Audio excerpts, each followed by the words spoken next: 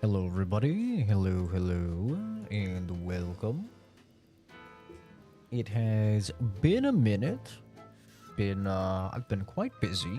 I've not had time to stream, but boy oh boy, a lot of games have been coming out that I am very excited about. Games that I've started and I have to finish. I'll get back to Ninja Gaiden. Arc Raiders came out, picked that up. I'm excited to play that, but have been very busy.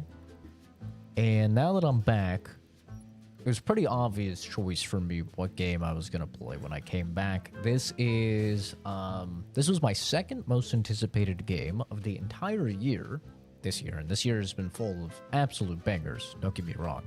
Tons of stuff, and a lot of games ended up being like incredibly good, like surprisingly good, like KCD2, Expedition 33, Split Fiction. Like a lot of these games I was expecting to be pretty good, and they ended up just like being amazing. But for me, as your resident Obsidian Glazer, I have been more excited for Outer Worlds 2 than basically anything else. The only other game this year that I was more excited for, that unfortunately actually ended up being a bit of a dud, was Monster Hunter Wilds. And Monster Hunter Wilds is still a great game, but yeah, I mean, obviously it had a lot of issues on launch, and it's still plagued with a lot of issues even now when it comes to like performance and stuff.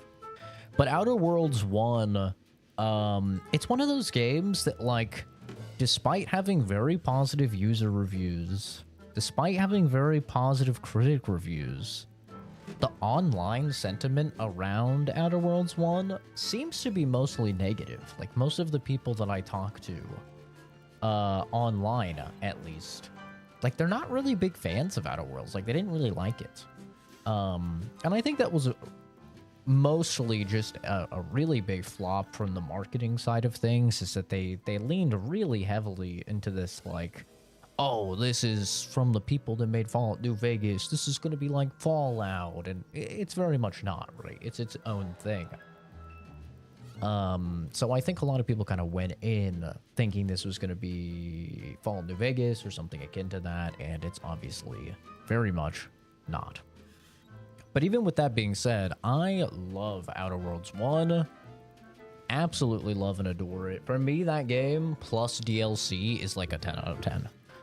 It has some issues, but they're like such minor issues, like weapon variety and stuff like that. I just love Outer Worlds 1. It was my game of the year for 2019, and I don't think this is going to be on anyone else's game of the year list, but I have a very strong feeling that Outer Worlds 2 is a very, very strong contender for my personal game of the year 2025. So with all of that being said, I think everything is good. It's been a minute since we've streamed, but I think everything is good. Let's get into it. Oh.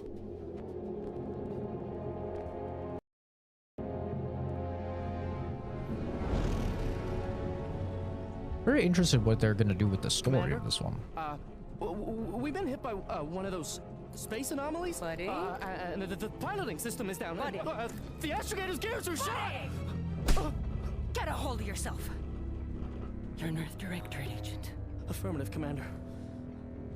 What are the orders? Brace for impact. Unable to brace for impact. You guys don't even have a seatbelt. You don't even have a seat. Is it the end for Commander Zane and Buddy? Tune in next week to find out. From one side of the galaxy to the next, the Earth Directorate is on your side. Helldivers? Hello? Whether against corrupt corporations, tyrannical governments, or corrupt corporations in league with tyrannical governments. That would never happen. That's ridiculous. The Earth Directorate is here to fight for the rights of all colonists. So remember, if you or your neighbor's government has turned tyrannical, or sold themselves out to greedy corporate interests. Just commandeer a skip drone and send the Earth Directorate an SOS, and we will respond immediately. Please allow 6 months to 10 years, depending on your proximity to the nearest Earth Directorate base and any unforeseen encounter.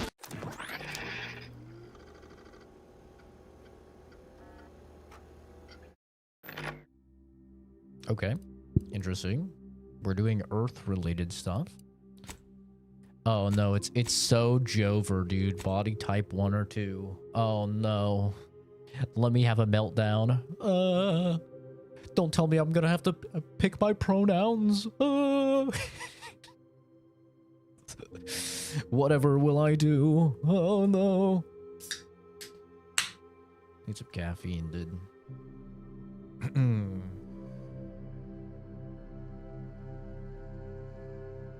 Hi, Animal. Hi, Zachary. Hello. What are the presets? Oh, I can have a fucking bionic arm. One thing I saw that you can actually do with this game is that you can play in third person.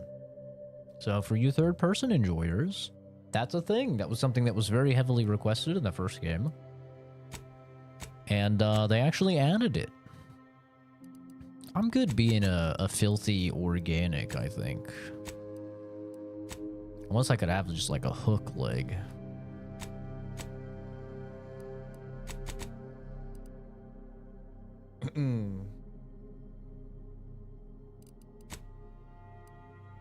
Head. Oh dear. Oh my god. Oh, what does it look like that? Oh god. Oh, Jesus. Oh my god. What's with all these weird toad people? What the hell is that? Is that E.T.? Oh my god.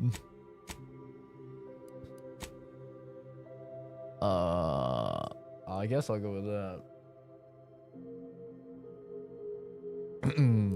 Yeah, you were first. Which doesn't really surprise me. I was talking to Oscar about this, but I'm thinking about going back to horizontal streams. And just doing horizontal streams from now on instead of the short streams. The only thing that's keeping me still doing the short streams is just the fact that most of you guys don't have ads as a result. Like, that, I really like you guys not having ads, but the streams have just like not been pumped out to even 1% of the people who are subbed to the channel. It like I don't really know what happened, but it was like out of nowhere a switch flipped or something, and it went from like at least the streams getting pushed out to a few thousand people to now it's like barely a couple hundred. I don't really know what happened, but I feel like I would prefer to just do horizontal streams. But then, you know, you have ads, and I don't want people to have ads. So, I'm gonna go normal, you know? Oh, bags under my eyes? W, I'm definitely gonna have that. I'll look at the other things, though.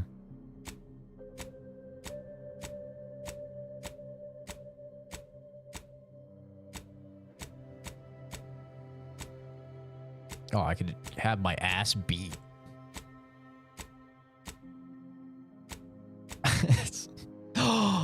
I could be the Joker, the Jonkler. Oh, hell yeah. Yeah, you know, I'm gonna go with the bags under the eyes. The cannon Zach face. I'll be honest, I never go through shorts. It's very rare. Excited for the switchback. Yeah, if there was a way I could do the switchback, like where there would be no ads for you guys, I would do it in a heartbeat. Just because like then I could actually stream in really high resolution and everything for people that wanted to watch the stream like that. But Yeah, there's not. I was really hoping when YouTube introduced, you know, just like 2 weeks ago, they introduced the ability to do a horizontal stream that then would be a vertical stream for people if they wanted it to be. I was really excited for that feature, man, because I was hoping that, you know, I was really hoping that that way people could watch whichever one that they wanted to watch. But of course, knowing YouTube, I mean, they did it in literally the worst way possible, you know? They did it in like the worst way possible, to where you set up the horizontal stream and then it literally just takes the middle of the screen. And that's what it shows to people that want to watch it in the shorts format. And it's like, you can't, in most games, you can't see anything. Like, you can't see the face cam, you can't see anything. So it's like they botched it like they always do. YouTube is just like, they still haven't fixed, right? These are still usernames, right? Or ats. It's still showing people's ats, not their usernames, right? Like, they still haven't fixed this. This has been what, a week now? Going on 2 weeks that this shitty change has not been fixed on YouTube's end. Like, small company, by the way. Yeah, so it's unfortunate, dude. Just get your 8 cents. It's really not that bad.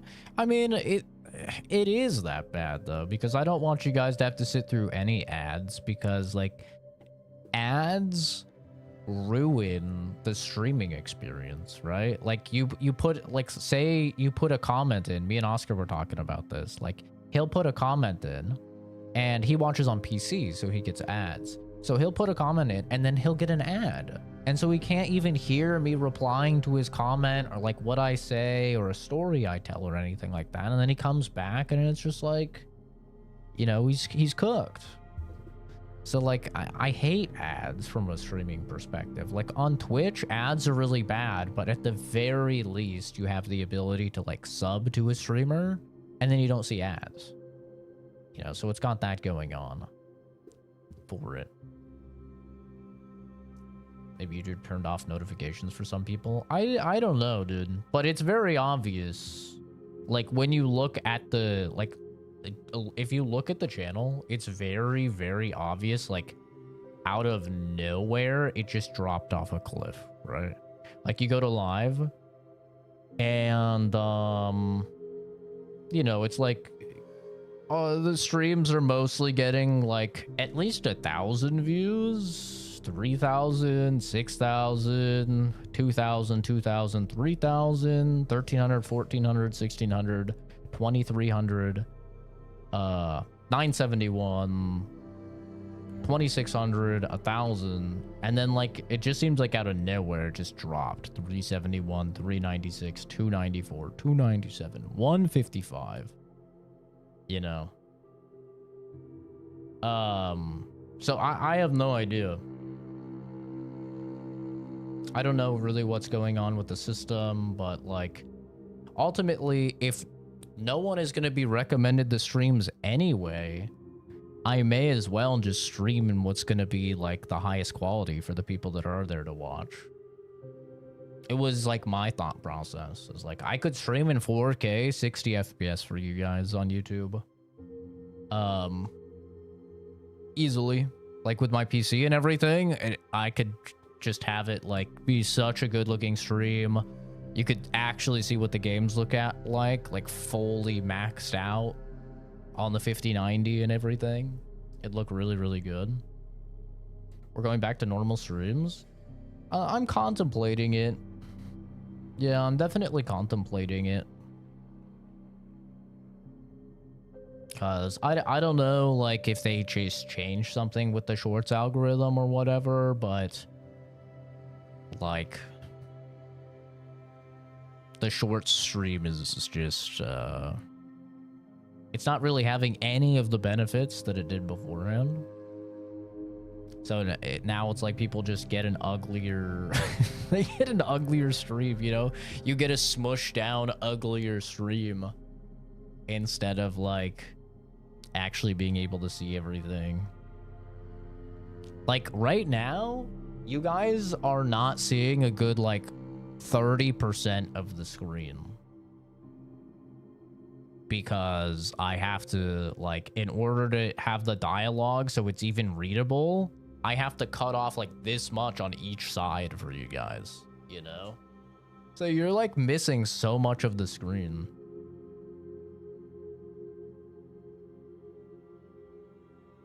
But I don't know. We'll see. I think I'm just gonna experiment with the horizontal streams and the like automatic vertical and see what happens. It might be no engagement bait. I mean, I haven't had engagement bait for months though, and like we were still getting like 3,000 to 6,000 unique viewers on streams with no engagement bait. I think more likely what's happened is YouTube really doesn't want people doing short streams because they can't run ads, and so they don't make money.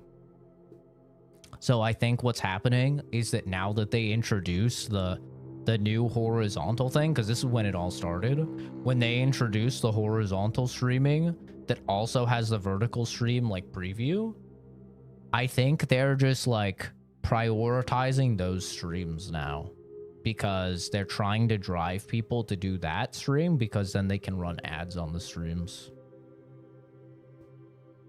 Also, be the games aren't trendy games too. I don't know. I mean, I was playing Arc Raiders, and Arc Raiders is pretty big. Arc Raiders is a pretty massive one, especially right now. Like Arc Raiders, I think is the #1 viewed game. On like Twitch for streams and stuff like that. Like Arc Raiders is huge. Yeah, Ghost of Yotei was not like super poppin', for sure. Outer Worlds is definitely not. You know what's crazy? Outer Worlds 2, this game just came out like 4 days ago or something. It came out on the 29th. This game only has like 150 people watching on Twitch. It's crazy bad. Like, I don't think I've ever seen a AAA new release that bad. I mean, that is like insane bad. And I think it's just because they picked a terrible time to come out, dude. They came out 1 day before Arc Raiders. And like, it was pretty clear Arc Raiders was having a lot of momentum. It was like the 28th was the new season of Battlefield, right? Which is like, Battlefield 6 is like the biggest game of the year. So it's like the 28th was the new season of Battlefield, and they came out with a free-to-play battle royale. Then the 29th, Outer Worlds 2 came out. This came out. And then the 30th, Arc Raiders came out, which is like massive, hundreds of thousands of people playing just on PC. So they're like smack dab in between two just behemoths. It was such a bad, I don't know what they were thinking, dude.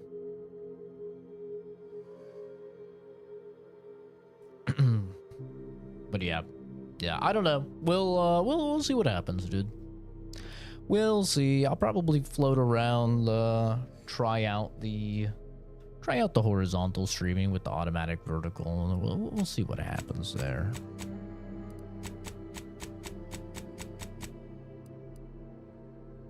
I might try it out. The thing is, I'm not trying to like get a bunch of views.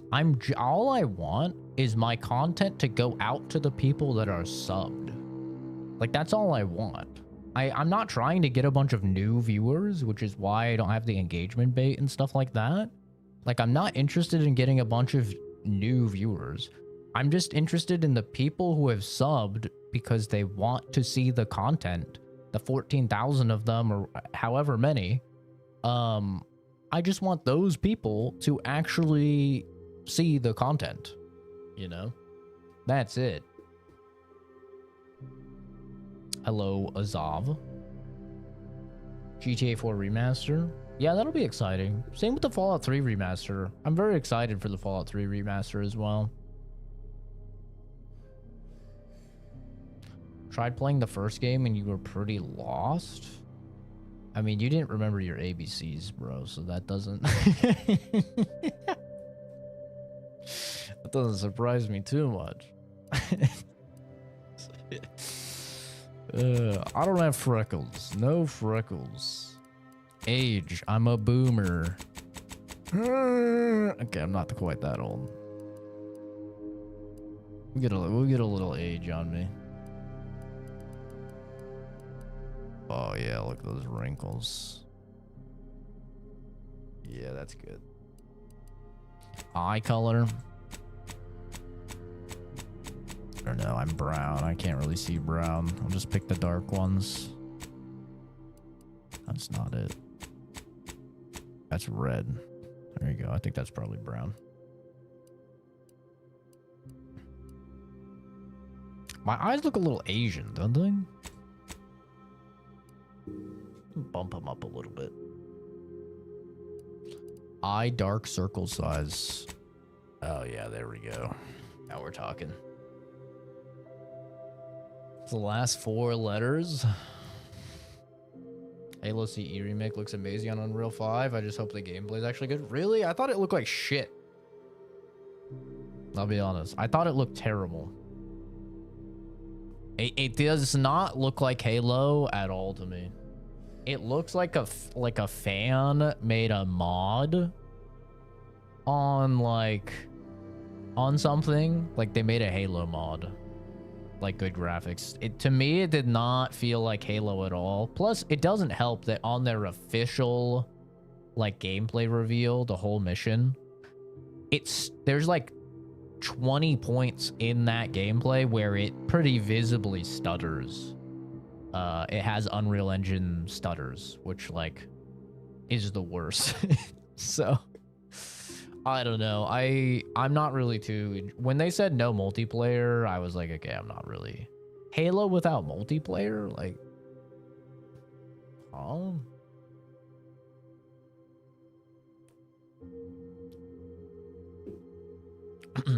Especially Halo 1 out of all of the Halos, bro. Alright, I've got a big nose.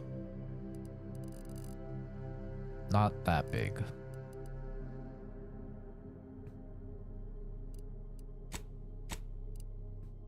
That actually looks kind of accurate.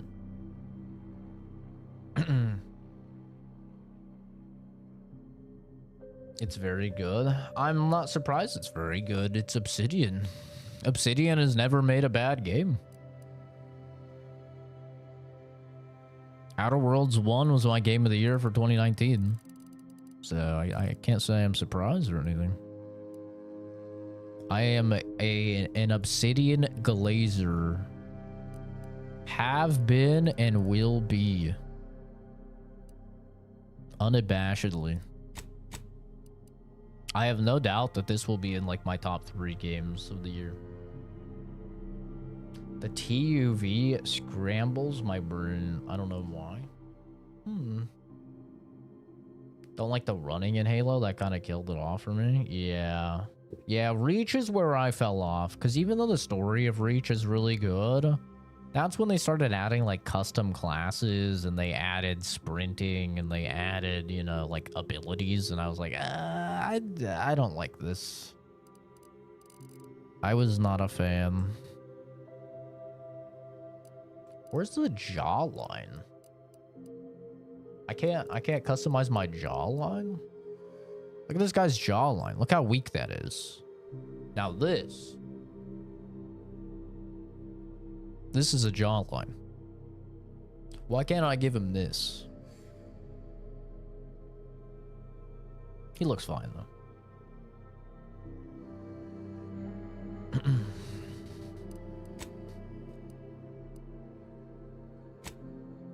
Oh shit, we got more hair.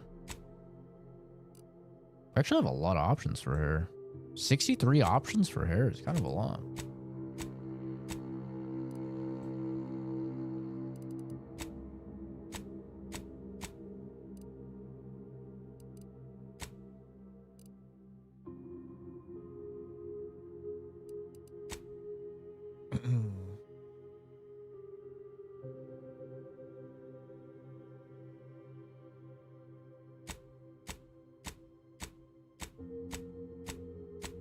Yeah, I have no idea what fishing in Kenzie we're talking about.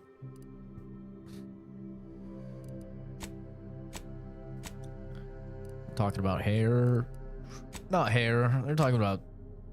Oh, hell yeah, dude. Sheesh, look at that. Drippy.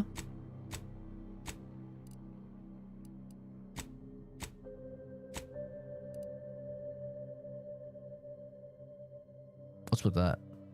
That's fucked up.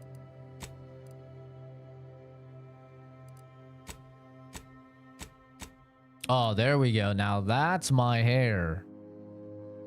Oh, dude, you want to know something that's funny? So, I was with, you know, I haven't been streaming because my mom was visiting, and she, I was talking to her, and I was like, yeah. She said something about like, you know, your hair looks really great and stuff. She's like, it's longer than mine now. She's like, it's kind of crazy because your dad, you know, was like entirely bald by the time he was like 26, 27. So it's like crazy that you have so much hair. And I was like, well, I think I might be balding. I think I'm in like the early stages of balding, but it's not that bad yet. And she's like, really? And I was like, yeah. And I pulled my hair up and I showed her like my hairline. I was like, yeah, I think I might be bald. And she's like, yep, you're balding. Without even a millisecond, dude, a millisecond of delay. And I was like, yeah, I thought so. Yeah. She's like, yeah, that's exactly what happened to your dad. It's like, it starts coming in on the sides, you know? I was like, yeah, but you know, I'm pretty happy I've made it this long. Like, I probably have like another couple years before I have to like probably just go bald or, you know, look into a fucking toupee or something. And then we started talking about toupees, and she's like, oh, you cannot get a toupee. Like, toupees are so ugly. And I was like, no, have you seen toupees these days, bro? Toupees are amazing. And she's like, no, they're not. And I was like, yo, there's this chick on YouTube called Toupee Queen, and it's insane. Like, you would never, ever guess that these people have toupees. And she's like, nah. And then we got back to the hotel and we were just binge watching Toupee Queen videos, which shout out to Toupee Queen, bro.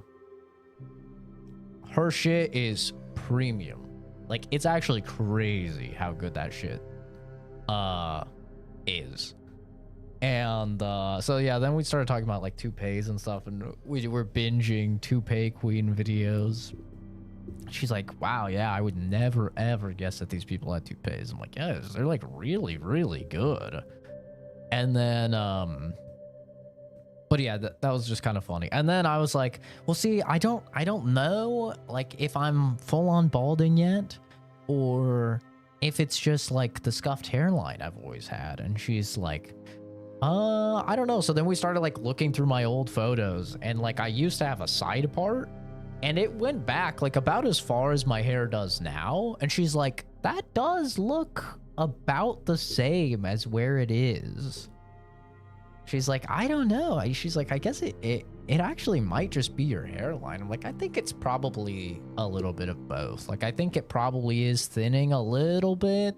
It's probably starting.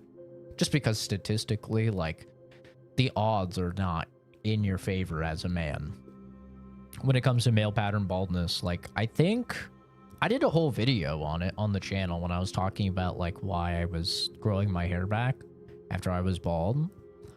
But I think the statistic is like, when you're 30, it's about like 50-50. Like 50% of men when they're 30 will be already experiencing some form of male pattern baldness. But once you're 40, it goes up to like 85%. Like, it's actually crazy. Like, once you get to 40, it's like 85-90% of men are experiencing male pattern baldness. So like, the stats are not in your favor for sure. No, I wouldn't go to Turkey. I would just go to California. If I wanted to get like a hair transplant, I would go to California. I've looked into it. It's only about $10,000 to $12,000 in California. You can just go down there. It's what all of the Hollywood actors get done. So like if they're actual like professionals, you don't have to work. Because the thing is like Turkey, yeah, it's cheaper. It's like $4,000 to $6,000. But you risk like infection. Like a lot of people have gotten infected from it. So, you know, like, I don't know. I don't think it's really worth. It's not really worth rolling the dice. Because then, like, if you have any problems, you'd have to go back to Turkey. Only $12,000 is not a lot, guys. $12,000 is not a lot when you're talking about completely cyberpunk like rewriting your fucking hairline and your hair genetics. That's not a lot. Like we're talking about a procedure that is very, very new, like the forefront of science. And we're talking about something that is like just a few years ago would be like 30, 40 grand. Like 12 grand is not a lot. Like if you actually look into the science of like how hair plugs have came to be and how hair trans have came to be, like there's been a lot of progress in the past couple decades. It's pretty insane. Now you can be like Elon Musk, where it looks great, you know, and it's not that expensive. Joel McHale recently talked about this, that he got it done. And like Joel McHale's a really good looking guy. Like, no, I don't think anybody would guess that he had a hair transplant. Joel McHale is considered like really good looking, looks very young for his age and everything. And he recently talked about it. And he was pretty open about it. And I think he said his cost like 15 grand.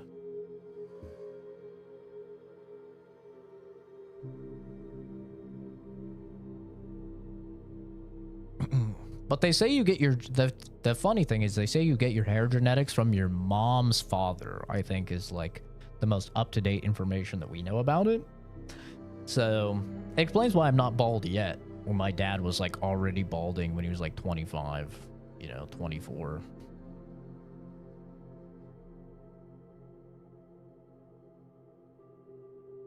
Can I say something about the mechanics? It's kind of important. Well, we haven't even gotten to play the game yet, so I don't really want to be talking about the mechanics of the game or anything like that as of yet. We haven't even started. Yeah, go ahead, Kenzie. Might just be bald then, embrace the baldness. I mean, the thing is, like, if you are a more muscular guy or you're a bigger guy or you can have facial hair or something like that, then like being bald looks good on a lot of people. For sure. But like being bald, it doesn't look great on me just because I can't grow facial hair as of yet. I can't really grow a lot of facial hair. I can't put on a lot of mass. So I end up just looking like a cancer patient. You know, when I go bald. I still really enjoy being bald. I really liked being bald. It was really nice. But, like, you have to have the build for being bald. I think I have a pretty good bald head. I don't have any, like, big dents or anything like that in my head. Like, I have a pretty good, like, normal sized head. It's just if any of my other body would have to catch up, you know? It's like I would have to be able to put on more mass and get more muscular, because even when I was as ripped as I've ever been, and I was like really hardcore working out for almost 2 years, and I was 148 pounds. That's when I was bald. I was like the most ripped I've ever been. I still looked too skinny. So I think I would probably have to be like 165, 170 to like start to fill out more to fit like being bald. But if you can grow a beard, I think then you can at least have that like glasses, beard, bald look. And you can look, you know, kind of like a hipster or something like that. But you know, you gotta either be fat, be ripped, or be able to grow like a mean beard, you know.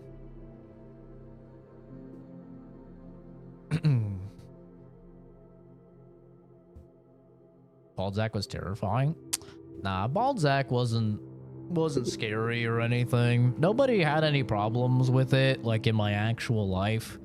Nobody had any issues with it. Some people would laugh. That was about it. But it wasn't like scary or anything like that. Like some people would just make fun of me for being bald.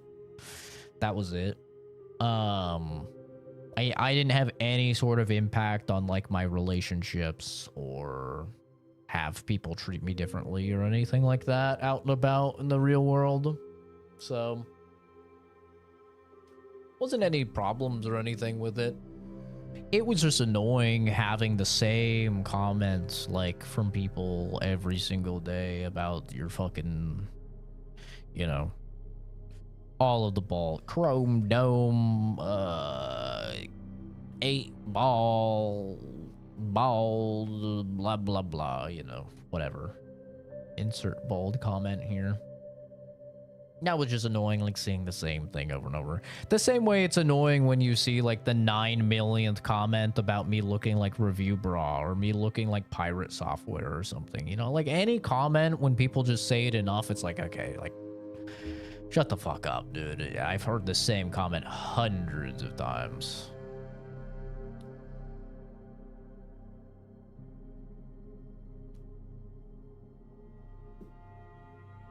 People that make fun of others just hate themselves. They don't have a good relationship with their family. Well, I don't let any of it get to my heart because you know, or like really affect me, because let's be honest, I live a much better life than like 99.99% of people, so I'm not really going to be bothered by it. You know, words are just that. They're just words. It's like, I don't really have to stoop to your level because my life is just better. You know, I don't really ever feel the need to insult people or go after people or hate on people or anything like that. It's just it's a habit and an action that people do when they're just not happy with themselves. So then I terrify people when I first went bald. I didn't terrify people. People were just shocked because I didn't say anything. I got done bench pressing. No, squatting. I was doing weight training and I had really, really long hair. And it annoyed me that it kept getting caught on the bar when I was squatting. So I was like, I'll be back. I finished the set. I went in the bathroom and I just buzzed all of my hair off. And then I came back out to do the next set entirely bald. And people were like, what the fuck? Like, people were like just very shocked. That's all. It wasn't like they were scared or anything. They were just like, okay. Thought I was having some like mental breakdown or something. Like I was Natalie Portman in V for Vendetta. Or was that Britney Spears? No, Britney Spears did it IRL. Natalie Portman did it in the movie.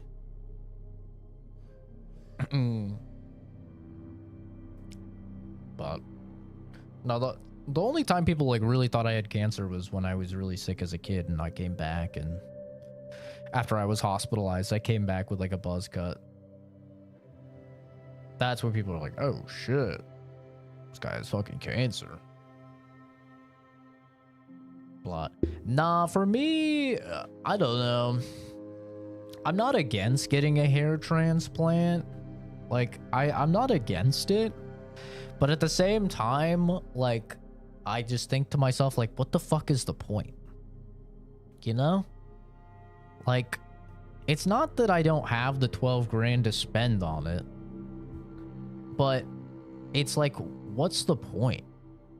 You know, like that 12 grand I could be putting in the NASDAQ or the S&P, and I could be turning that into millions in a couple decades, right? It's like, well, what's the point in fixing my hair? Like, I'm not interested in romantic relationships, which is like the primary reason why people care about their appearance, is because they want to like attract the opposite sex, right? Or same sex, I guess. So I'm not really interested in that, and I haven't been for like 5 years, and I don't see that changing anytime soon. So like, what's the point, you know?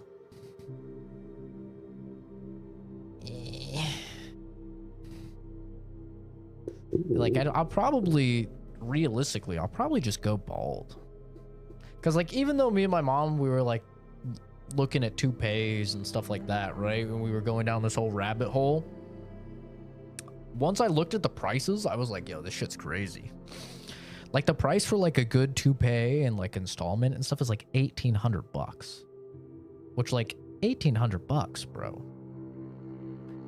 I don't know how regularly you have to do that, but at that point, it's like, just get the 12 grand, you know, just do the damn 12 grand thing that fixes it permanently, right? With the hair transplant. Because I don't know how long a toupee even lasts. But yeah, like the cheapest for like a good one was like $1,400. And you do not want a bad toupee. You know, if you're getting a toupee, you definitely don't want a bad toupee, because that shit looks terrible. But then it's like, oh, you could just do a, you know, like, you could just wear a wig as well. I don't know.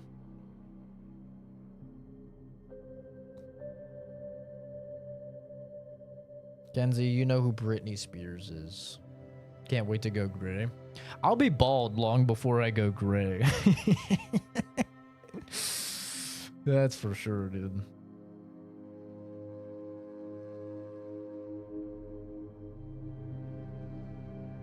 It's bad you won't want a toupee. Yeah. You know what's also funny is that every video that we were watching of like dudes getting toupeed, you know what the common denominator was on every single one? All of the men were gay. Every one. We watched at least like 70, 80 videos. And all of them were gay. And now when I see a gay man that has really nice hair, I'm just going to assume he has a toupee. Because every single fucking one of them were gay men. It's crazy. Absolutely crazy.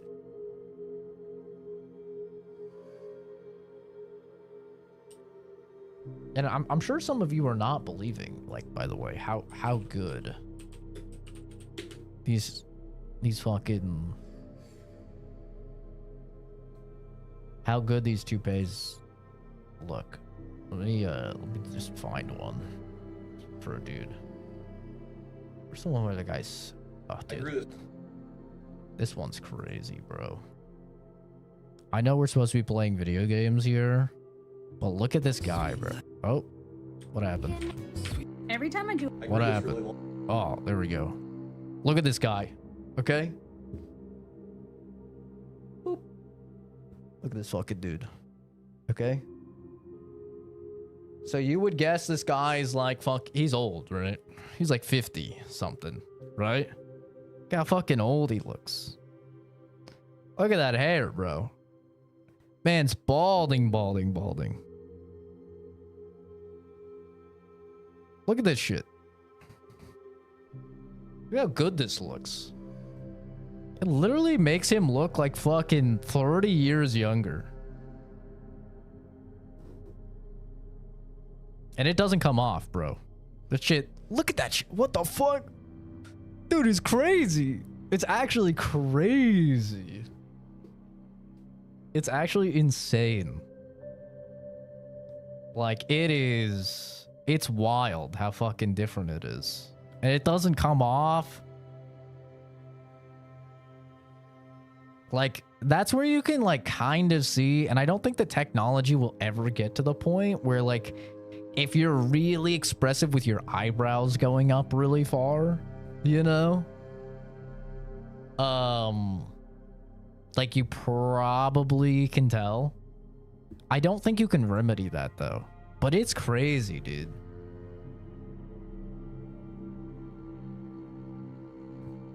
Like, to go from this, dude, he went from this to this. Look at that shit. That's insane. That is crazy. Yeah, I could watch this chick's fucking videos forever, bro. It's actually insane. It's actually crazy, dude. It's fucking, it's just, it's actually insane. Like, how good these look. Like, this technology has came so far. Bro, there's no way anyone here would ever guess this guy had a toupee, bro. There is literally no way. I would never in a million years guess this guy had a fucking toupee. It's insane. Meanwhile, his head be looking like he's from the samurai area, bro. Yo!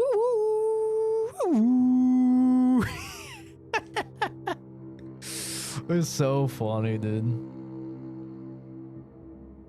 Yeah.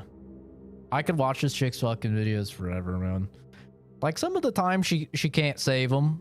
You know, don't get me wrong. Some of the time it's like she just cannot save it or anything. Like, that one looks pretty fucking good, honestly.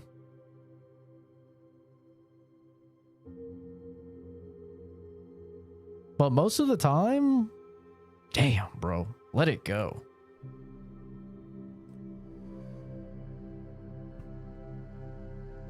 It's crazy, though. Dude, no one would ever guess that shit is a toupee. It looks so good. Yeah. Yeah, this is like what me and my mom did for like a whole hour. Is that we were just going through fucking toupee queen videos. Look at this, dude. You see this guy? You're like, why is he coming in? He's fucking, he looks great. He's already got the toupee. He's already got it. Bro, he's already got it. That's what his head looks like normally. Shit is crazy. It's insane. It is insane. Like, a lot of the times when people talk about toupees, I feel like people think about like fucking, like, look how good this guy looks, bro. I think people think of like fucking Trump, you know? Like, everybody gives Trump shit and they say he has a toupee or whatever. And honestly, that's what I used to think. Like, I used to think that like toupees were fucking terrible and it looks like, but no, they actually look really good. They look insane now. It's an interesting strat. Like, they keep the sides and the back of your normal hair because that's usually like the last to go, you know? Oh, she's even keeping a couple bangs. Look at these little bangs. Look at these little guys. She's keeping a couple of the little bangs there, dude.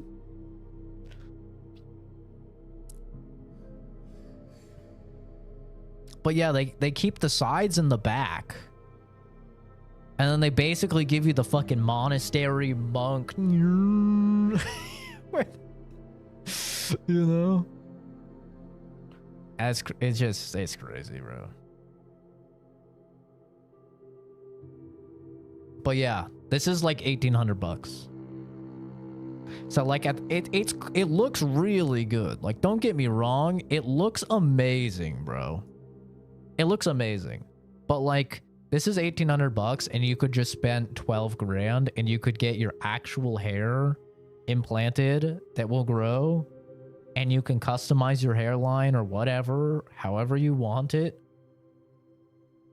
And it's set for life, you know? It's like, for me, I feel like I would just spend the 12K. Like, if I really Because I don't know how frequently you have to do this. But it is just wild.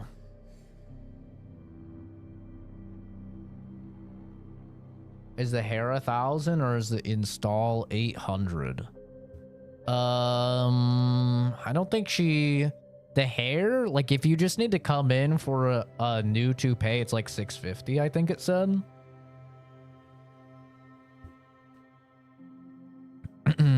So it's like 650.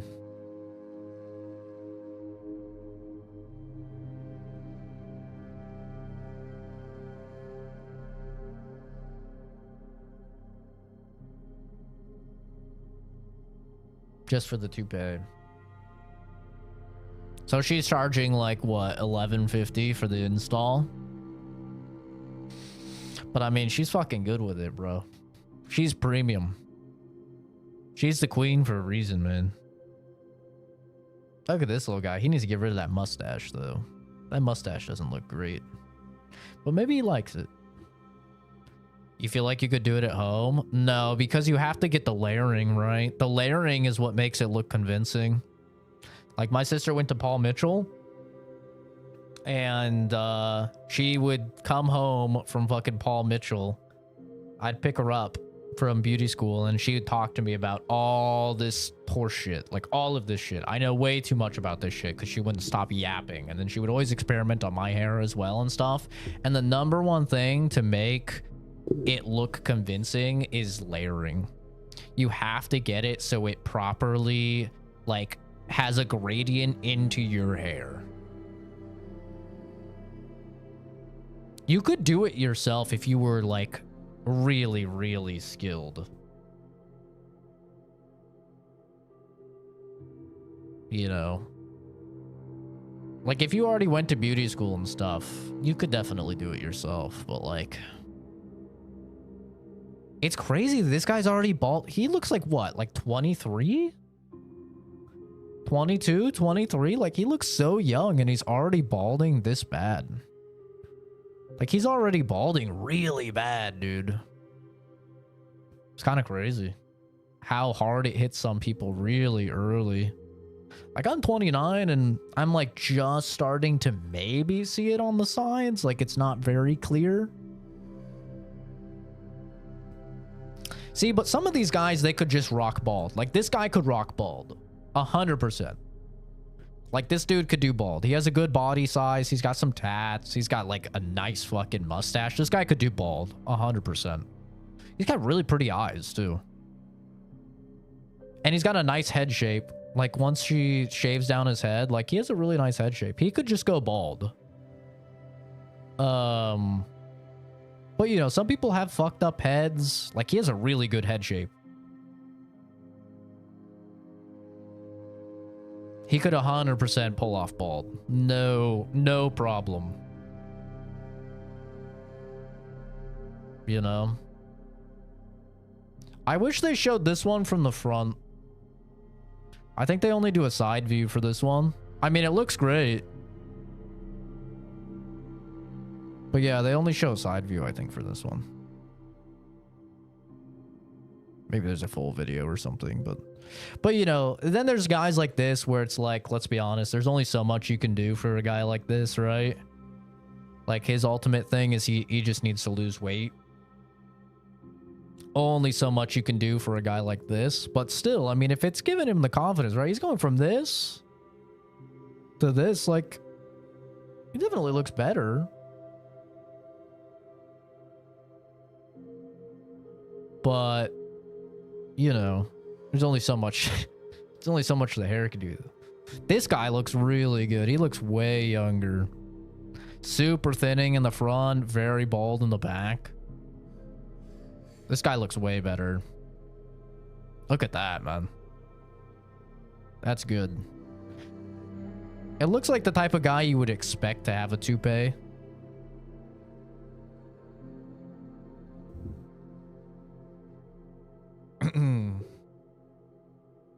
Why are we balding so bad? It's just genetics. You have to remember that, like, from an evolutionary point of view, hair on men is not really something that increases our odds of survival. In fact, having long hair actively decreases your odds of survival. If you're in like a situation where you're fighting for your life or something like that, having longer hair as a man, if you're doing a lot of fighting and stuff, it's going to get caught in more things. It's more of a hazard. So there's not really like an evolutionary advantage to men having hair for a long time. Whereas for females, it is, right? Because for females, it's seen as like a main way to attract a mate. So evolutionarily, it's pretty advantageous for women to retain their hair so they can like, you know, procreate more often and attract more mates throughout their lifetime. So it's kind of just one of those things that like hair isn't important for men. At least it hasn't been for the longest time. You know?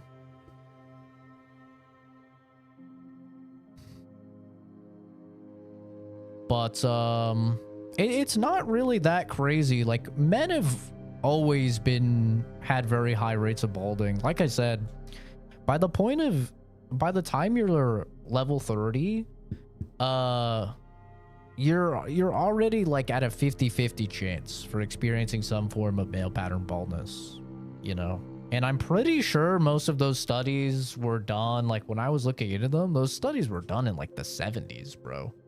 Like the 70s and the 80s. So it might be different now. I don't know if we've done like any proper longitudinal studies since then.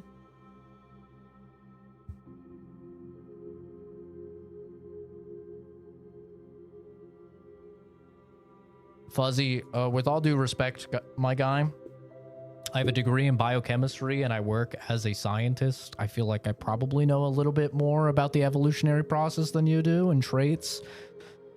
But, I mean, maybe you're a scientist yourself. I don't know. I doubt it. Am I wearing a wig? No.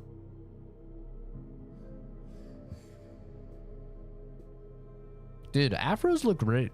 I think afros look really good. I think that one's a little too thick. Oh, never mind. She thinned it out. See, that's why you can't just like plop it on. Because if you plop it on, it looks way too thick and like fake.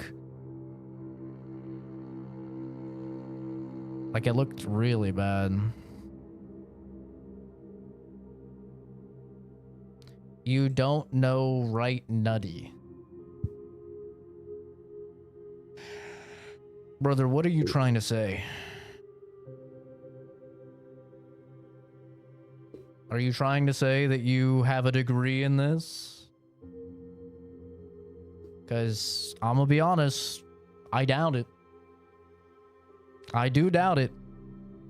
But if you can prove to me that you have a degree in biology, microbiology, evolutionary biology, chemistry, biochemistry, if you show me that you have a degree in any of those, I will Venmo, PayPal, or whatever you $250. How about that? If you have your degree or something like that, of course you can blot out your name or whatever, put your username next to it. I'll go ahead, I'll send you $250. How about that? Are you interested?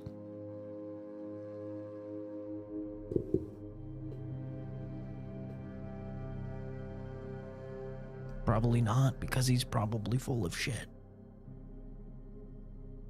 Not imagine getting clowned on by Kenzie for being dumb AF. Dude, I feel bad for Fuzz. He's sharing a name with this guy.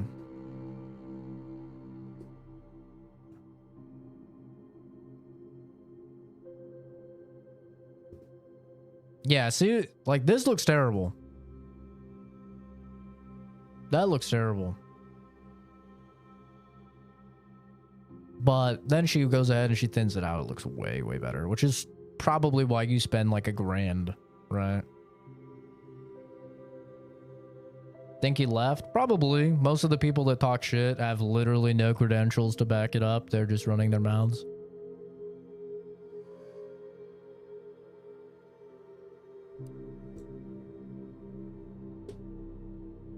It does have to do with evolutionary advantage. It is also a byproduct of testosterone. That is true.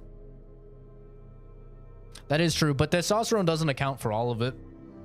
I worked for Quest Diagnostics for several years as a medical laboratory scientist, and I regularly ran testing on people that had very high levels of testosterone, and their hair was completely fine. Like, testosterone does not account for the whole picture.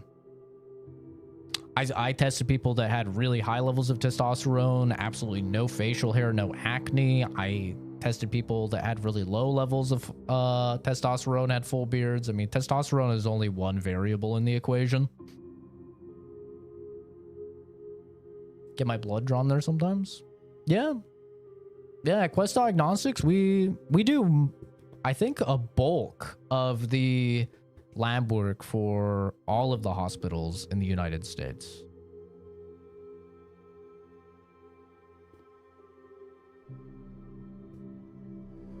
Yeah, we worked with tons of hospitals all around the US. Great company, really good company, and we were pretty cheap, I think. Like, if you wanted to come in and get your blood drawn, you wanted to get everything tested, I think it, like, even if you didn't have insurance, it was like $60 or something. So it's pretty cheap if you just go straight to the lab. Don't get why people talk shit and then leave. They're basically wasting their time. I mean, if they're online and they're talking shit, then they probably don't really have much to do in their life, you know?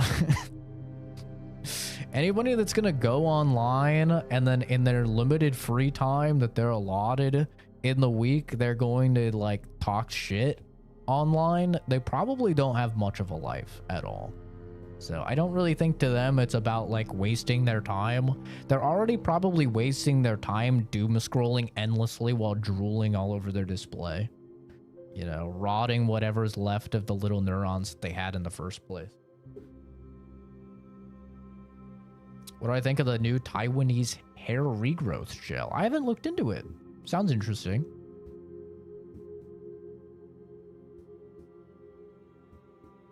They hire good people from what I've seen in my experience. Yeah, everybody I worked with in Quest when I worked as a medical laboratory technician and then later as a medical laboratory scientist, every single person I worked with was great. And the phlebotomists are awesome, man. They do really, really good work.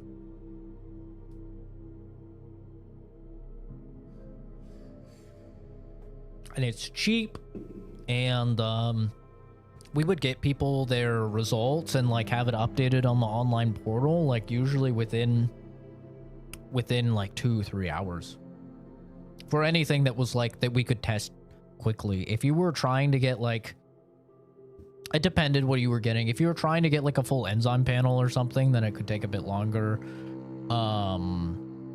It kind of depended what they were coming in for, but just for a normal, like you're coming in to get your blood drawn, you don't have any specific like requests like testosterone or something, that's something that you have to pay extra for usually, because it's not like normally within the lab work that's required.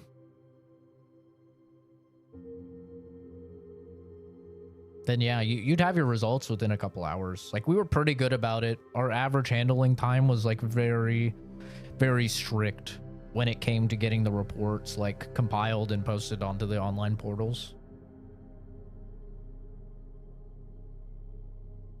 I want to sell my blood, but I turn Hulk when I see a needle. Still hyping myself to just do it. Huh?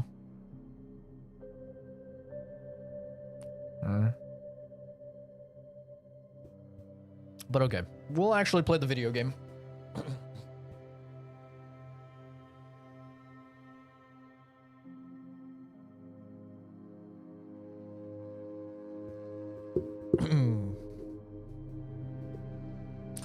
High levels of dihydrotestosterone. High. I don't think the high is supposed to be there. Levels are linked to male pattern baldness. Yeah, there's a lot of variables that are linked to it.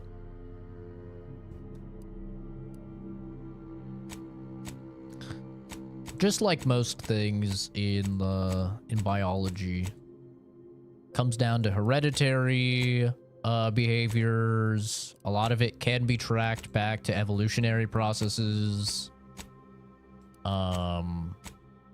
You do also have like chemicals and stuff in the food supply that's like typically can impact depending on your diet. And then you have environmental factors, right?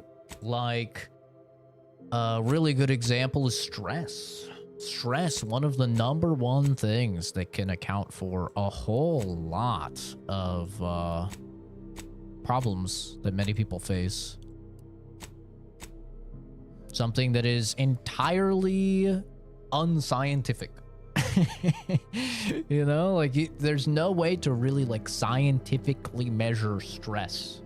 So stress is like one of those things that has such a massive impact on your quality of life and your health. And there's just not really a proper way to really test it and track it.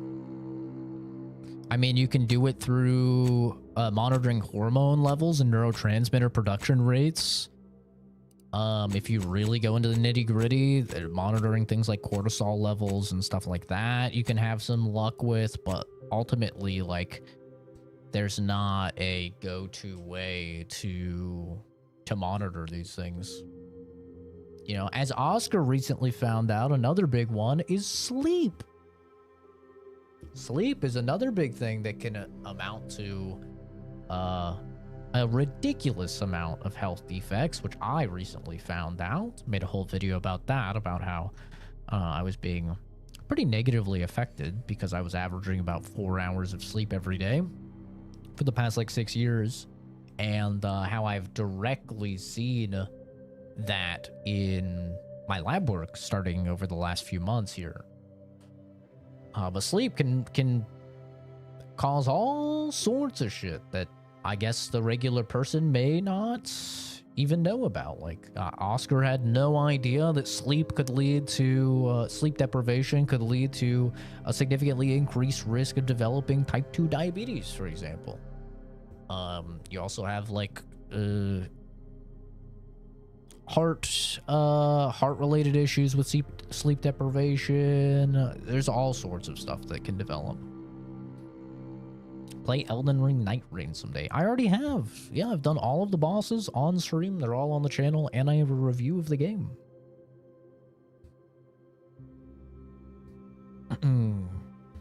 I even did a couple of the what are they called, like Everdark or Sovereign bosses or whatever, like the harder versions. Did a few of those on stream also. Yep, I do also have all of my first fights of the bosses of Elden Ring on the channel.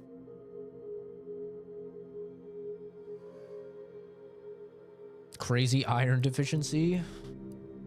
I do have a little bit of a touch of anemia, IRL.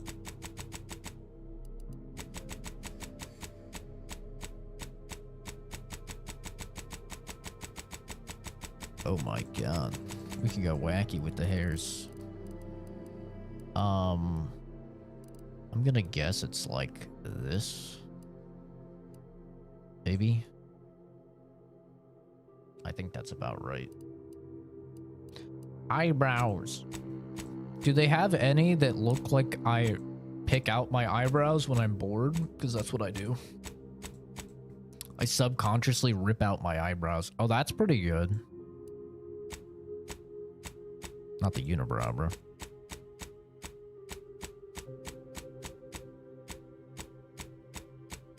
Yeah, when I'm at work or if I'm doing schoolwork or something, I will just rip out eyebrows. Almost like that, honestly. I think there was one that looked a little more like it. It had like a little chunk out. Yeah, something like that. Yeah, that's nice. It's got a little chunk out. Do that with the eyelashes? Yeah, I do it with the eyelashes too. Can't see them with your glasses, block them. Just like the bags under my eyes, it's true. I'm telling you, my glasses, I'm like fucking Clark Kent out here, bro. I've got some magic glasses. A great big bushy beard. They got that Hunger Games hair. I'm gonna go with the whole nothing. Because I got a whole nothing.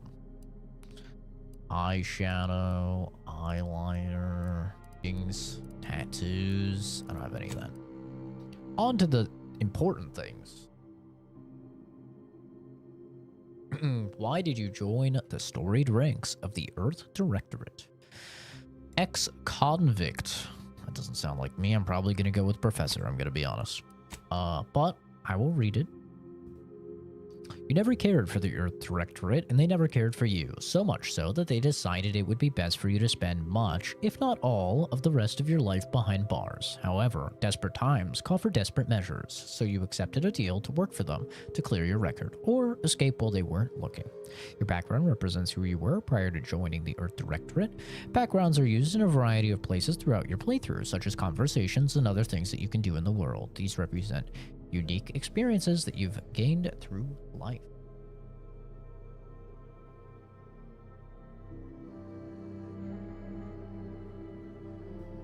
This bitch be sniffing, bro. Gambler. The grand plan. Ha! You know the universe is run by blind luck and chaos, even if you've been riding the winning edge of that chaos for most of your life. Unfortunately, that winning streak came to an end when you lost a bet with an agent who was trying to convince you to utilize your penchant for bucking the odds in the service of the Earth Directorate. Give me 20-piece McNugs and I'll delete the SS. What's the SS? Oh, screenshot. I was reading about a sleep deprivation experiment conducted on mice not too long ago. Apparently, it leads to extreme stress and cell death. Yeah, no, sleep deprivation is no joke, man. It fucks your neurotransmitter production rate. It fucks up a lot of your hormone production rates. Yeah, it's really bad for you. Hello, lady. Hello, Psycho01.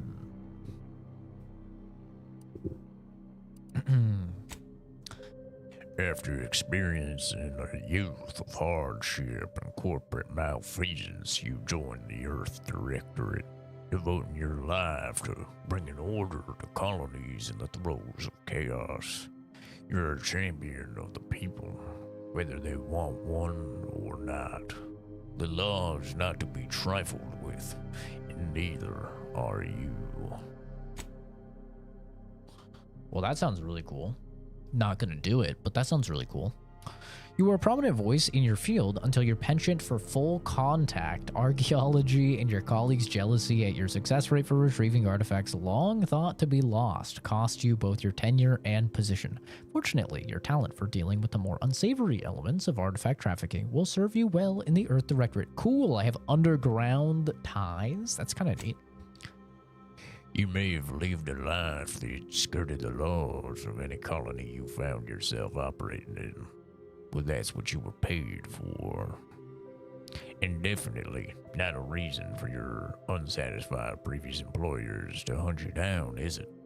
Joining the Earth Directorate seemed like a great way to solve the problems your work history may have caused. You're not quite sure what happened. You simply wanted to find a job that used your particular set of skills, which would be none. Yet one accidental death of a well-known villain later, you're now known as a gunslinging Earth Directorate agent not to be trifled with. You often find yourself wondering if this Earth Directorate has any good cashier openings. That, I'm sure, has a lot of very funny dialogue options. That is a very wacky start. I'm gonna go professor because I'm a nerd. Traits. Brawny. Sliding or sprinting into hostiles will knock them down. Brilliant. You're intelligent, able to more easily solve problems and pick up new skills. During skill selection, specialize in one additional skill. Sounds good to me.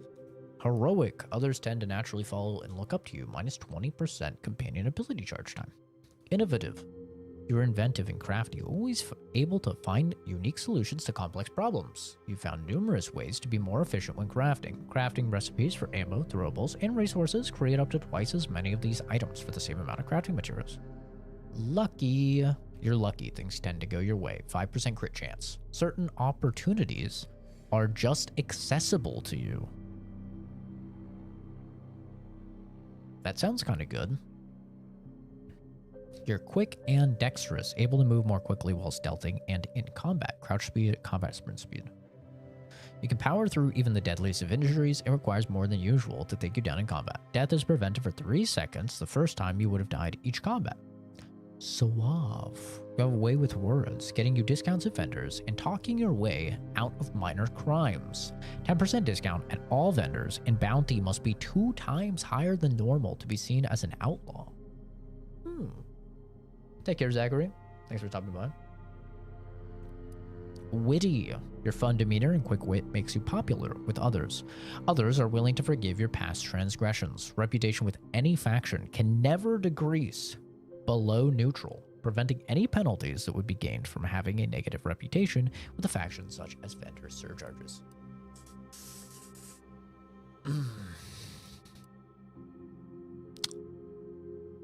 Brilliant seems like the type of thing that's good at the beginning, right? I can specialize in an extra skill.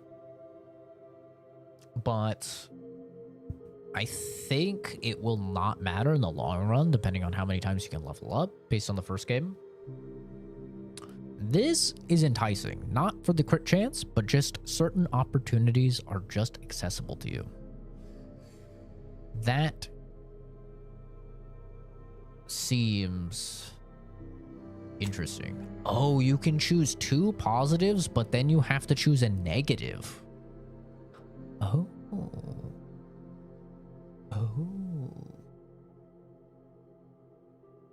Used to know a Zachary back in my stream days. Good kid. What, like back when you streamed, or back when you were in the stream in the old days? Because we used to have a Zachary named Vans. I think really only Kenzie is the one around from back then.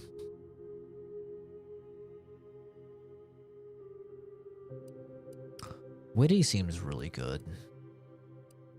I think I'm gonna take Brilliant and Lucky. Let's take a negative trait. This sounds fun. You're hard, abrasive. You're hard on the ears and people don't like talking to you. Don't even have to make a joke. They write themselves. Others have a hard time accepting you into their communities and organizations. Reputation with any faction can never increase above neutral, preventing any bonuses that would be gained from having a positive reputation with a faction, such as vendor discounts. Dumb. You weren't recruited for your ability to plan or solve problems. You just can't learn some things. During skill selection, lock 5 of the 12 available skills. Those skills can never have points added to them. Sickly. Your body is weak, prone to breaks, scrapes, and illness. Injuries and crashing from primers are more likely. I mean, that's the obvious decision here, right? Clearly, I'm a sickly little nerd. Back when I watched this other dude around 12 years old. Used to be really sensitive back then and cry over everything. Ah, so the average woman. Gotcha.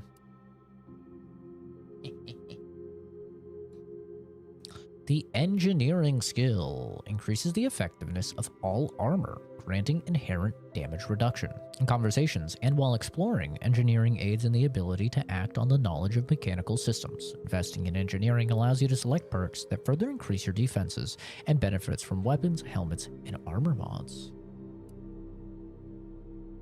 Explosives. That explosive looks pretty good. Explosive skill increases damage dealt with explosive throwables such as grenades and mines, as well as weapons that deal damage in an area. While exploring, it allows the disarming of sensitive objects like mines and traps. Investing in explosives allows you to select perks that increase the potency of explosives and plasma weapons. Guns. Gun skill increases damage dealt with all types of guns, including ballistic, shock, plasma, and bioguns. Investing in the gun skill allows you to select perks that further improve. Yeah, I'm gonna choose that.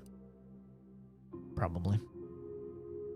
The hack skill allows unauthorized access to various mechanical systems, such as terminals, auto mechanicals, and vending machines. Investing in the hack skill allows you to select perks that let you disable automechs directly, hack into bounty terminals, and access the unrestricted inventory of vending machines.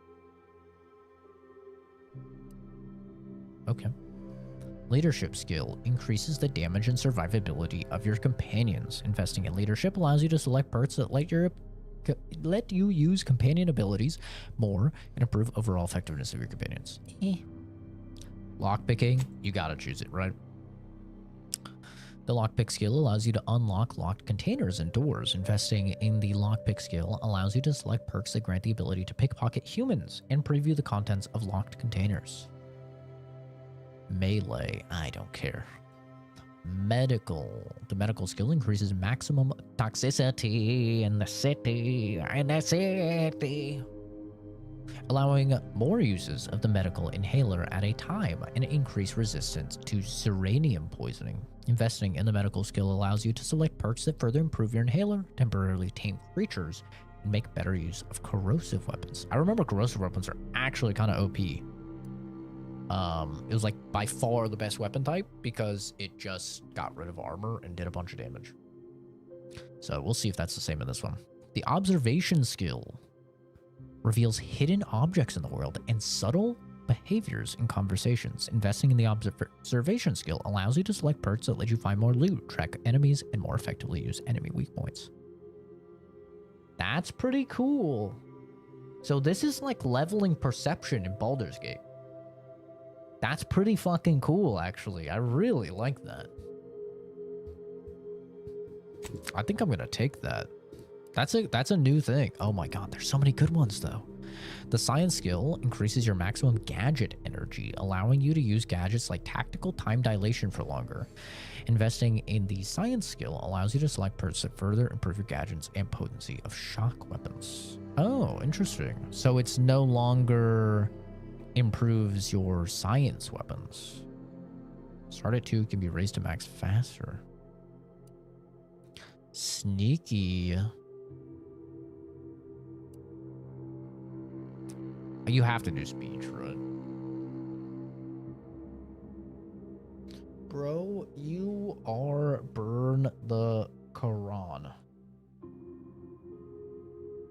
Brother, you didn't even spell Quran right. What are you trying to say? Are you like 12 years old? What are you trying to say? What? All right, we're gonna unlevel guns and we'll level speech.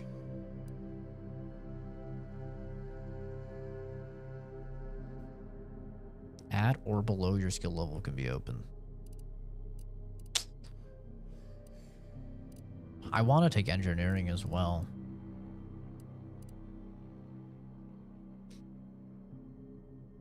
Hey, my love. I'm out of your league, brother. I'm sorry to tell you. Good attempt, though. But I'm going to be honest, you probably don't want to approach somebody like that. It's a little heavy-handed. Kind of gross. It reeks of, like, Indian man DMing an underage girl through Instagram or something, you know? Like, ugh. Ugh.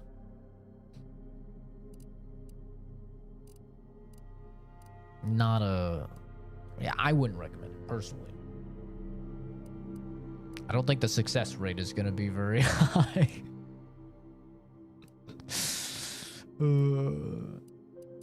Okay, I'm going to take lockpick later, and I'm going to take engineering earlier.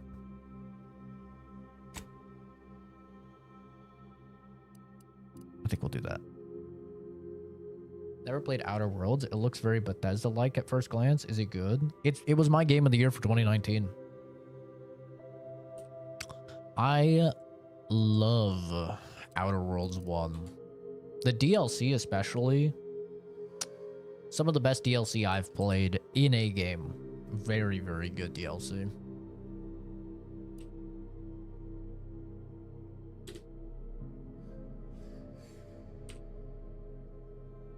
I'm sickly. Yeah, I'm gonna play on normal. Jesus, that's terrifying. Ooh. Yeah, I'm gonna play normal.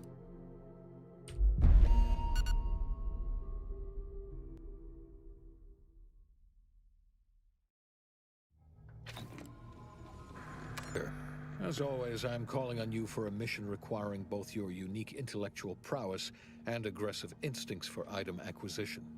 Your destination is the source of all skip drive manufacturing, the Arcadian system. However, for reasons that must remain classified for the moment, this colony is outside our jurisdiction. We have recently discovered that the drives are somehow responsible for the dangerous rift anomalies, the tears in the fabric of space itself. Without skip drives, interstellar travel is impossible. No conferences at which to tear apart your peers' half-baked theories. No jaunts to other systems to find rare historical items.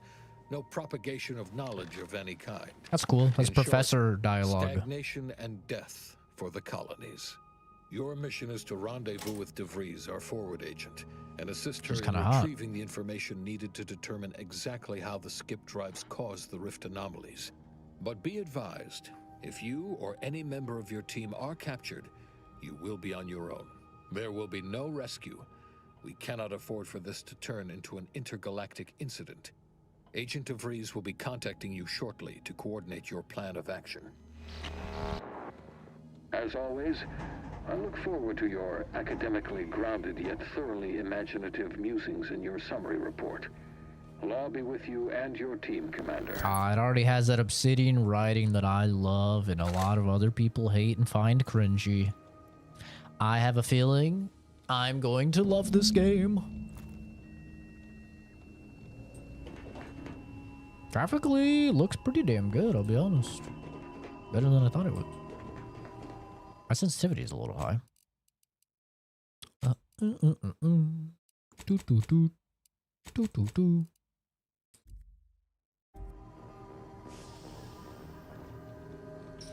Had someone say that they would drag their thing through the rubble of like the Twin Towers to be in the same country as me.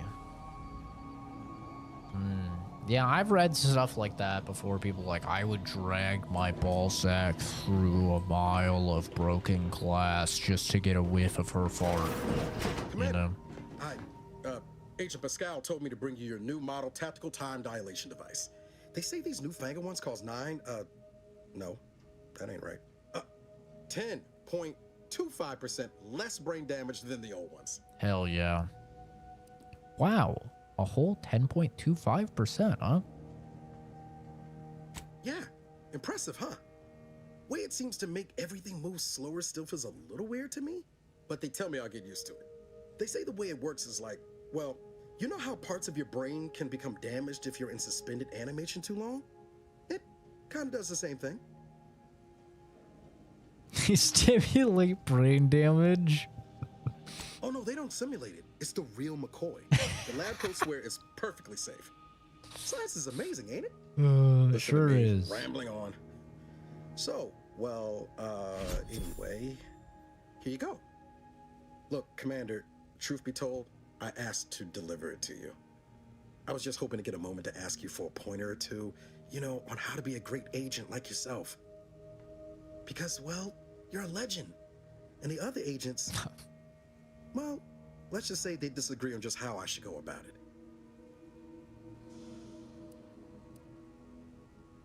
Why are you asking anyone else how to run your own life? This legend's got more important things to do, so get lost. What are they telling you? Well, Pascal likes to joke around, but I think she's being sincere when she says it's all about looking out for the people who can't defend themselves. Sandoval says he's got no time for weakness. He says we gotta save people because they're too stupid to save themselves. And then we have righteousness on our side. And Jepson, well, you know him, he don't talk much. So, what do you think? I've always said we need to put the people first. Their humanity and yours is priceless. Never forget this is just a job. No one's ever going to be looking out for you but you. We must show no mercy. Whoever breaks the law isn't entitled to its protection. Look, kid, I'm not here to offer advice. Find yourself a different mentor.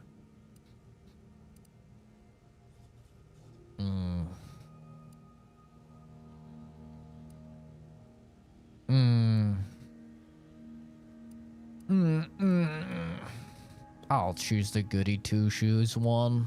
Yeah, that there's some advice worth taking to heart. This will be remembered. Thanks for giving me the time of day. Most superiors wouldn't. Oh, I almost plumb forgot to tell you. It's near time for Agent DeVries to establish contact. She's like you, top tier, one of the Earth Directorate's best. I know you'll like her. Anyway, we ought to be getting down to the main room and open up the channel. Maybe it's a blessing to not be attractive? Yeah. It is. I can guarantee you it is, because you know for a matter of fact that anybody that likes you, they like you, for what's inside your personality. You know that they're not just with you because you got a fat booty, or some juicy titties, or a symmetrical face, or you're packing a meat log, you know? You know that they're there for you. And I think that's beautiful. Thanks for bringing me the TTD device, by the way. I appreciate it. Call should come through at the console. Unjam door with engineering. Look at me. Oh, I'm lubing it. Yep, that makes sense. That's why we take engineering. Where your money, unless you're poor. Yeah, true, true. Pick up an agent helmet. Zach's credentials. I retrieved my credentials. Wow. Agent handbook. Variation of mission origination. Cargo mishandling incident procedure. Use of force guidelines. Oh yeah, let's take a look at that. It is said that peace cannot be kept through force, but only through understanding. At the Earth Directorate, we've combined both viewpoints. Peace can be kept through the understanding of force, our force. While we do not condone the indiscriminate use of violence, we also understand that our agents frequently find themselves in dangerous situations where deadly force is the only course of action. All we ask is that agents use their best judgment, and if they are forced to select a violent solution, to subsequently fill out a use of deadly force form, known internally as a "you dead" foe, in triplicate. One for the tribunal, one for the records archive, and one for personal use. Also, agents should bear in mind that ammunition is quite expensive and needs to be reported in an agent's daily operational costs or doc report. Nice. It's like an American cop. We're free to just shoot motherfuckers, but then we have to write a report. Variation of mission origination. While agents frequently receive their orders as a specific set of actions from their local Earth Directorate system headquarters in the form of an etherwave video message, sometimes directly from the Chief of Special Operations, accompanied by a well-typed brief, they can also receive new missions in the field from other agents as well as appeals from private citizens. While these latter missions may contain a few well-detailed elements, they are often vague and poorly worded, sometimes even containing spelling and grammar mistakes. Agents should expect to use their best judgment and their extensive training to determine the exact mission parameters. Remember, a citizen may not be able to spell malefaction, but an agent is still expected to apprehend the wrongdoers and subsequently file a correctly spelled report. You might think investigating cargo mishandling incidents, also known as CMIs or more colloquially as smuggling operations, is beneath the notice of a highly trained and well-armed Earth Directorate agent, but you would be wrong. Nothing is beneath our notice, from illegal sprat trafficking to the importing of contraband weapons, drugs, and snack foods. The Earth Directorate takes each and every CMI seriously, prosecuting each infraction to the edge of legal enforcement and beyond. We will not stop until we've taught every CMI transgressor to fear the words Earth Directorate and Agent. Okay.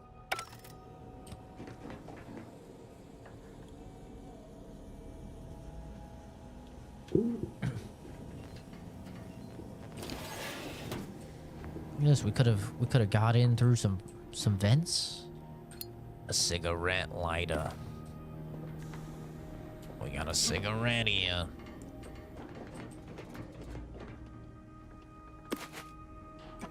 Oh yeah, we start hoarding already. This is the game fully maxed out, by the way. Ray tracing and all the bells and whistles. In terms of performance, let's take a gander. We are sitting at 240 average FPS. Should be noted, I am using 4x frame generation, so 240 FPS. Bring that, you know, bring that down. You're looking at what, 80 frames, something like that.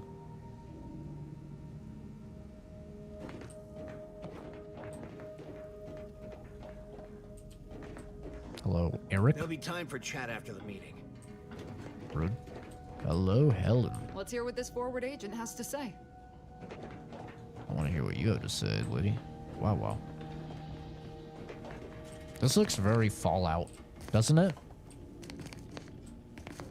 Maybe it's just me. I feel like this is like very Fallout looking.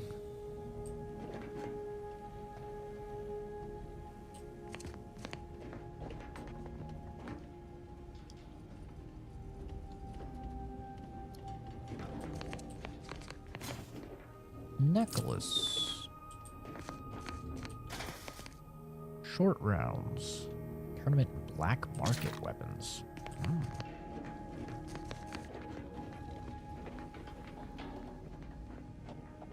Zach's credentials. Here we go.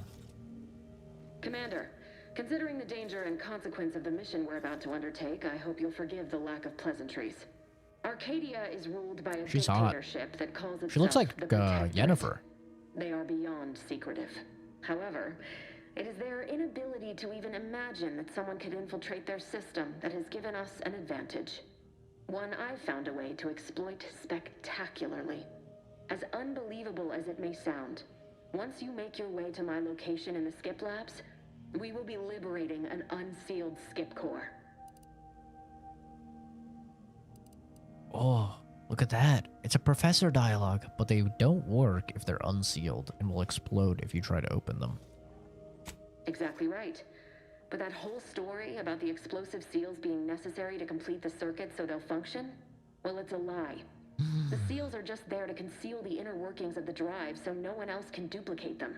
Examining an unsealed one will be invaluable in helping our lab coats figure out how they cause the rifts. But you'll first need to make your way to the station proper from the landing pad. What kind of resistance can we expect upon landing? Hopefully none. Our mission's timing is fortuitous. Most of the sector security was reassigned to the far side of the station in preparation for the imminent visit of their sovereign's family. They decommissioned several landing pads, including ours, to give them fewer points of entry to guard, giving us fewer chances to be intercepted. You'll just need to reroute power to open the door to the sector once you've landed.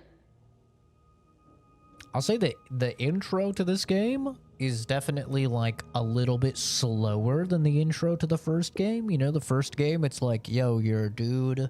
You're one of the chosen few that were sent to like establish a civilization. You're frozen. Now you're getting unfrozen and you're fucking crash landing on a planet, you know? This one's a little bit slower. It's like you're an agent. Here's your briefing. We're going on a mission. Once you gain access to the sector, you'll need to shut down their communications to keep them from alerting anyone to our presence. Then, you'll need to handle their combat mechs. Oh, I like that it shows you the dialogue options that you don't have access to. So, like, it can kind of maybe make you more excited for doing a subsequent playthrough if you're, like, seeing a whole bunch of, like, melee combat, like, dialogue options or something, right? You could be like, ooh, maybe I really want to do a melee build. So that way I can, like, see what those dialogue options are. I like that it does that. It tells you, like, oh, you need melee for this. You need hacking for this. Can usually find a way around things if I try hard enough. If that's true, you may very well find a way to shut them down before they even know you're there, which would be the smart play. They're relentless and well-armored. I've managed to leave caches of tools and intel for you throughout the sector. I'd take advantage of all of them, were I you. This may sound simple, but I cannot stress this enough. Do not underestimate the danger we face. Come on, Agent. Haven't you heard?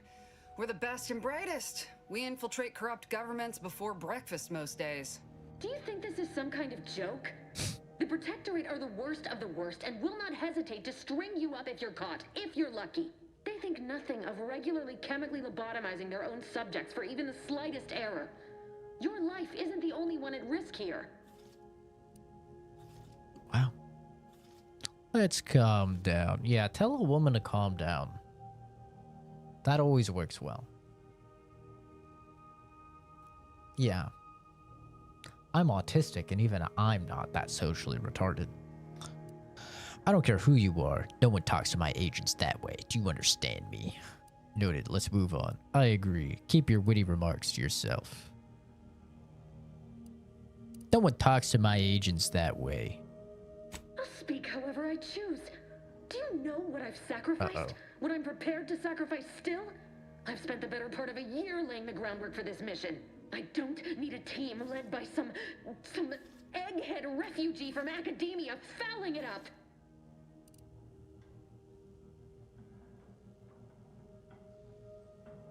Oh, hell no.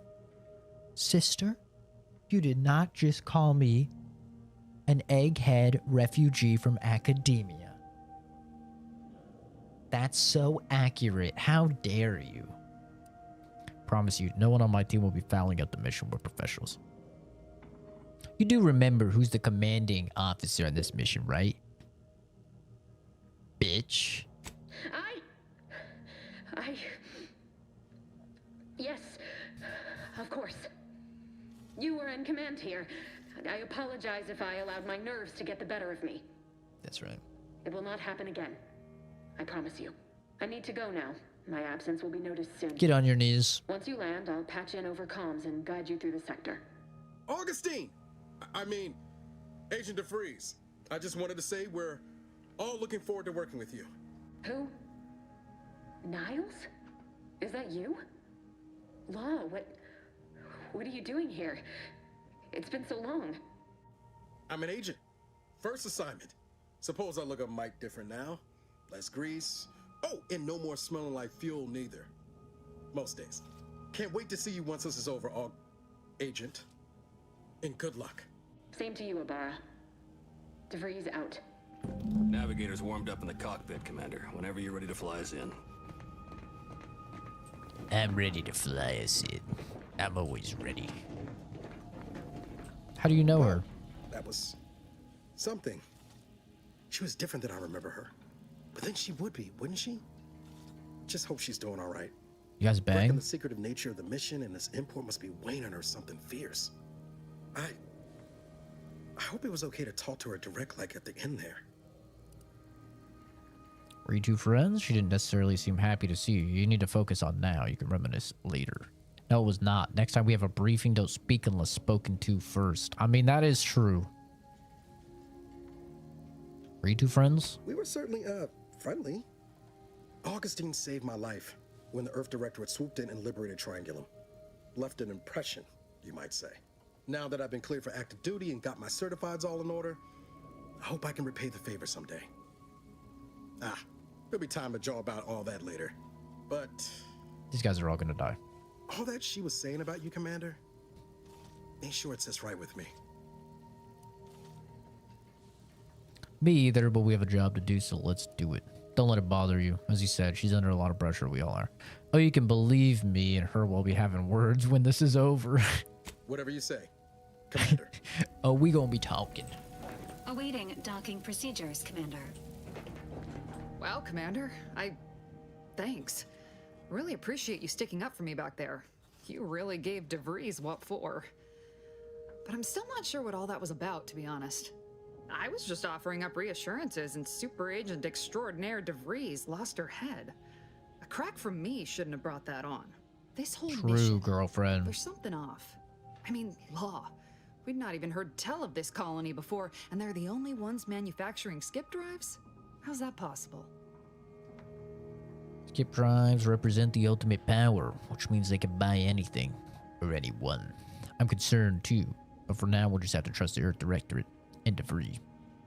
I don't know, and I don't care. We're not here to ask questions, just to do our job. Doesn't matter. Nothing can stop us. Haven't you heard? We're the best and the brightest. Even the Earth Directorate? Don't be ridiculous. Don't be ridiculous. The Earth Directorate is pure and incorruptible. Helldivers vibes, big time. Everyone has their price. Well, now there's a happy thought. Just makes our orders to sneak around on a mission of such import concern me all the more. We're the Earth Directorate, Void, damn it. When we arrive, everyone should know it. True. The guilty should be soiling themselves, throwing themselves on our mercy. True. And just how is it any colony can be outside our jurisdiction? Don't make no sense. True. Any fool could see that. Even Sandoval. What's your problem with him? Nothing. If you don't take his unwavering belief in our righteousness and his refusal to think for himself seriously. I personally find him hilarious, truth be told. And there's no one I'd rather have backing me up in a fight. He can shoot the head off any local indigenous gnat-like insects at 100 meters. This will be remembered. Damn it, I don't have guns. What about me? I mean, besides you. Like if it was just down to the two of us, me and him. Of course you want to play Baldur's Gate 3 again. Have you even played Divinity Original Sin 2, Animal? Like, have you even played the better Baldur's Gate? All these playthroughs of Baldur's Gate, you should really be playing through Divinity. Especially since that's their next game. Is Divinity Original Sin 3. You should probably play 2. Not to mention, it's better than BG3. Don't at me. I'm correct.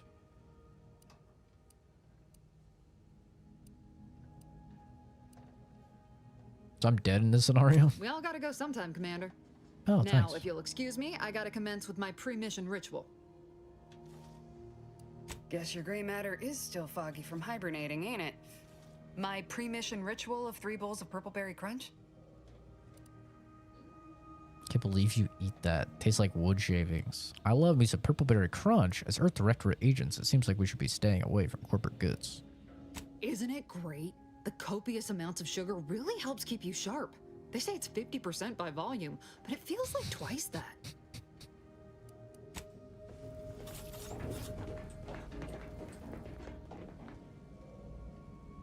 Want it? Buy it for me?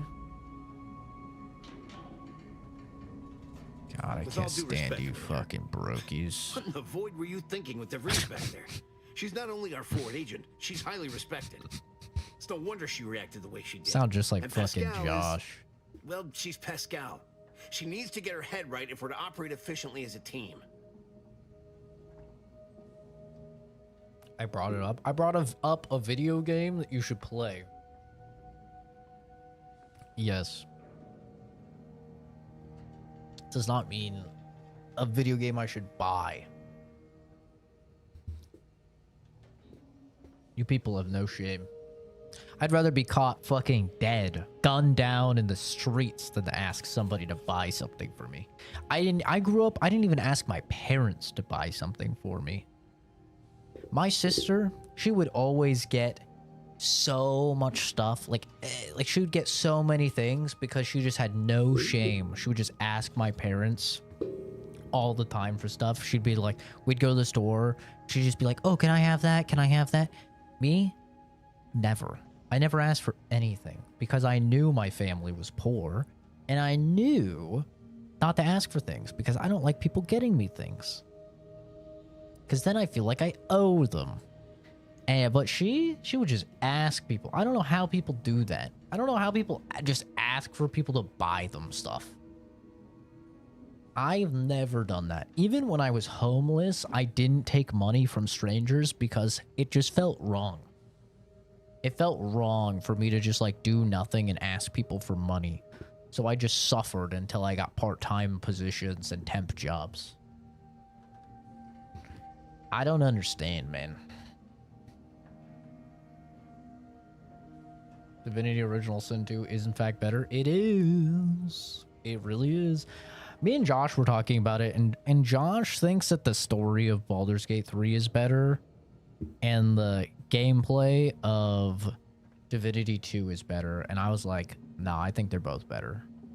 Like, I genuinely think both are better. The world of Divinity feels less generic than the world of Baldur's Gate. And I know what people will say. They'll say, well, the world of Baldur's Gate is based on D&D, and D&D, the reason D&D, the world feels generic is because D&D created the fantasy world, and it created the fantasy genre. So most of the things that are generic are actually originated from D&D. So really, Baldur's Gate isn't generic because it's the OG. Shut up. Shut up. It just feels more generic.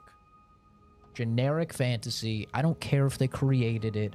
They don't do things that are that interesting with the world like they do with Divinity. Divinity is like just such a unique take on like undead. It's such a unique take on elves, on dwarves. I don't know. The world of Divinity just seems way more interesting to me than the world of Baldur's Gate. Or for you to act like such an ass. Why don't you let me worry about how we operate as a team? Something tells me that Pascal and DeVry aren't your real concern here. Don't tell her I told you, but she trusts you to back her up on missions more than anyone.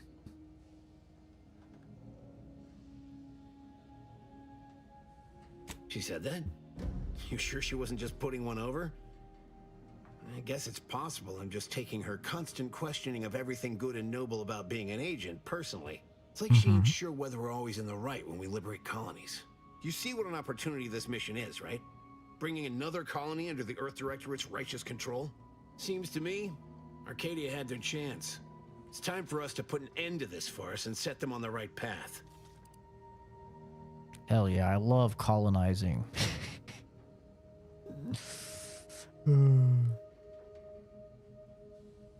Only thing BG3 has on DOS2 is facial animations and movies, which is just comes from budget, right? Like, the only things that Baldur's Gate 3 does better are things that are directly related to the budget of the game. Right? Like, the more cinematic nature of Baldur's Gate 3, that just comes from budget. They just had way more money. Not only they had more funding, but also because they operated in early access for like 2 years on Steam with Act 1, they accrued so much extra funding through being on early access for so long on PC that really helped them fund their development and go like way further than like Divinity 2 did. Divinity 2 did like really good numbers, but they didn't have like the most massive budget ever, like you do with an officially licensed D&D game, you know?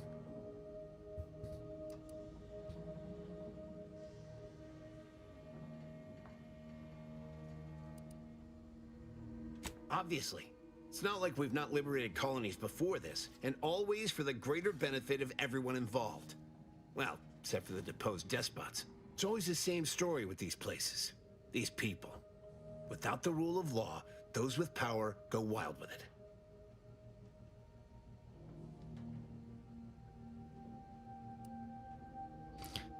What happens when the Earth Directorate has all the power? Good thing we're here to put a stop to it. Sounds like you want us to go to war. What, are you turning into Pascal on me? We have something called principles. Discipline. Someone has to rule. We're obviously the best suited for the job. I suppose it was foolish to believe I could discuss the purity of our cause with you. Allow me to get back to my preparations, Commander.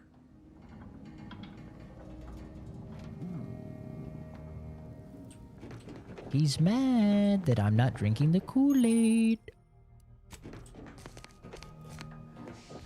Sorry, Chief.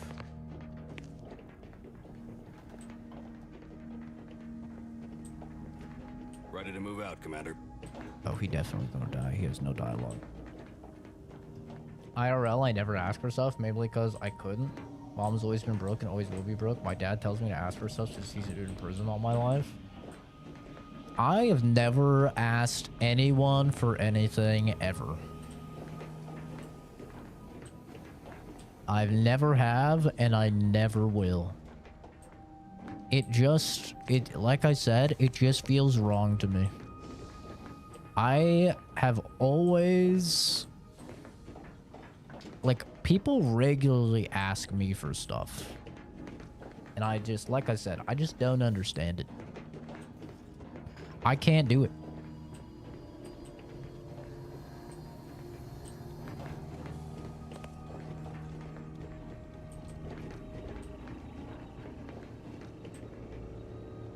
In my mind, if I can't, like, this is how I see it. If in my mind, if I can't get something, I don't deserve it.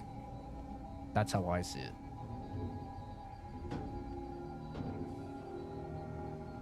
So, like, I'm like, oh, I can't afford this thing. All right, I don't deserve it. I need to work harder. I need to make more money. I need to pick up more hours. I need to get a part-time job. Like, that's how I've always thought my whole life. Is it's like, if I can't get this thing, I need to work harder in order to get it and, like, achieve it, you know? I've never, like, I don't know. It's never occurred in my brain of, like, oh, but I could just ask someone that's doing better than me for it. Like, that's never been an option, ever. Like I said, even when I was homeless, I didn't ask people for, like, donations or anything like that. It's like the closest I've ever came to, like, taking something is, like, financial aid for college, like student loans.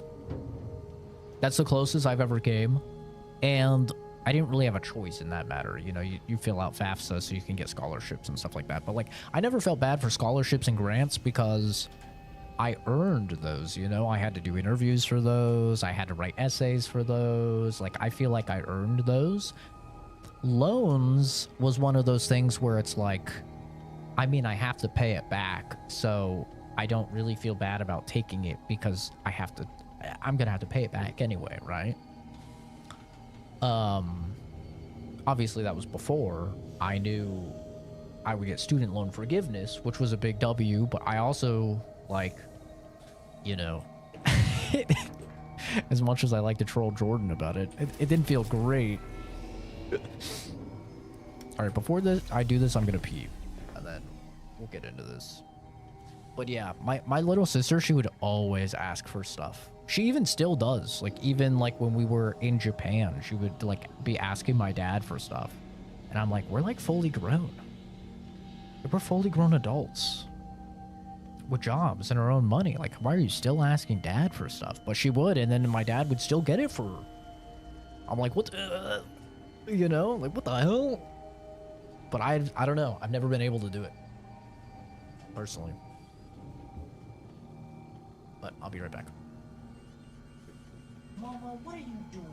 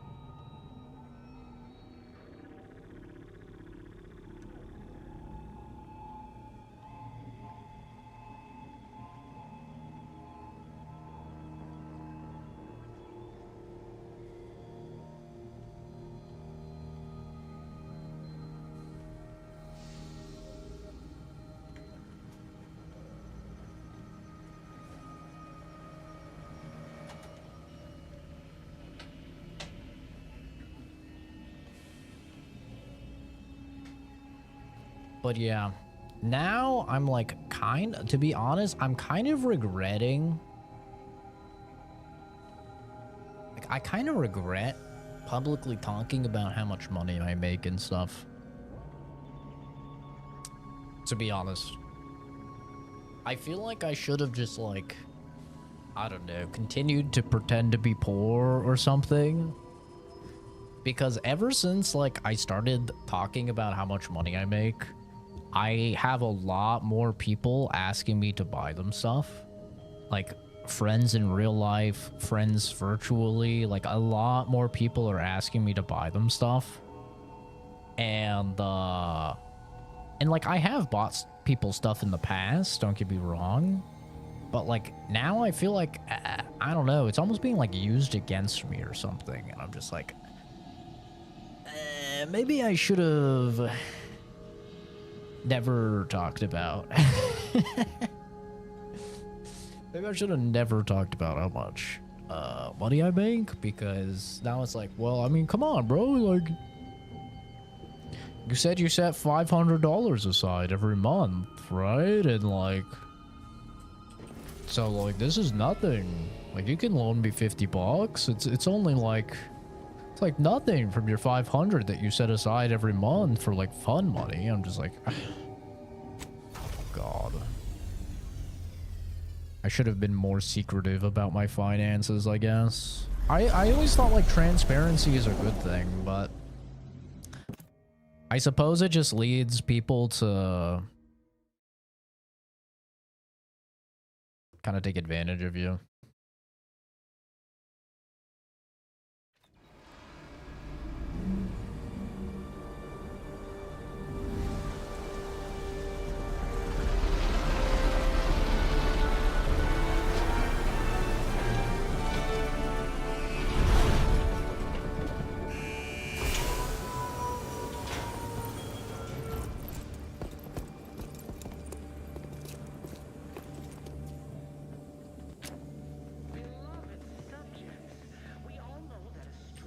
What is this little gun?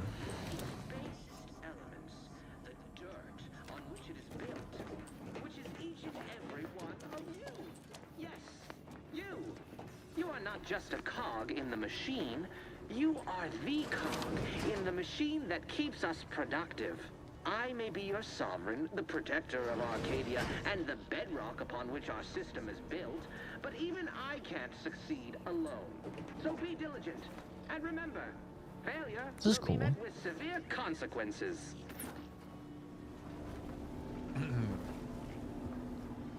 Beloved subjects, we all know that a structure is only as strong as its basest elements. The dirt on which it is built, which is But yeah, that's kind of been my experience recently of like, hot take. All right, very hot take here. But like, bro, a lot of the people in my life are either my age or older, right? I'm 29 now. 30 years old, you should have your shit together. Like, I'm just gonna be honest. You should have your shit together. If you're 30 years old and you don't have your shit together, like, you're not in a good spot, bro. And it's not because like you just recently got divorced or you just had like a medical issue or something, but like, just in general, you've spent the last 12 years of your life, the last dozen years of your life since you've been an adult, like, I don't know, job hopping or whatever. It's like, I don't really have too much sympathy for you, man. I'm gonna be honest. Like, even when I was a teenager, dude, when I was like struggling with homelessness, I was 18. I got a temp job with like Columbia Sportswear, which was $12.50 an hour. And then I had a part-time job as a mover, which wasn't a lot of hours, but it was like 35 an hour or like 36 an hour, something like that. And it wasn't the most hours every week, but it's like, and both of those jobs required zero Like, nothing from me. You know? Like, I had no work experience or anything. I had dropped out of high school, and I was still working those jobs. Because they were just temp jobs, right? And so, like, they don't really care as long as they can fill seats.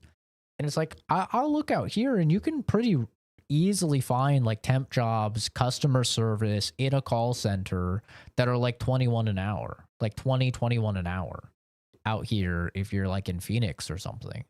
It's like, you could get one of those, and then you could get a part-time job, and you could be making, like, pretty solid money to save. You know, especially, like, you get a studio apartment, or you get an apartment with a friend, or just, like, somebody off Craigslist or something like that. Like, it's, I don't know, man. Like, I just know so many people, and I'm like, bro, the reason you, and they just, like, they blame the economy, or they blame the job market and stuff, and it's like, bro, I know you. I know you. You're just being picky. You know, and you can be picky if you have the rights to be picky. If you have the experience level to be picky, and you're like, you have the money saved to where you can, you know, provide for yourself and stuff until you get, like, that job that you really want, then you can be picky. But if you don't have those things, you can't be picky. You need to take what you can fucking get, because some money is better than no money. And it doesn't matter how much money that is. Some money is still better than no money. You know? And so, like, it kind of just rubs me the wrong way when I have these, like, 30-plus-year-olds and they're asking me for money. Like, dude, do you feel no shame? You feel no shame that you're asking somebody younger than you? That, like, you know how I started. You know where I came up. You know that I've worked hard to get where I am. And now you want handouts? Like, well, you could do nothing? You know, it's like, it's kind of, I feel like I've made a big mistake ever talking, like, both online as well, because, like, I have friends that have seen the streams and seen me talk about how much I make. Like, so, like, talking about online how much I make, and then just, like, talking, like, in public with people about how much I make. I feel like I made such a big mistake doing that. Because, yeah, it's definitely, like, it's getting annoying, because every fucking game that comes out, it's like, oh, dude, yeah, I'd love to play, Arc Raiders with you. I just don't have the money right now for it, though. But, I mean, you know, you could buy it for me. I'm like, it's $40, bro. Like, you can go on a key site. You can get it for, like, $34. Like, it's $34. You can't afford $34? Yeah, no, dude. It's really tough right now. I'm like, didn't you just get a new tattoo?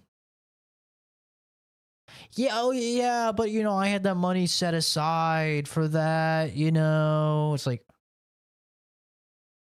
huh? Like, what are you talking about, bro? Didn't you just order fucking Uber Eats? I guarantee you, if you just ordered a McDonald's meal from Uber Eats, that shit was like $30. Well, I mean, that's food, man. Like, food, you know, that I need it to live. Like, you don't need fucking Uber Eats McDonald's meal to live, man. Like, go to the grocery store, get some stuff there. What do you mean? Some fucking pizza rolls, bro. Something. You know, or do, you know, what we used to do, which is get a bunch of, like, lentils, get some rice, get some beans, get some frozen vegetables. You know, you make, like, a stir fry. You get a bunch of vegetables in, you get a bunch of fiber, you get a bunch of protein. Right? It's like, what are we talking about, man? And it's just, I've had that more and more, especially this year. After I went to Japan, bro, it increased. I shit you not, it probably increased 10 times. Like, tenfold. Like, once people found out that I went to Japan and I stayed there for 3 weeks, they're like, oh, this guy's got fucking money. And it's like people have just been mooching off my ass left and fucking right. And it's getting annoying, you know? Same people go on hella dates that can't afford a $60 game. Well, yeah, it's the same people that fucking Uber Eats, man. Or they DoorDash, or they get tattoos, or they get the fucking newest iPhone, or they get the newest fucking Nikes or whatever. It's like, don't tell me you're broke. You just suck ass with your money, right? Which is completely separate. And I'm not gonna be some fallback for when you fuck up and spend your money the wrong way, and now you can't afford your rent. You know, now you're short on rent. Well, it fucking sucks. I had this guy that I've known for a lot of years, just this year, and he was like, we're talking about the new house, and he's like, yo, so I heard you had you have a free room in your house.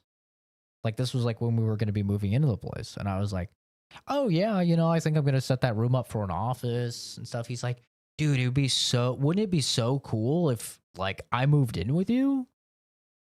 And, you know, like we just, you could set me up, man, for success. So I could just kind of chill with you, bro. It'd be so fun. And I could just save up a bunch of money, you know, until I could get my place. And I was like, no. It's like, no. He's like, dude, what do you mean? I'm like, you're 32. Like, you're a 32-year-old man.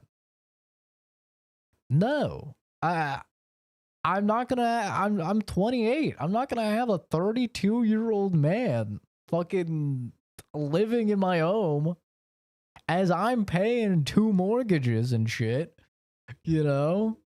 And you're doing nothing. I'm like, what do you mean? He's like, well, dude, you don't need 2, like, you don't need 2 rooms, man. Like, what are you gonna do with it? You're just gonna have a room for what, your computer? And then you're gonna have a whole other separate room for your bed? Yeah, bitch. It's gonna be sick. Yeah. Yeah. Actually, that's exactly what I'm doing. And that's what I've done. And guess what? It's sick. It's awesome. I love it. It's like, yeah, dude, what the fuck? Like, it's gotten so bad ever since the Japan trip. I'm like, dude, you guys just fucking chill. You don't need 2 rooms? Would have maybe said some shit he would not have liked. Well, he tried to play the whole, like, dude, it's just the economy, man. Like, the economy's really rough, and I could use, you know, some, like, I could just use some leeway so I can save up.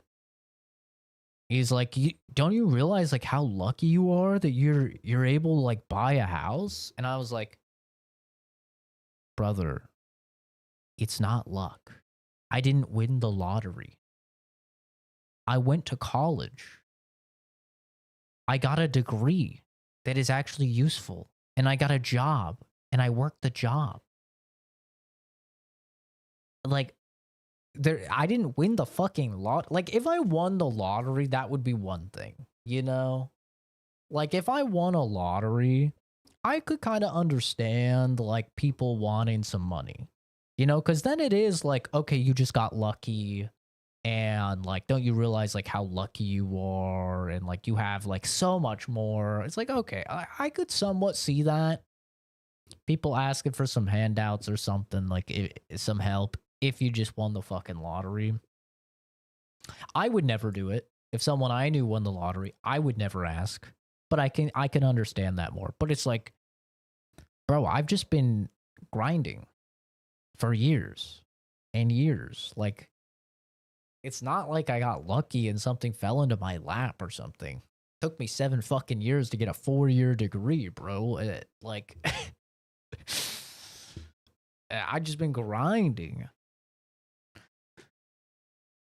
But yeah, he's like, don't you realize, like, how lucky you are to buy a house? Like, in the current economy, man, it's, like, so bad. I was just like, it's not lucky, dude. Like, I got a homeowner's loan that's contingent on the sale of my last house. Like, none of this is like lucky or anything. Like, I have a certain amount of time to sell my last house, or else they take this house back. Like, none of it is luck. It is all like a plan and steps and like motions that I have taken to get to this point. But yeah, I was just like, dude, that's crazy. I was like, yeah, dude, I think I'm just gonna have it be an office. Like, I'm just gonna have it be an office. I just told him, I was like, I think it'll be much better for my mental health to have a place where I can work that's away from where I sleep. So that way, I can. People say it's a lot better for you mentally, which is true. All of that is true. But the whole time I was just like, dude, what the fuck, man? This is crazy. I did not think that just like taking a vacation to Japan would act as a fucking flare to like get moochers mooching. Like, I had no idea that would happen. Honestly, I would have like probably been more low key about it. Like, if I knew that this would happen, I probably would have just like not even talked about the Japan trip.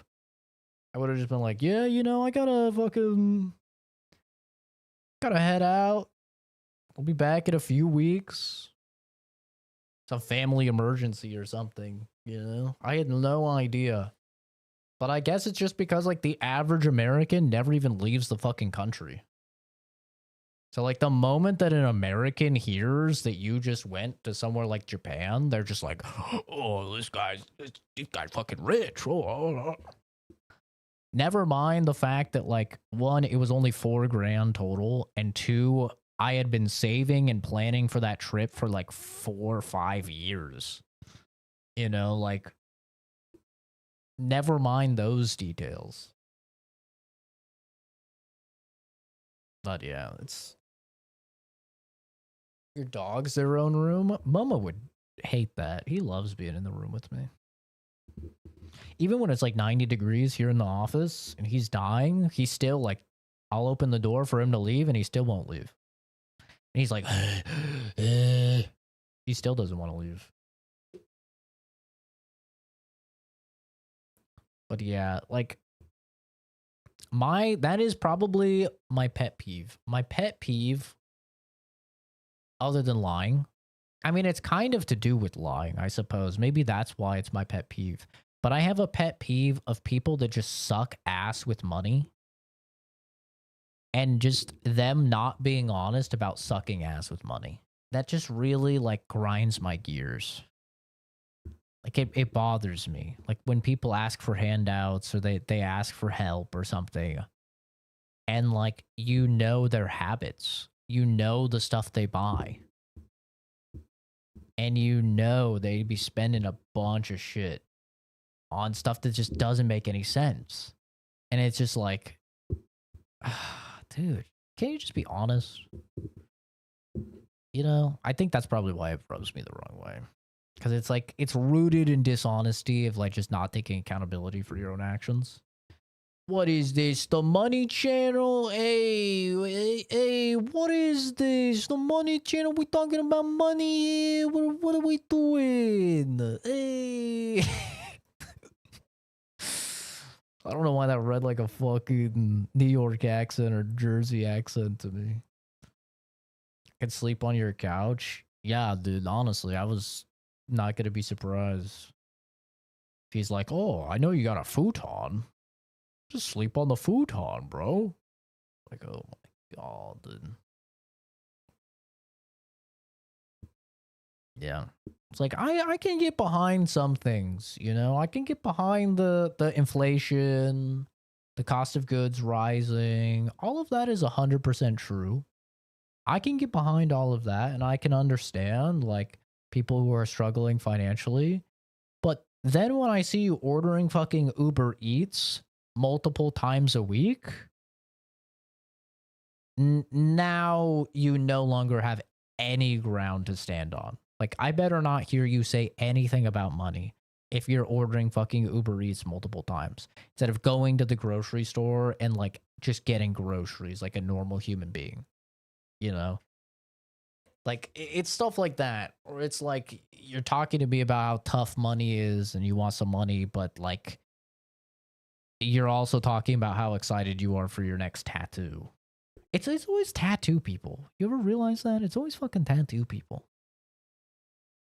Jay did that with me. Jay was when I was building my new PC, I told Jay, I will give you my entire PC and I will give it to you for like 80% off. And it was like a 3080 Ti. It was a Ryzen 7 7800X. Like, oh no, I think that was a 5800X. It was 32 gigs of RAM. Had SSDs and stuff. I was like, I will send you this PC because this PC's been struggling for a long time. Dude has like, he's on like AM3 motherboard. Like, he's multiple generations behind. And he's like, I don't really have the money right now. And then he's talking about a tattoo. And he's looking at like getting used cars and stuff when he already has a car. And I'm just like, dude, like, I was gonna send you this PC. It was probably like at the time $1,400 or something. I was gonna send it to him for like $500, $400, something like that. And just like, yeah, I don't have the money.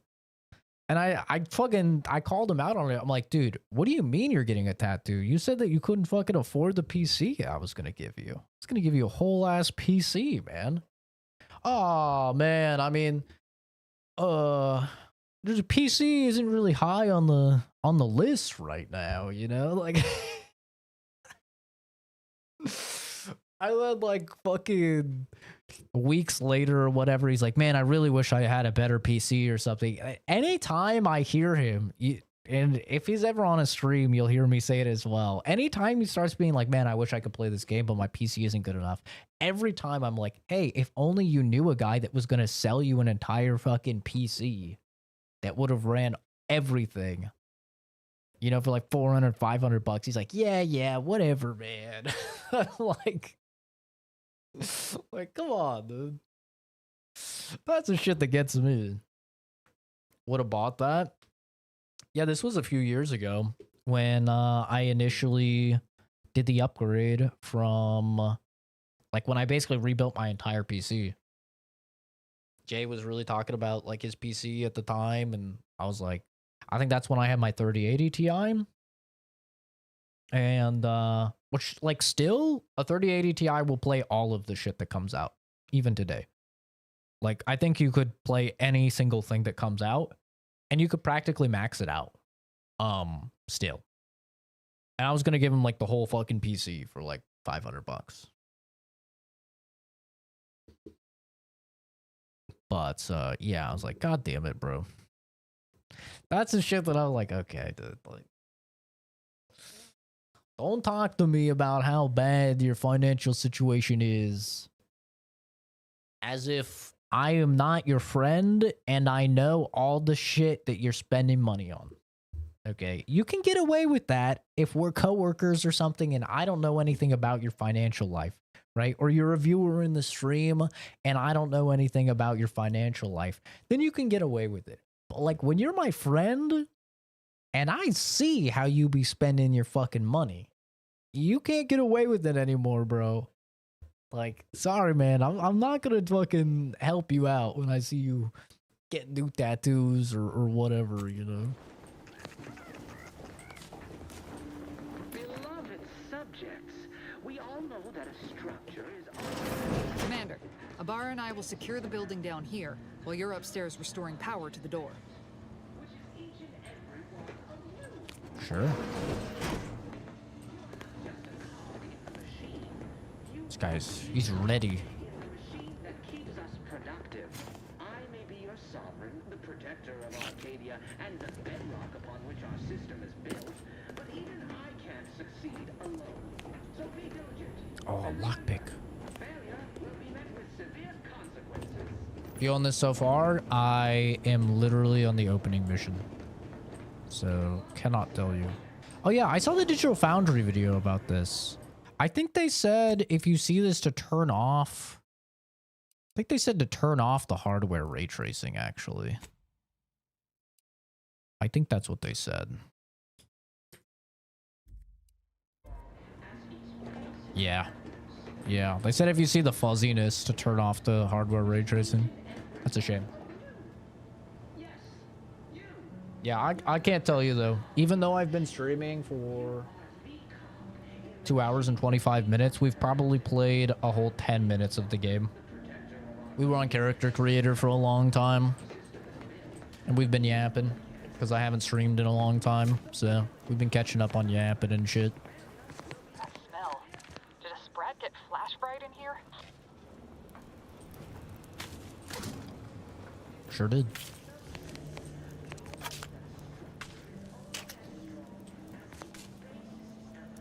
But I mean, from what I've heard about the game, everybody says it's just more of the first game. It's just the first game, but better. So, I mean, by that logic, if you like the first game, you'll probably like the second. Agent DeVries's orders still stand. Power must be restored to the door in order to proceed into the sector.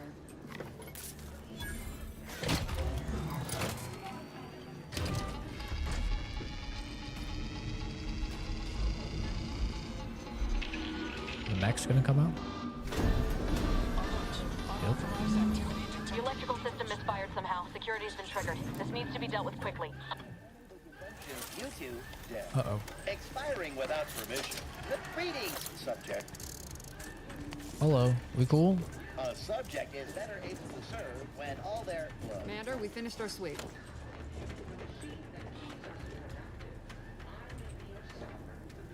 I'd wager we could use the intercom to call for help, Commander. Must be a guard around here somewhere who can shut the mechs down. Screen's broken, so should be nothing to pass yourself off as one of their own. Found a badge. Could be helpful to convince whoever answers if I use the intercom. Always a good idea to have a cover story. Yeah, but so far the writing seems exactly like the first game, which I really love. Read this, Cadet Maori. Cadet Maori, you've been assigned to this posting for a reason. You are to maintain order and cleanliness within this landing pad until ordered otherwise. In case of emergency or extreme confusion, send a message to the Arbiter immediately. Please continue to review your mental refreshment outtake pamphlet to remain in step with your duties. Remember, your ability to complete your duties will be reflected in your perpetual appraisal of purpose. Read this too, Cadet. In anticipation of any follow-up questions you may have, please refer to the following items. Momentarily not knowing where you are is not an emergency. Do not use sharp objects when cleaning the electrical wiring. Cut through the grime is a figurative expression. This landing pad is scheduled to be decommissioned soon as part of the protocol for the family Varix visit. Once this happens, you are to report to Central Dispatch for your temporary assignment. This is important. Once decommissioned, security measures will restart upon any power surge. So, should you attempt to continue cleaning, it is likely you will be fired upon. Should this happen, seek cover and put out any fire on your person before contacting the Arbiter.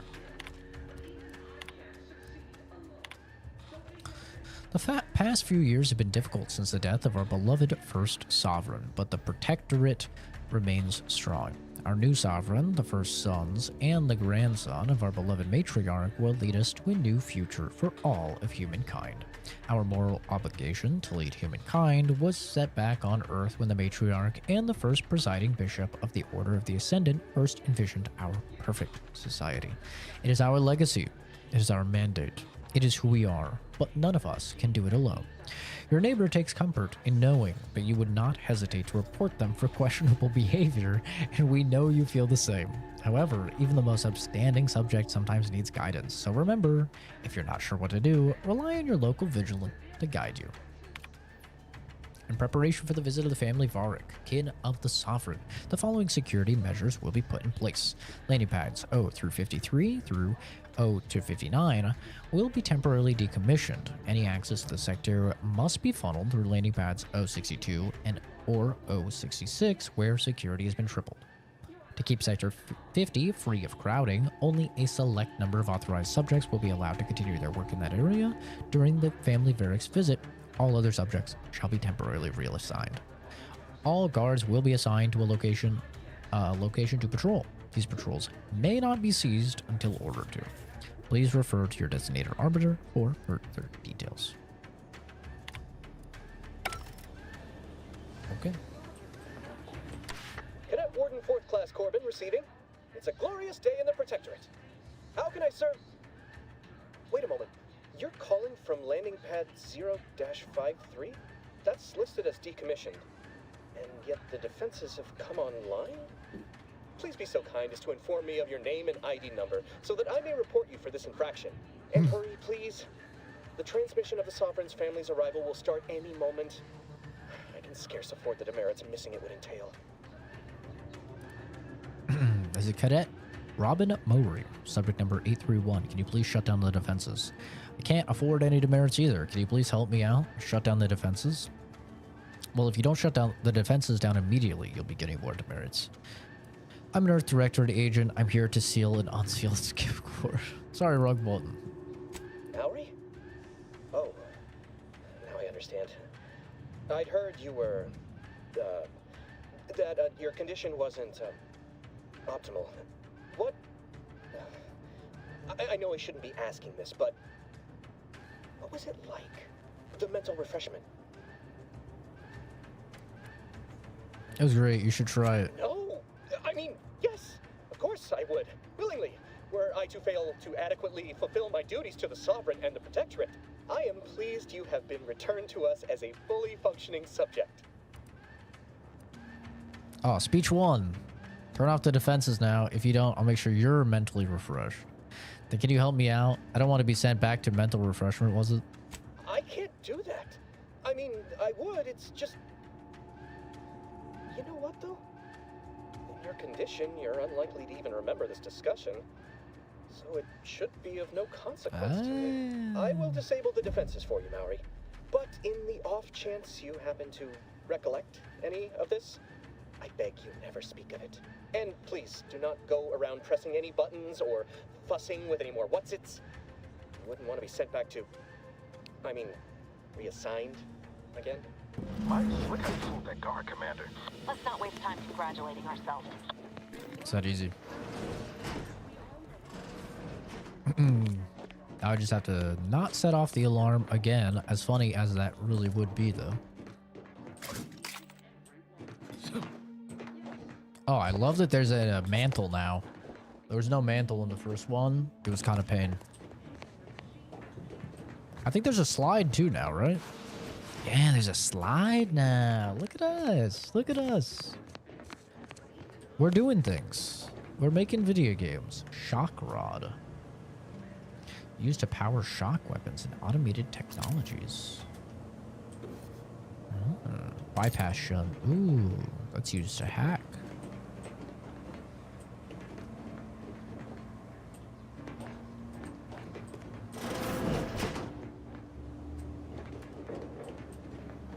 Game is very pretty. It's a quite good looking game.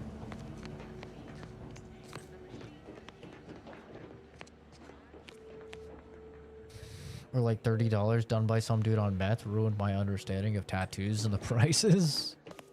Yeah, tattoos are expensive, bro. Sorry, let me rephrase. Nice tattoos are expensive. You can get some shitty tattoos for cheap, for sure. But if you want like actual nice tattoos, they ain't cheap. In the machine that keeps us productive. Your sovereign, the protector of Arcadia, I hear sprats. So this is why we could have won if we did this.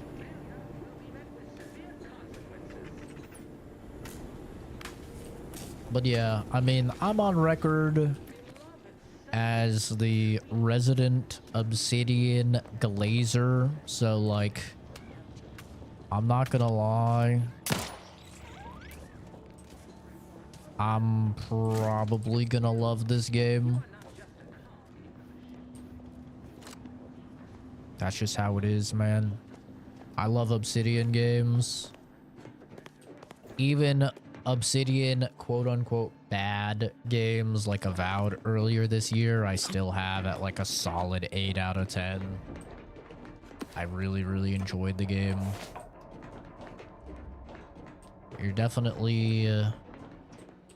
you're getting a biased view out of me. I love their writing. I love their voice and their writing. Like if you guys know what that means. I'm sure most of you do. It's a pretty like basic like English lit term. Your voice is essentially like your personality, right? Your character coming through the writing. I think Obsidian does a really good job of like having a clear and unique voice throughout their writing that some people just don't like, and that's totally fine. But I have always loved. I loved it with Outer Worlds 1. I really like it with Avowed. I've always liked their writing. Fallout New Vegas.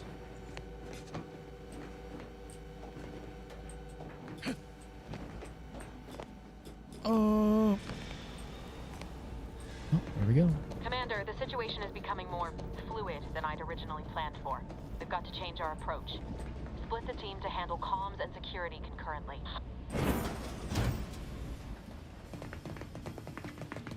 Good to know DeVries is consistently on edge. Wasn't just me. You'd think she'd never been on a mission before. Everyone knows fluid's about the best you can hope for. Well, sitting here jawing ain't gonna accomplish much. Looks to be central dispatch on the right with security ops on the left. Which you taking, Commander? We'll hit the other.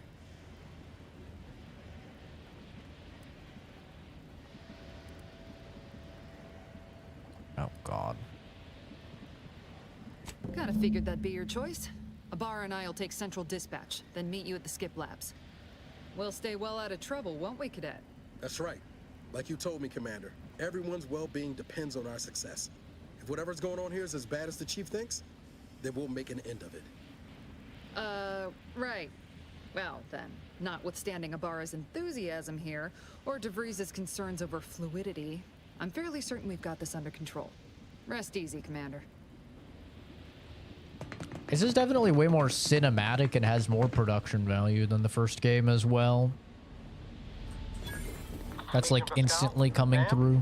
I've been cogitating on how best to Cogitating, not the cogitator, no. You know, without bringing all manner Ball of pit. chaos down on us. Security ops PTSD. is heavily guarded, so be vigilant.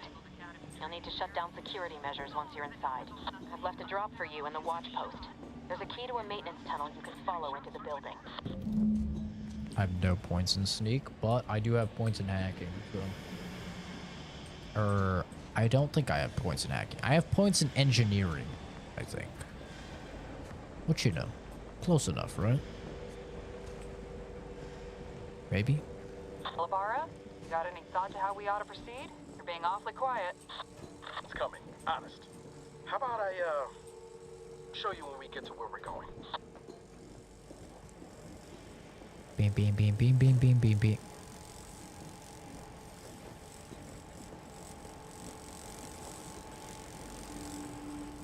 Beam, beam, beam, beam, beam, beam. Beam, beam. Beam, beam, beam, beam, beam, beam, beam, beam. Hello, Albert.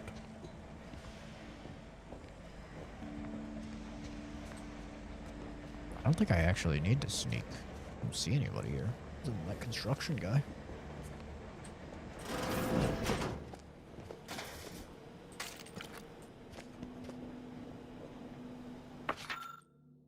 You are here.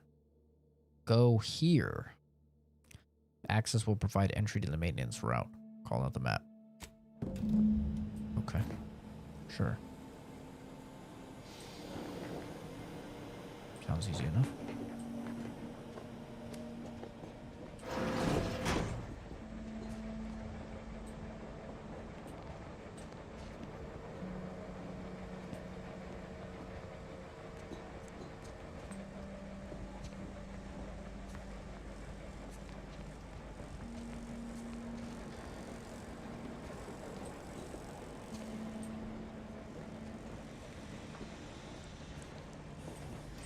Yeah, that sounds about right, Kenzie.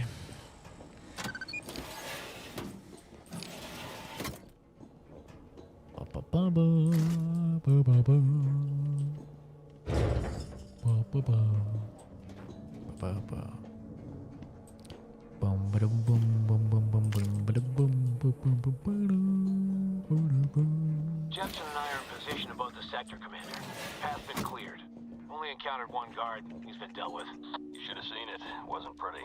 As long as it was done righteously in the name of the Earth Directorate. Right, Sandoval? I wouldn't stand too close to the airlock when we're back on the ship, Pascal. Why? Is there something wrong with the airlock?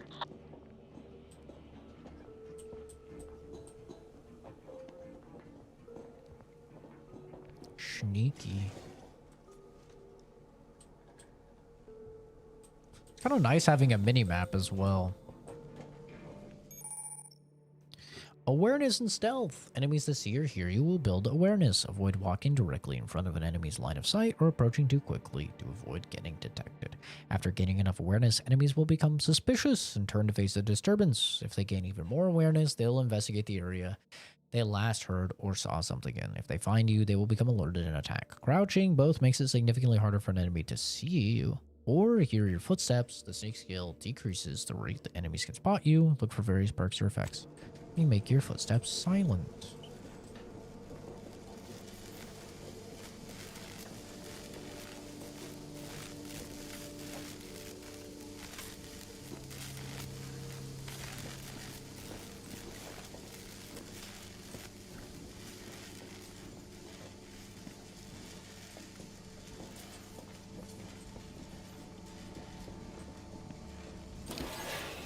You see nothing.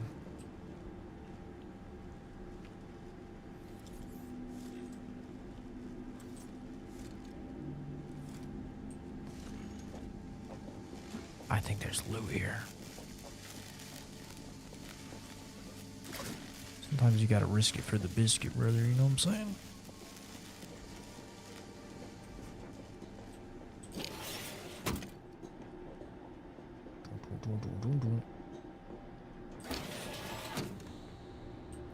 I've stashed a knife in the maintenance access for you, with, instructions on how to use it to quietly bypass the guards. Cause worth killing floor. Floor? 4. Below Dill's Thrill? Not much is up, dude. Just, playing the new Outer Worlds 2.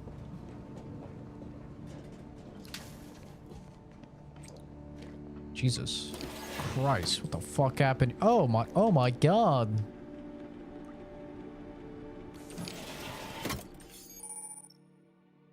Attacking unaware enemies while crouched will perform a sneak attack. For most weapons, this allows you to preview your damage and prepare a power attack, weak spot hit, or charge shot with certain guns. One-handed melee weapons deal bonus sneak attack damage in addition to their normal or power attack damage. Look for mods and perks to gain additional sneak attack damage with other weapons.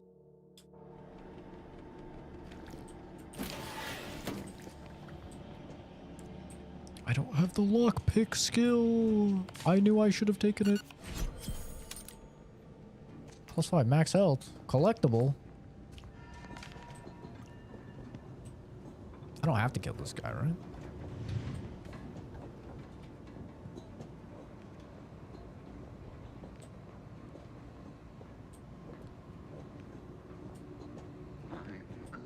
I do all I can. That is my great sovereign's loving plan. Just sneak past him. I love my sovereign. I mean, you know, I guess for science.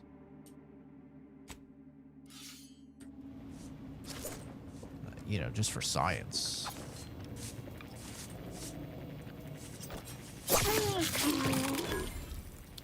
He's dead.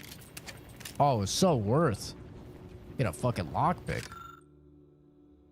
Code Red, how to deal with security breaches and other highly improbable events. In the event of a security breach, catastrophic malfunction, or other nefarious deed, you must keep your wits about you, cadet.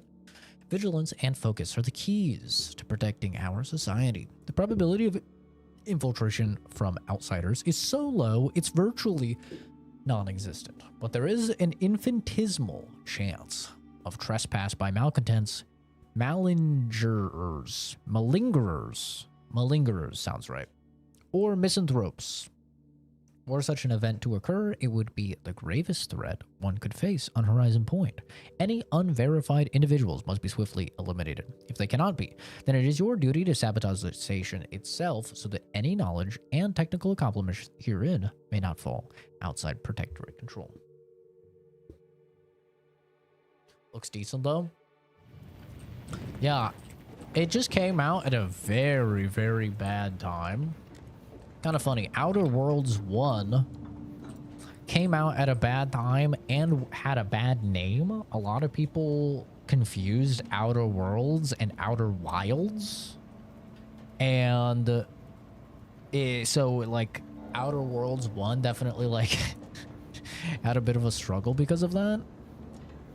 And now you fast forward to Outer Worlds 2 and it just comes out at a terrible time. Like Battlefield 6, the most successful game of the year, you know, comes out with its new season on the 28th. Then this game comes out 29th, and then Arc Raiders comes out on the 30th, which is like a really big game. Sad that they weren't worthy. Otherwise, they'd have had the strength and constitution to emerge a better subject. Like, literally nobody is talking about this game. It is the duty of every Protectorate subject to ensure No one. I have not heard a single person playing this game or talking about this game, even though the critic and user reviews are like very, very positive for this game. Just straight up, it's like nobody even knows it exists.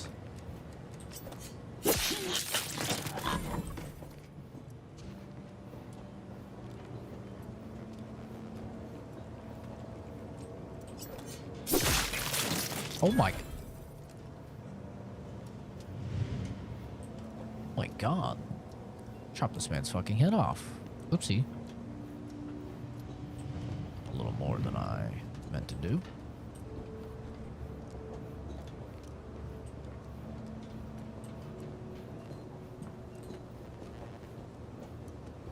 But even with all that being said, Outer Worlds 1 was my game of the year for 2019. So I have been very excited for this. This was my second most anticipated game of the year behind Monster Hunter Wilds. Heard about it, but yeah, I also haven't seen anything on it. Didn't even know it came out. Yeah, it's been, it's just not, it just didn't come out at a good time. They should have pushed it to come out like in November. Nothing's coming out in November other than COD. Or they should have pushed it to come out in December. Nothing is coming out in December. But instead, they tried to fit it in with all this other shit. And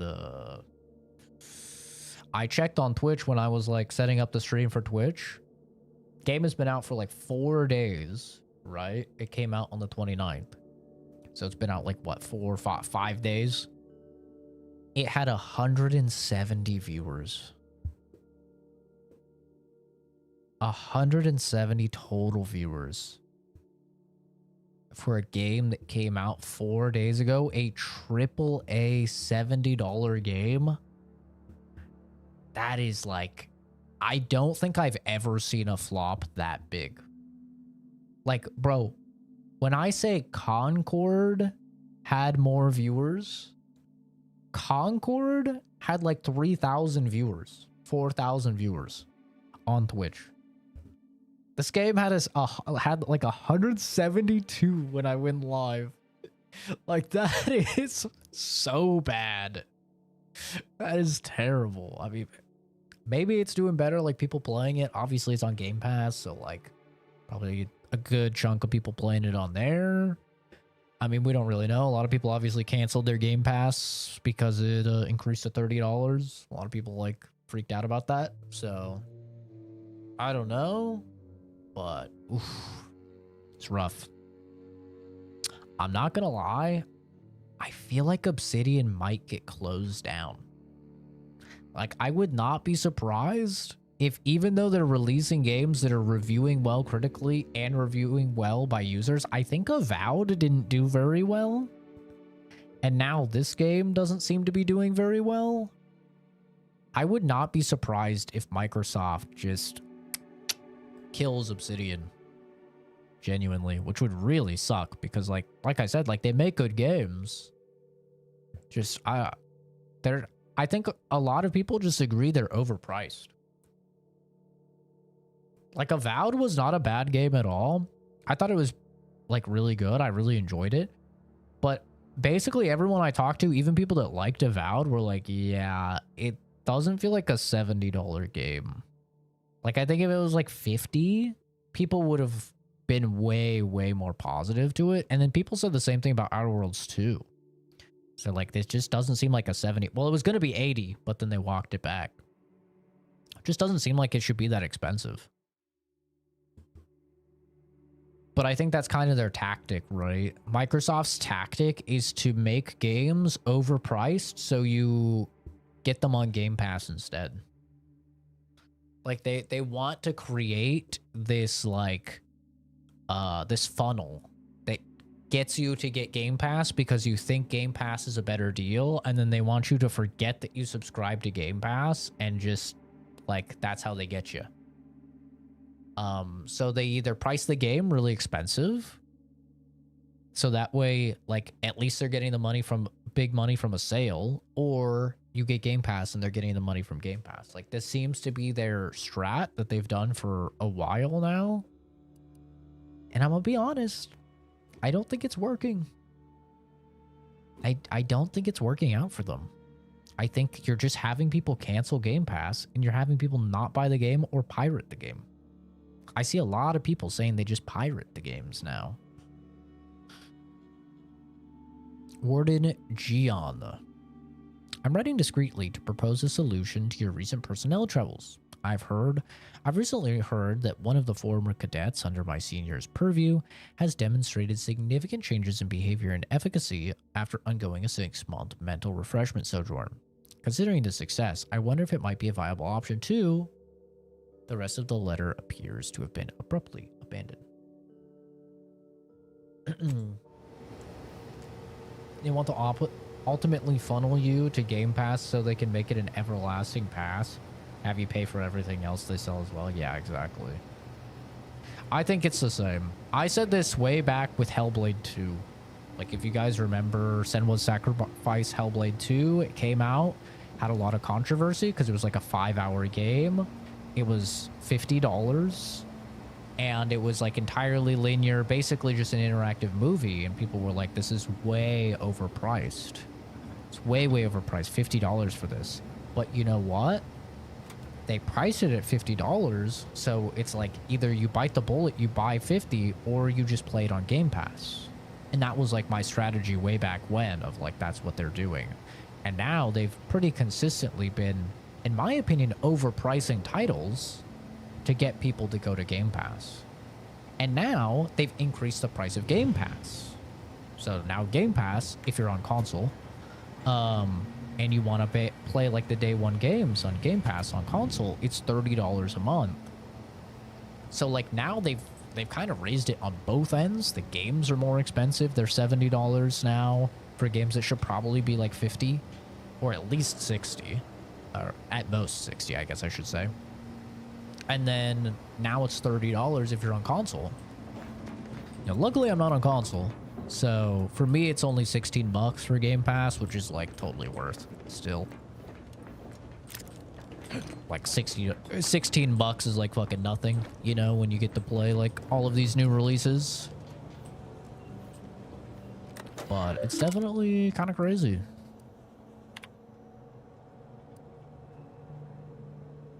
Hack one and a bypass shunt. Damn it. Okay, well, that's a no-go.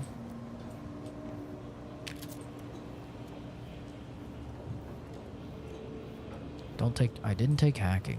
There's too many skills, man. Too many good skills, too.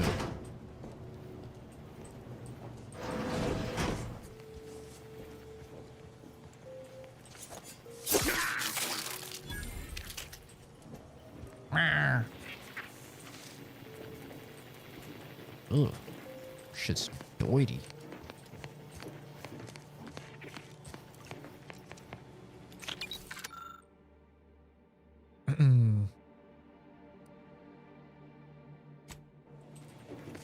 Explore warnings if people break in.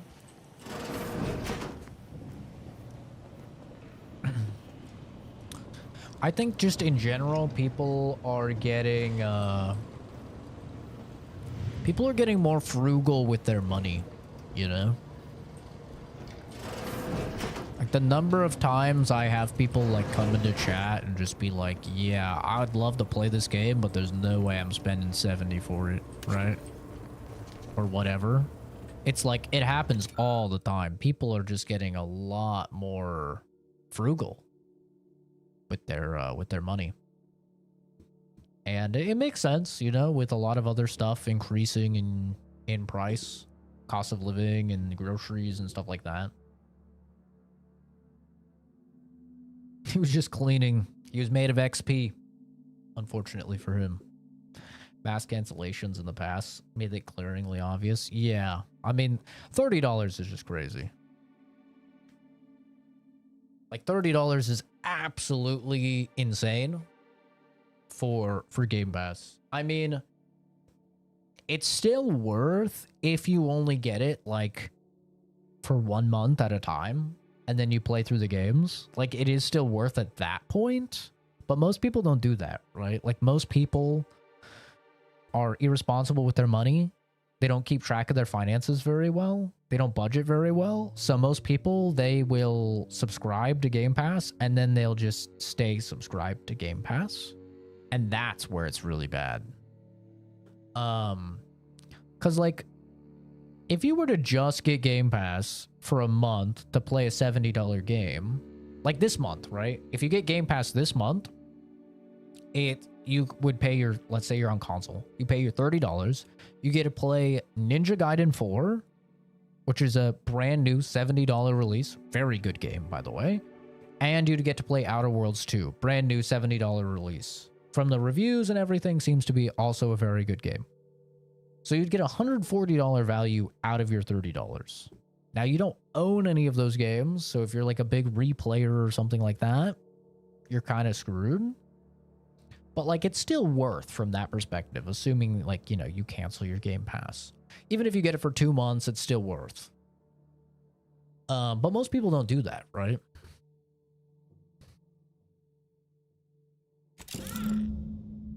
Copying automechanical identification processes and firing routines. This data could be used to reprogram automechanicals throughout Horizon Point Station.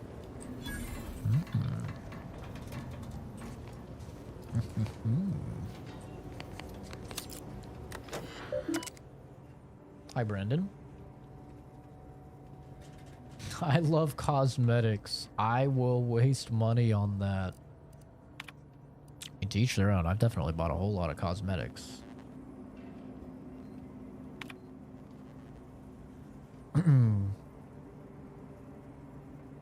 For sure.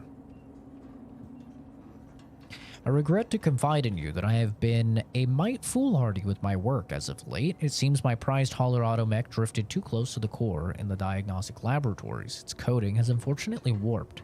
Its arm only works on one side, and the audio cartridge begins and ends every status update with abrasion detected. Please do whatever you must to fix it. My superior has made it clear I cannot request any more automech assistance due to my level of performance. May the matriarch grant you mercy on me. Mechanist Bartable. This morning you will have received a dismantled automechanical in a crate. You are to immediately inspect and diagnose any existing deficiencies in its wiring and targeting systems. The automechanical in question mistakenly identified its handler as an unsanctioned presence and began to fire upon her. For obvious reasons, we cannot have this happen again. I will expect a report of your findings by the end of the day.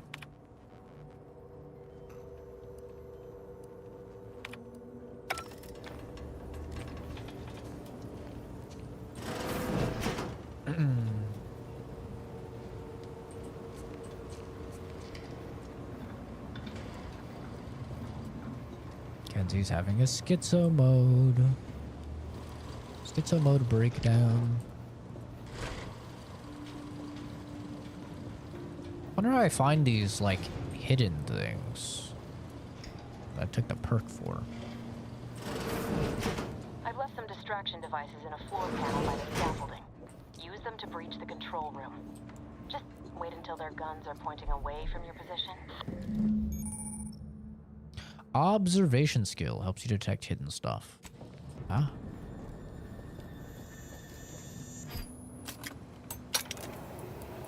Ah, right when I talk about it. Neato. Definitely a psycho, yeah. She's cuckoo. Like all women, am I right? Distraction devices are handheld devices that make loud noises. When a distraction device is thrown near an enemy, they are alerted and investigated, allowing you to sneak by, perform a sneak attack, or lure enemies into a trap. Distraction devices have a set range in which they can attract NPCs. Anyone outside of that circle will not respond to it.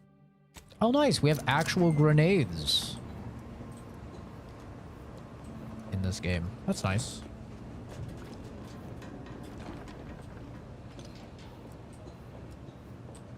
Detail in the environments looks great. Yeah, the game is beautiful.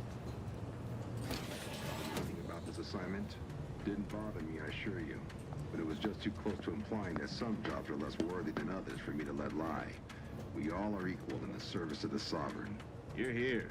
I don't care where I'm assigned. The bounty bestowed upon each of us is superlative. Thank the matriarch we don't live in one of those greed-driven corporatist colonies. So true. That would be crazy. It would just be awful. Prudence dictates we rout all disruptive influences. Hush.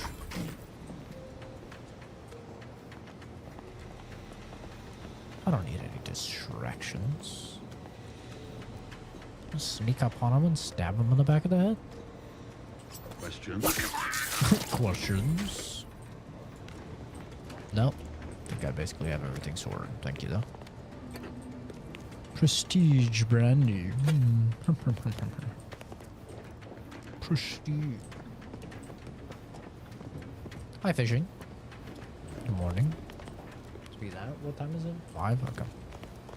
I have to get used to the time swap because here in Arizona, we don't do daylight savings, but the rest of you fuckers do, which means I still have to change my schedule as if I had daylight savings, but now my hours just change. So now, instead of 5 to 1, I work 6 to 2, unless I have a meeting like I do today, in which case, today I'm 7 to 3, which is just ass. Dishonored, which is one of my favorite games. Yeah, I mean, you can play Melee like you want, like this. You can play, you know, guns blazing. It's an RPG, so you can play it however you want.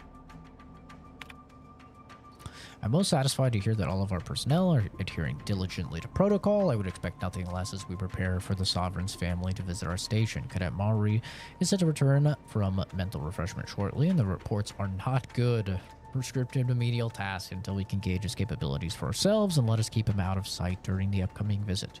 We'll be sending instructions on how to properly receive our guests in the next few days. It is incumbent upon us to do our utmost to ensure that they have a pleasant and safe visit. Anything less will be answered for. Last few years have been difficult since the law. We already read this.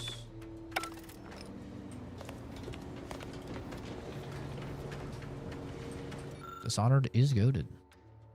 Access the controls. See, I could just disable them. Or overriding the existing recognition and targeting routines will result in all local automechanicals recognizing the Protectorate as intruders. Automechanicals recognize Earth Directorate as allies. Fuck it. We ball. We going loud.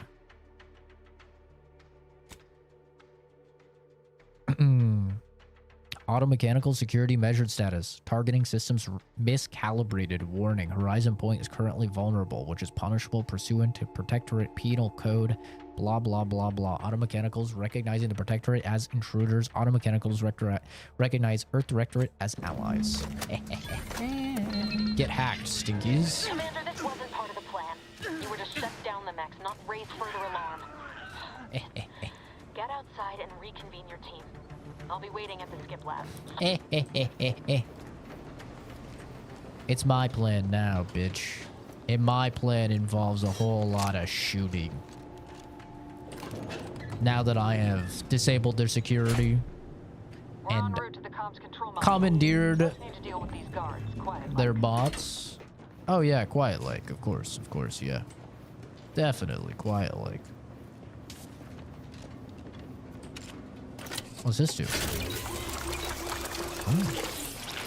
Oh, it's like Half-Life 2. Whether against corrupt corporations, I did it. tyrannical governments, or corrupt corporations in league with tyrannical governments. Yeah, I love Dishonored. Dishonored, one of the few stealth games I actually really like. Ironically, I don't play it as a stealth game. I just go in, swords and guns blazing, sword swinging, guns blazing,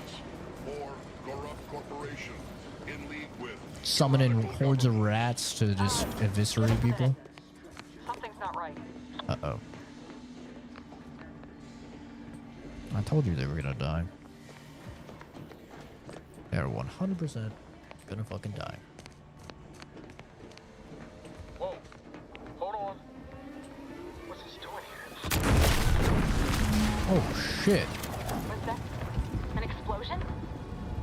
Avara, Pascal, do you copy? Niles, say something.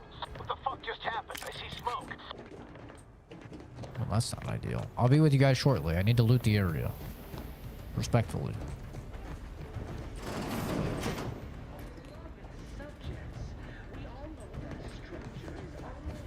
Respectfully, I'll be with you shortly.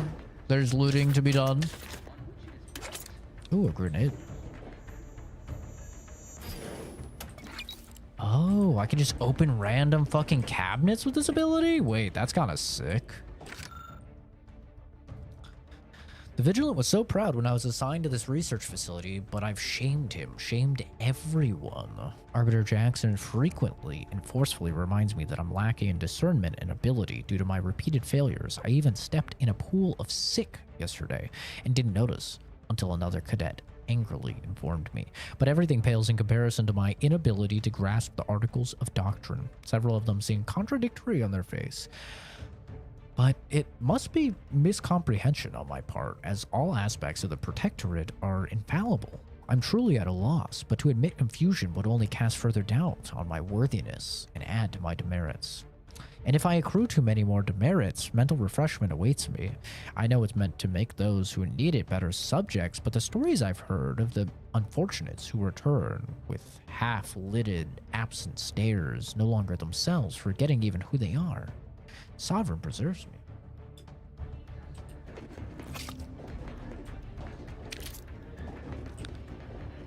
me. Rest in peace, Arcane, dude. Dishonored was so good. Talk about Microsoft closing good studios because of their incompetence. And how I think it unfortunately may happen to Obsidian next. Arcane.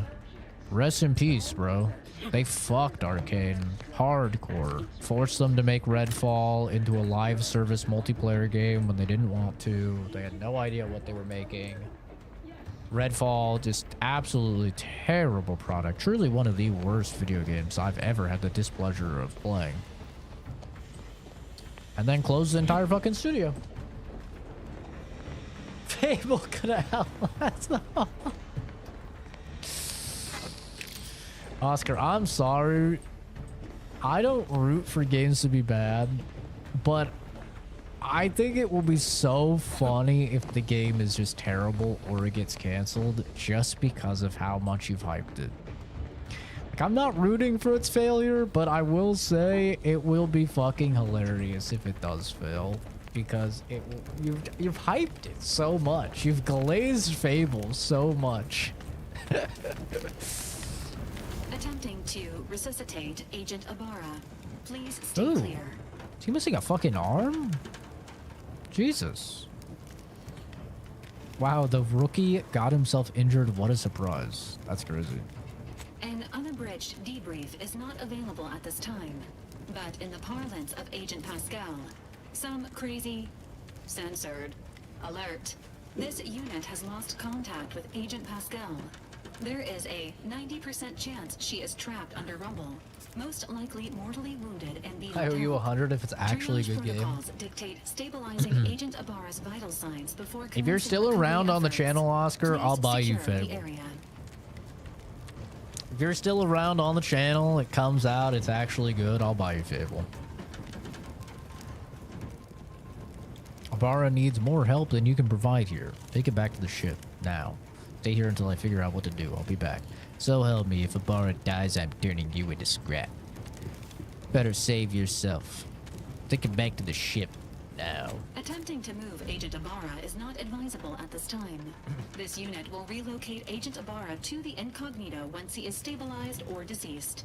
All other agents are advised to continue with the next mission objective. Please head to the Skip Labs now. Per Earth Directorate guidelines, an incapacitated agent's equipment is available for team use. Agent Ibarra's rifle is now yours, Commander. W. Using it may improve your odds of survival.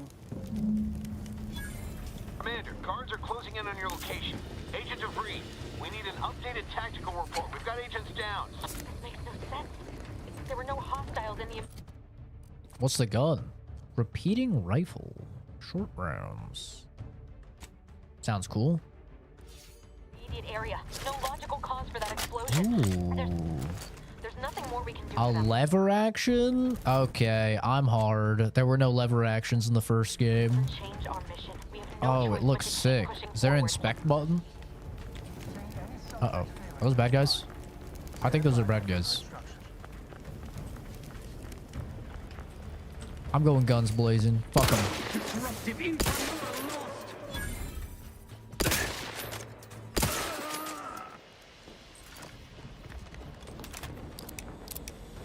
Oh. Gun feels pretty good. Sounds good. These guys run through.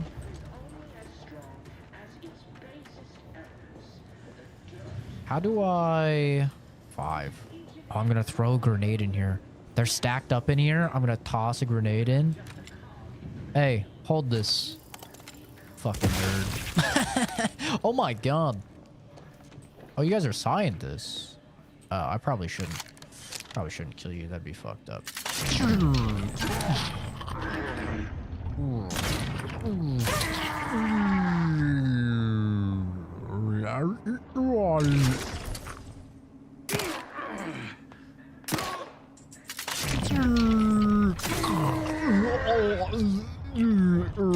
My cock. Okay. Kind of overkill. They didn't even give me XP.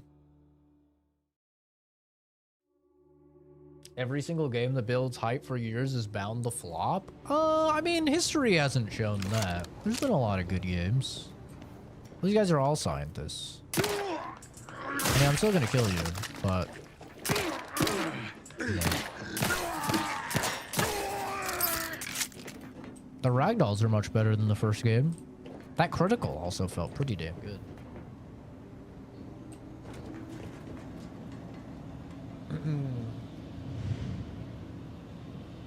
Coincidence? I think not.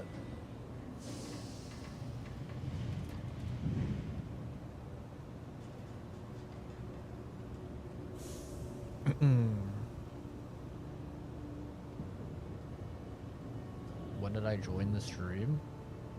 When indeed? What's the game? This is Outer Worlds 2.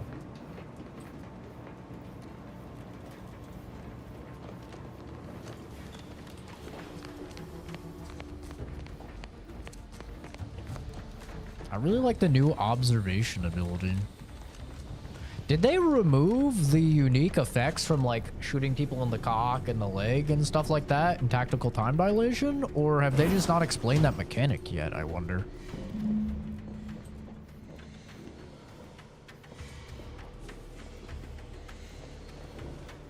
I'm kind of curious about that.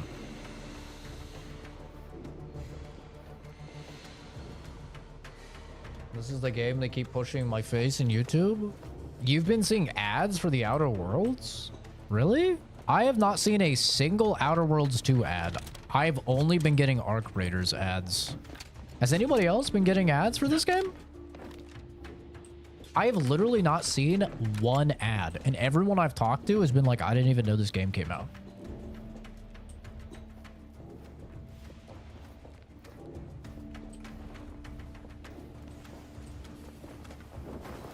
I tell you what the game is about? I don't know what the game is about yet. I'm still too early. This is literally the first mission of the game. I can't fucking lockpick this. God damn it. I didn't take lockpicking. I knew it was a rookie mistake. I knew I should have taken lockpicking. But no, I wanted to take other things. I've seen 9 trillion ads for fucking Arc Raiders. I've been getting so many Arc Raiders ads, and I have not, and Battlefield 6 ads. I have not gotten a single one. Dude, why did I not take lockpicking? I'm a buffoon. This is a reminder that the annual Day of Remembrance will take place a fortnight from today. Let's use this time to reflect on the wisdom of Alexandra Varick and how we might each do our part to safeguard the perfect society she built for us. In honor of our matriarch, all personnel of Horizon Point are to gather at the highest platform of their assigned sector at midday and raise their hands to the sun. May her legacy inspire us all. Get old people insurance ads? Yeah, that checks out for you. Yeah. Honestly, I'm surprised Kenzie doesn't get those too. I'm just gonna try and Riz this guy. It's my only hope is to Riz. Hey, man. You there! Come over here at once! Please? I win these. What are you doing here? Why aren't you at your post? Has this whole facility gone mad? Don't worry. Something awful has happened. We must be on our guard. Security ops cannot even be reached despite all of my attempts. This should be impossible. Don't worry, I'll Riz him. I heard them firing en masse. Then there was that explosion. Please, tell me you know what's happening here. There's an emergency. I need to get into the skip labs at once. I don't know. I just got here. Twirl your pistol. I happened. By the matriarch, your voice. You're the one Shit. I spoke He to recognized over the me. intercom, but you're not Mallory, which means I let an unauthorized person into the facility. Perhaps. No. I am ruined. You've played me for a fool, talked me into an action that borders on treason. And now, the price must be paid. I'm a loyal subject, I swear. Why would you do this to me? For fun.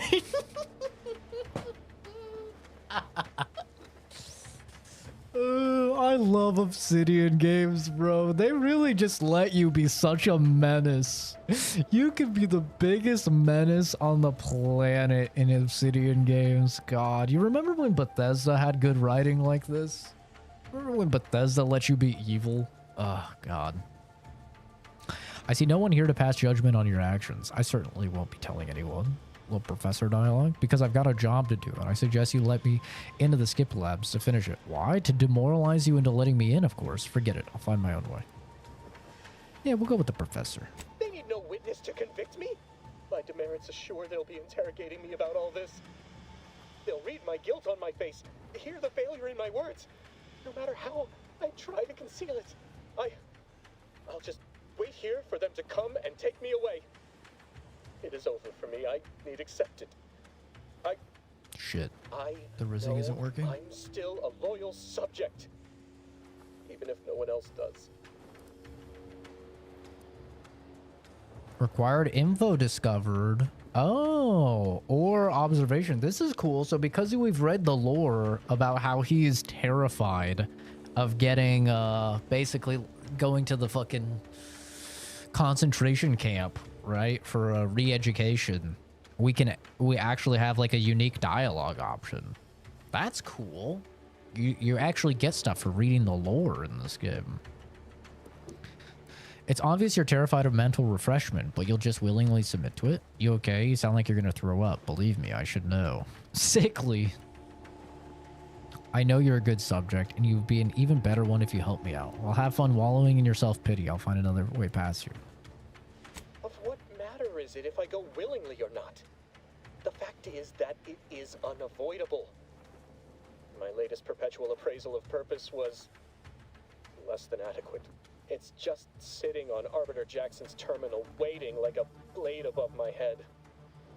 When the demerits for this are added, maybe I'll be lucky and they'll just execute me instead. On terminal here, I could try to find a way to help you out with that. Arbiter Jackson, I know him. I just remembered he helped me after I was mentally refreshed. If you're going to be killed or refreshed anyway, why not just let me through? I don't have hacking, so I can't help him with it. I'll not have one of my last cognizant actions be one of treason. Especially not one suborned by the likes of you. Wow. Did you just say suborned? Pardon me while I guffaw. I'm tired of being mocked by a treasonous malcontent such as yourself. Guards, I need immediate assistance at the bridge. Well, thank you. Corrupt corporation. Tyrannical government. Turn the auto mechanicals or corrupt corporation. Yeah, come on out, guys. Yeah, come on out.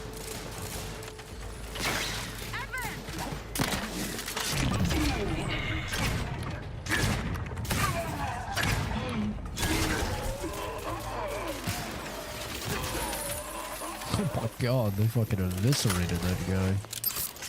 Good job, guys. We got him. We did it. Whoa. Alright, well the robots are kind of terrifying. I don't want to fuck with these guys. Oh my god. These guys are scary. Hey man. Look what you did. You killed them all. You shan't prevail, fiend. Do I kill him? That's kind of evil. It's kind of evil to kill him. I won't kill him. They'll do it for me. Slow-mo ability. Yeah, it's tactical time dilation. It's from the first game as well. It's basically their version of VATS from Fallout. It allows you to target different body parts and inflict different status effects. And shoot them in the head and like blind them, which will lower their accuracy. Shoot them in the leg and like lower their mobility. Shoot them in the arm. I think it like will I think it disarms them, allows you to like take their weapon. Shoot them in the dick. Not even trolling. Like actually if you shoot them in the dick, it applies a unique status effect, which like basically applies a debuff on them, lowers all their stats or something. Shoot them in the chest and apply, I think it's a bleed.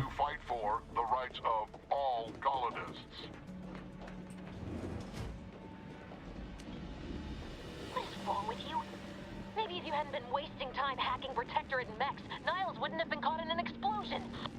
You need to stop the tomfoolery, take the lift behind you, and get to me as soon as you can.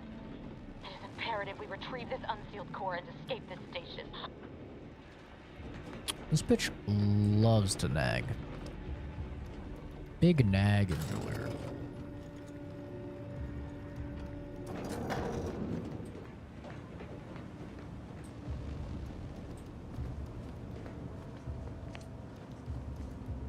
Women. Am I right? Or am I right? Hypothesis on retrieval and restoration. I've been conducting a minor yet thoughtful and scientifically sound experiment alongside my daily duties. I've noticed a few peculiarities that have led me to believe that items swallowed up by rifts may, in fact, be somehow recovered. Now, this hypothesis is in its early stages, but I believe with some dedicated time and resources we can dig deeper into the matter. Do I have your permission to proceed?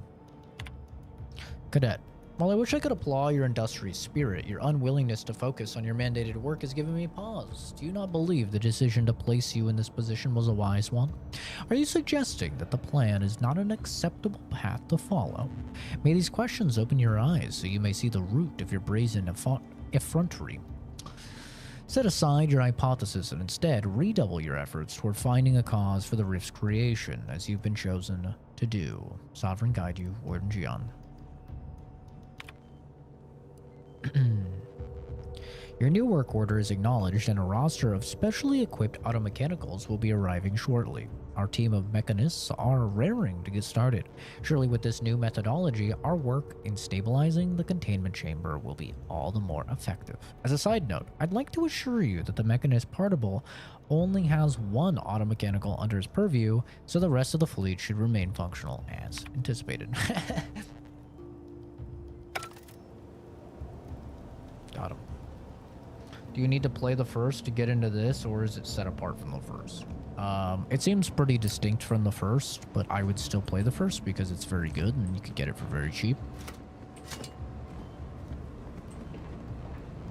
And it will tell you if you like the game before you spend $70 on the game.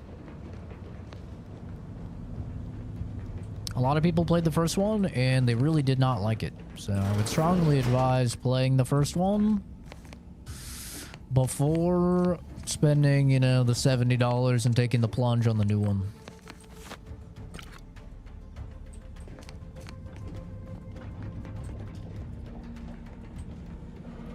And for me, I love the first game, so it's not really too much of a surprise that I'm really enjoying this one, but I'm still very early in it.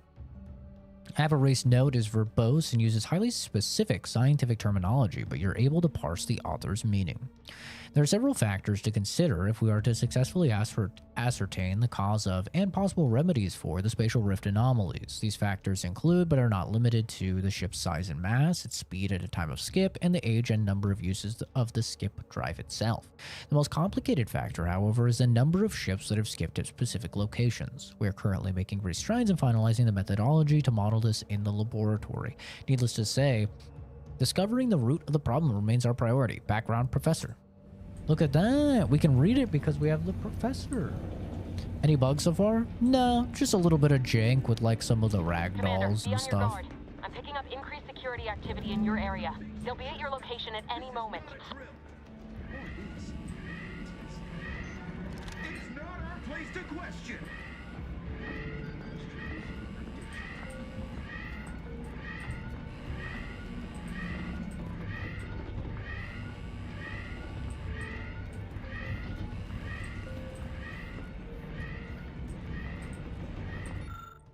Panel controls the line of to a cluster of fuel cells. None of the options make sense to you.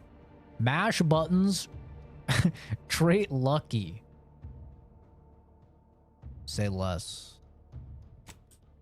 You find the flow controls and increase them gradually enough to not set off any warnings. How fortunate. I don't know what I just did. I found out what I just did. Oh my god. Fucking killed that guy. See, this is why you take lucky. And just press some fucking buttons and stuff works out. I didn't mean to shoot. I see your toes. I see your toes. Ow, my face.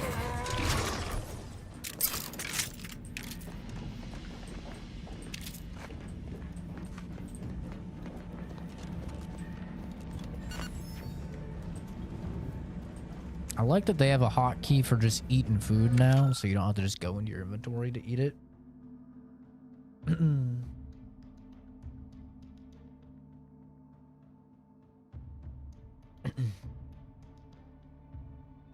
I have the first one through Game Pass. This one's through Game Pass as well. I think only if you have like Ultimate or something though. But yeah, I would suggest trying the first one. This is definitely just more of the first one from what I've played. Definitely more like it's higher budget and has more, you know, polish and stuff to it than the first one. I would say a little bit more cinematic than the first one, but still very much like in the vein of the first one.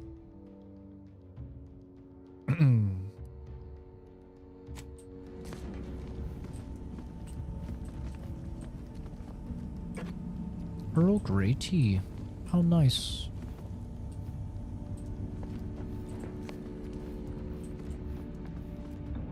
Hello, dynamic.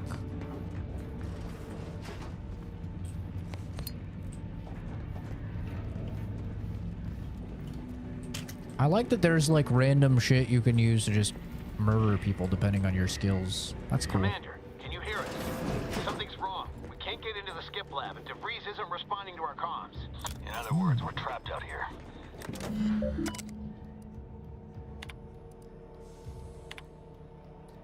Perpetual appraisal, Philip Alderman.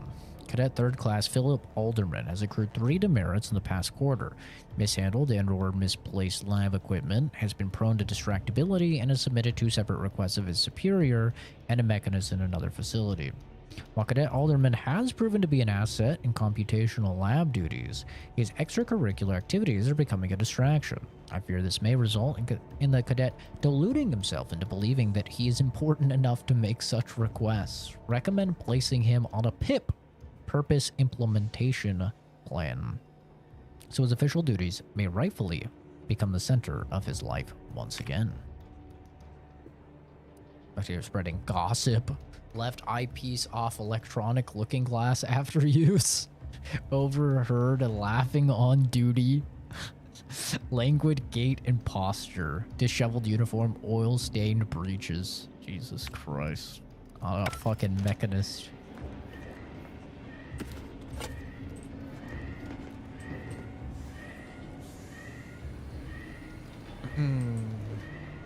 Hi, James.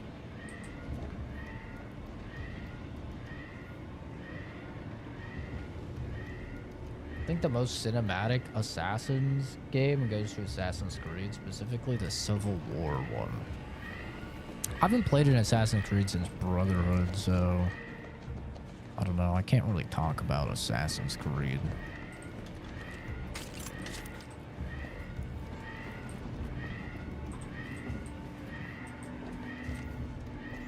There's a secret. Oh. Yo, I like this ability to find secrets. This is cool. I wonder if you can find these at all without the ability. Or if you can only find it with the ability. Wait, I want to look at the vendor.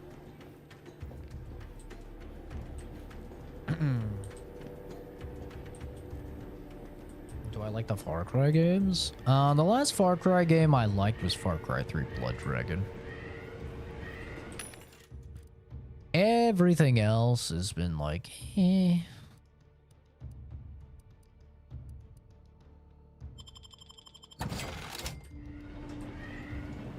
It's just felt like, kind of like they were trying to chase the genie of in the bottle that was Far Cry 3.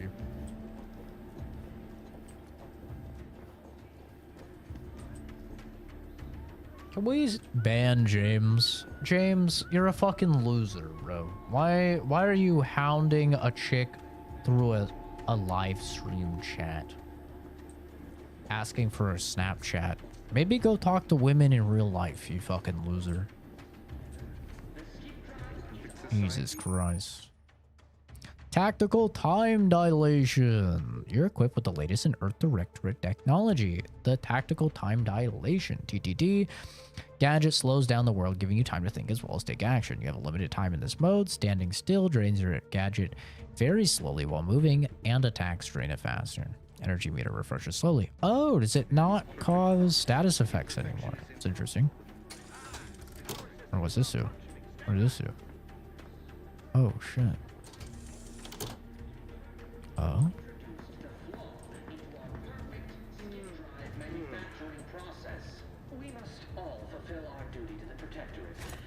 What if I throw that and then they go, huh? Go check that out. Yeah, go in there. They won't go in.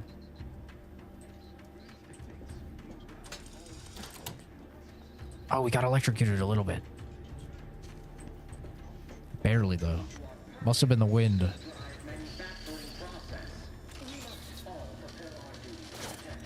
I am inclined to give.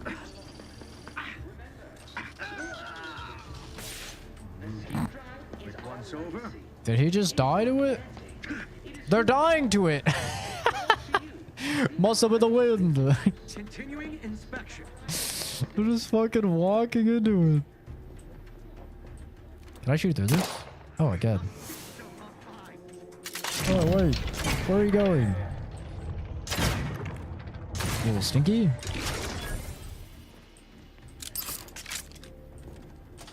That's funny.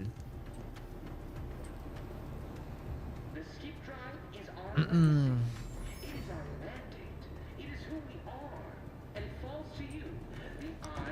Dynamic, do we have to ban you as well? Are you gonna be a fucking weirdo also? Who introduced the flaw into our perfect skip drive manufacturing process?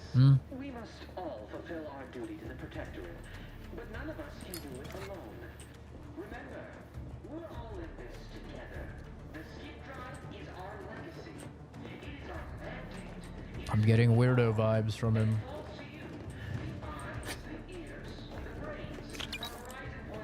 I think we've got another weirdo.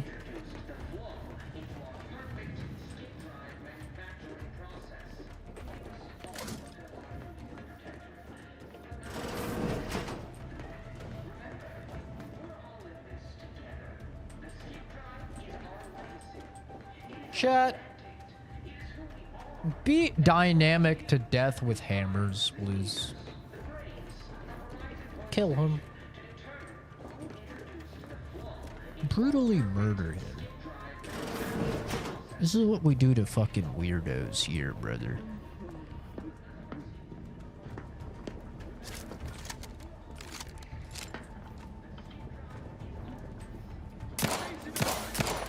Okay, NA aim, NA aim. That's crazy.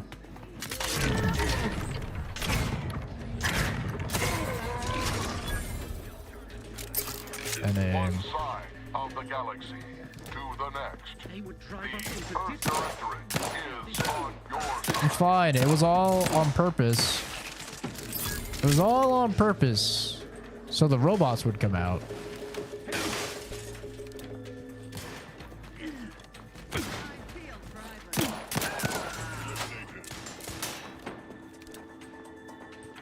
See, the robots came out. They called the robots to get help, but I hated the robots.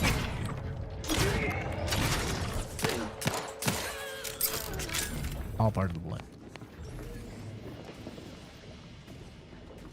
Snapchat, have I woke it up and gone back to 2015? Honestly, bro. You know it's not a grown man if they're asking for a fucking Snapchat.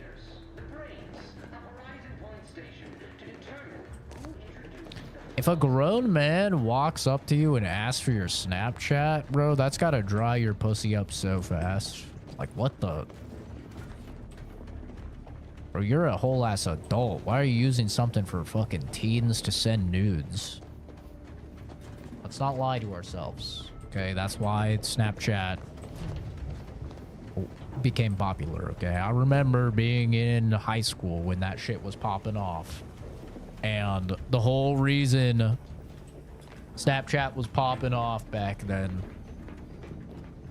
was because dudes were like, bro, you could send nudes. Chicks are way more willing to send nudes because it deletes itself after like fucking 10 seconds, bro. So I was like, or you could just get it texted to you and have them just trust you that you're not gonna give it out to people. You know, like the good old days. You should just spam my princess with my ugly smug. I'm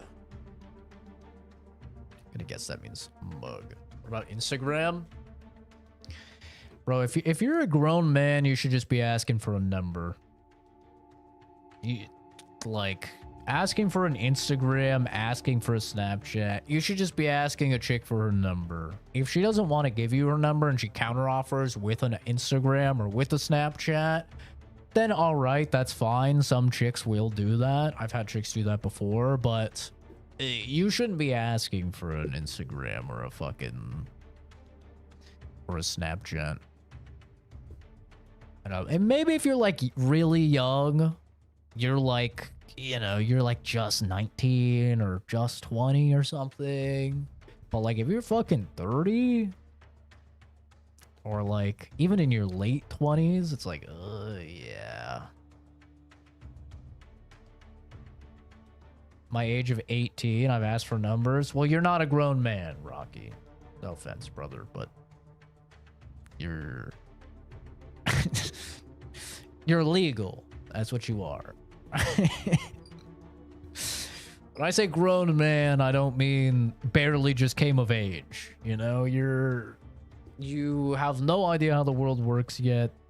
You have no real experiences accrued yet. You know, once you get on through your 20s, you know, I'd say I wouldn't consider somebody a man until like 25. I'll be honest. 25, 26. 25, 26 is like you're out of college and now you're probably into the real world. Maybe you're getting your own place. Like you've paid a couple years of taxes. You've learned to hate the IRS, you know, like it takes a little time. You got to mature. 18, dude, you are still just a youngin'.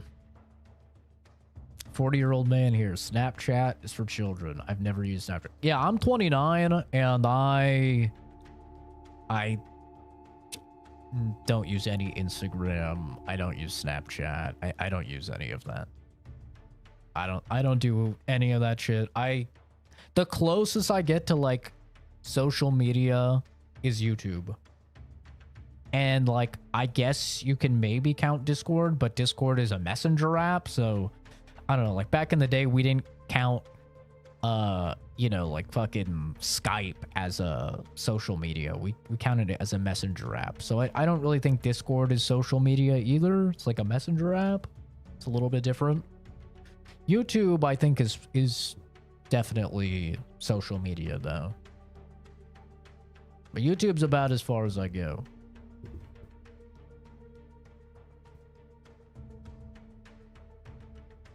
Instagram and Facebook. Yeah, I don't have either. 29 with glasses, 35 without. No, I definitely don't look 29 with glasses. I look probably like 20, like 23, 24 with glasses. And then without glasses, I just look 29, 30. I'm very regularly asked for ID and stuff when I go out, and I'll even have people when they come to the house like ask if they can see my parents to sign for stuff. So like definitely with glasses, I look pretty young. Take off the glasses though, yeah, I age instantly. Use Twitch, TikTok, and YouTube. I use them to watch streamers play games. Yeah, that's right. Is Twitch considered social media? I mean, I guess if YouTube is, maybe Twitch is as well. I feel like there's so much less. Well, I guess there's chat. I don't know.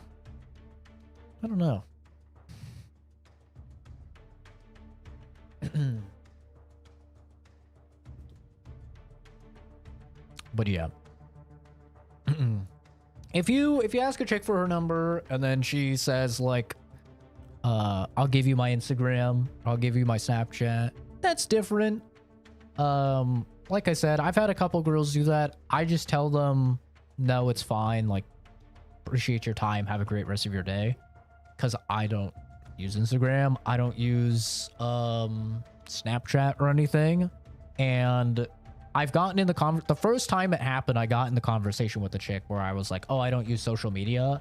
And then that just created a whole nother conversation about like, oh, you don't have an Instagram? Like, why?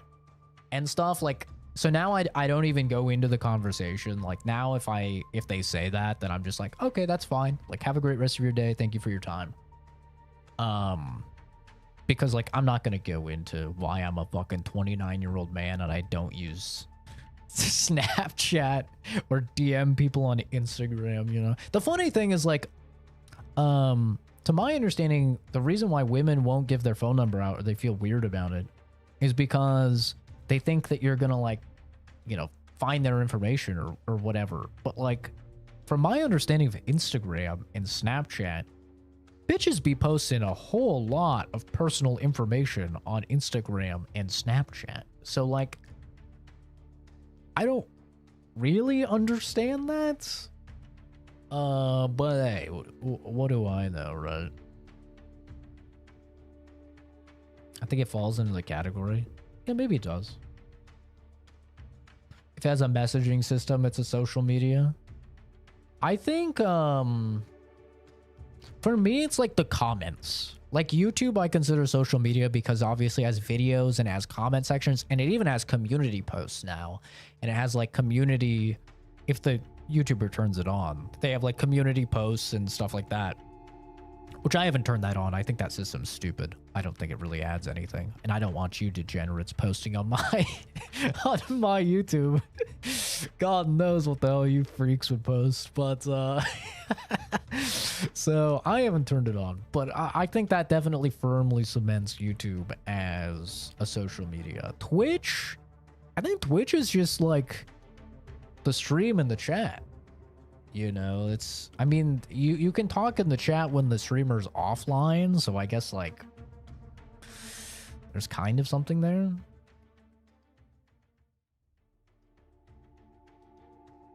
Location is on in Snap, and Insta has maps that get updated and it's on by auto. Yeah, see, that's crazy. I can give people my phone number and it's like if they want to spend $40-50 online, yeah, they can put in my fucking phone number and they can find out a lot about me. You know what else they can do? They can pay $40-50 on one of those websites and just put in my first and last name and find the same amount of information. Like, it's not like my phone number is some magic key that's unlocking that info or something. Like, you can do it with someone's first and last name, too. It's not that deep, bro. Like, if somebody wants to stalk you and dox you and find your information, it's not like they need to be a super sleuth hacker tracked down by the CIA or something, some fucking cyber terrorist. Bro, they just spend like $50 on one of a bajillion websites online, and they can have all of your past addresses, you know, they can have your past workplaces. Like, it's not that deep. So I don't really understand why chicks get weird about the phone number. I kind of understood previously because it was really hard to block phone numbers. And so like if you had a stalker or something back in the day, like I'm talking like right when cell phones came out, you know, like big old cell phones and stuff, there wasn't really a way to block a number. And so you just had to change your phone number, and that was a pain in the ass. But nowadays with smartphones, like you can just block numbers really, really easily. So yeah, I don't know. I don't get it personally, but you know, I don't argue. If somebody doesn't want to give their phone number, okay, that's fine.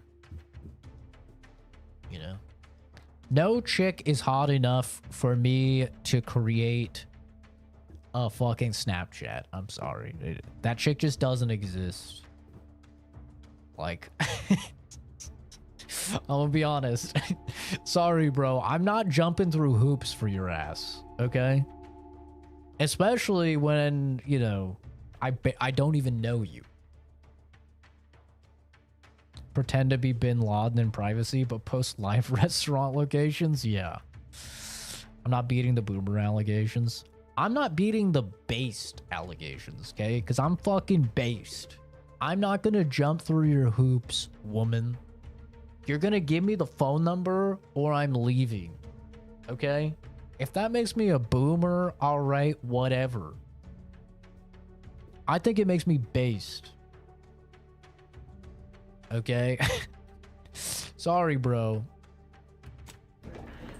Your pussy ain't that premium.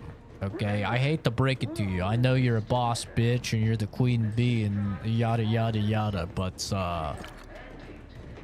yeah. I can go find another chick with daddy issues at the next Starbucks. Okay?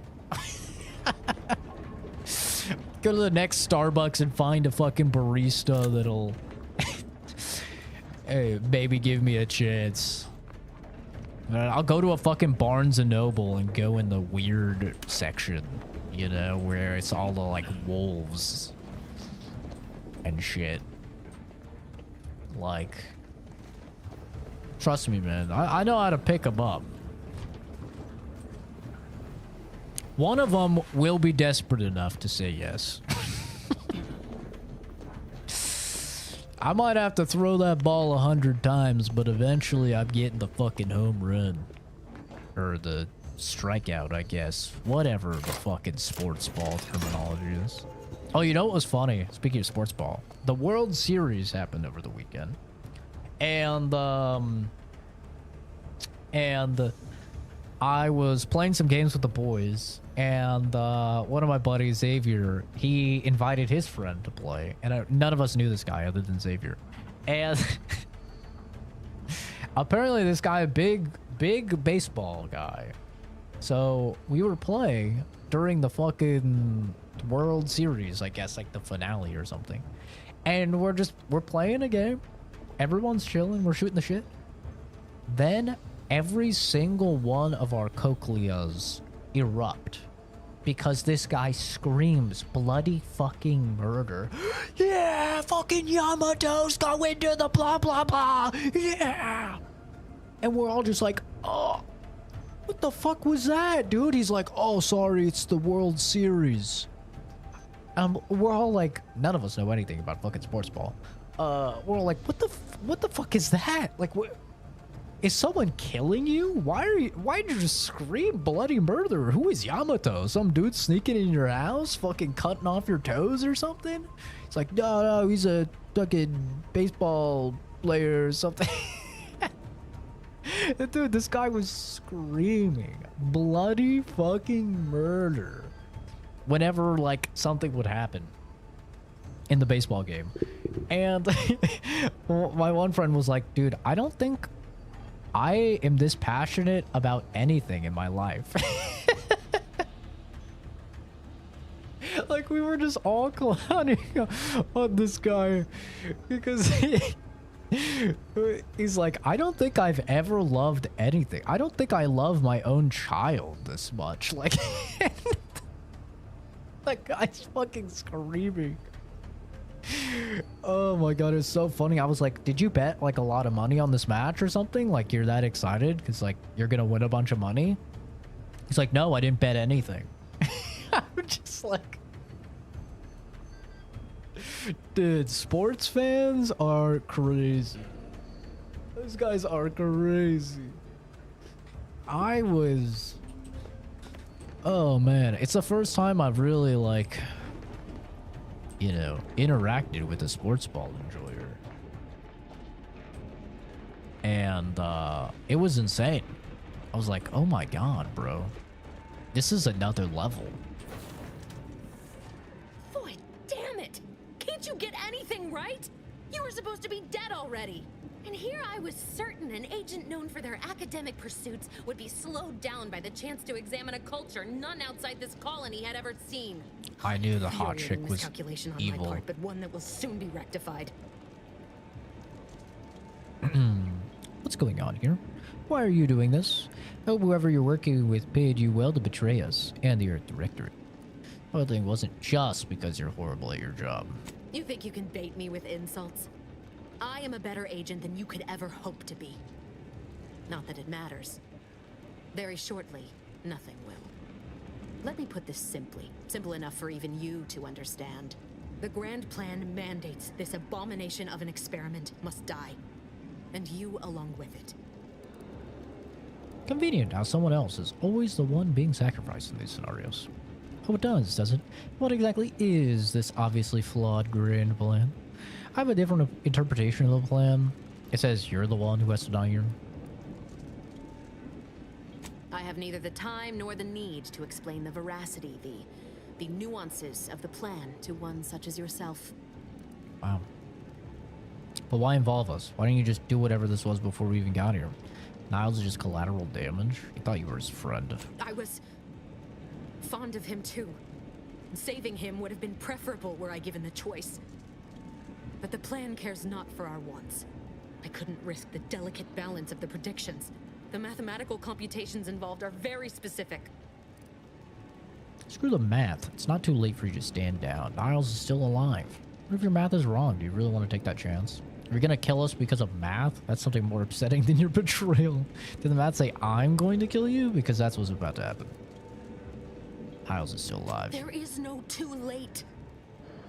This is happening right on time, as it must. And whether Niles is alive or dead has no bearing on it. Farewell, Commander. Uh-oh. In the beginning first mission of the game, you've already gotten more... Damn, that's loud. Ow. My ears.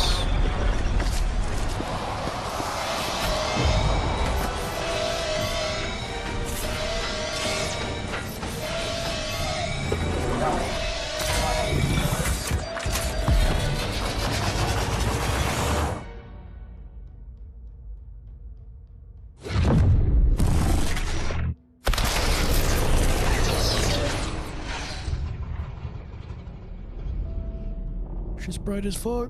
That was so loud.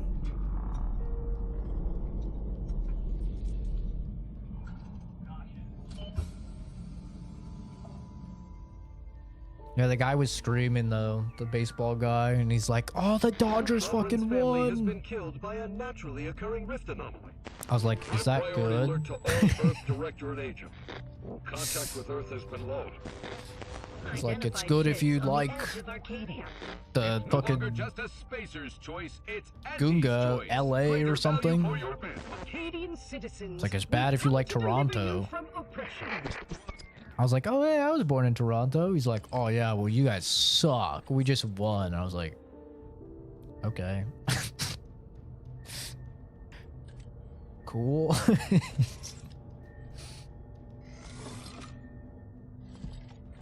I was like, when you say we, what exactly did you do? This is like a thing with sports ball enjoyers. They say we. I'm like, brother, you didn't do anything. You just sat on your fucking couch shoving your face full of nachos. You didn't do anything. There's no we here. They did it. You sat on your ass, you fucking walked. Maybe you yelled. You didn't do anything. I at least kind of understand it if it's like your city or something. Then okay, maybe it could be like a we. But like, the dude's in Oregon. You know? The guy's in Oregon. He's not even an LA person. I don't know. You're not hearing me, Val. They were out there for almost 10 years. You know what usually happens when someone left in suspended animation that long. Oh shit, he's old now. He lived. Explosive cell death may result from extended periods of suspended animation. Death occurs quickly as the Yeah, I told you that was the first mission. liquefies. Exactly. And it would be my fault it happens. Only took us 4 hours to go through it. I can't face the commander right now. Not like this. I'll be in the cockpit. I've been frozen for 10 years. Welcome back to consciousness, Commander. Please accept your back pay for the previous mission. It has been prorated according to the mission's failure and your unapproved 3,468-day sabbatical. Been in suspended animation for almost 10 years? That's not okay, Val. Was that Niles? What's going on? I feel like I'm gonna be sick. wouldn't call it a sabbatical. I was unconscious, floating in space. Hey, I deserve hazard pay for almost dying. True. Due to the perilous nature of their job, Earth Directorate agents are not compensated with hazard pay. Oh, However, great. 2 more near-death experiences may entitle you to a decorative trophy. God Revival damn it. protocols mandate a physical and cognitive test to confirm mission readiness. This is to ensure no unexpected changes have occurred regarding your abilities, Commander. So let me really quickly understand and make sure I'm on the right time here. So for those that are Pacific Standard Time, is it 5:10 a.m. there? And for those that are Eastern Standard Time, is it 8 a.m. there? And if anyone is Central Standard, is it 7? Because I'm like 99% sure I'm Mountain Standard Time now. Yeah, it's 5:11. Okay. All right, so yeah, I'm Mountain Standard Time now. All right, I just wanted to make sure because it's 6:11 and I'm like confused because obviously like I would be in work right now. So, okay, my time is right.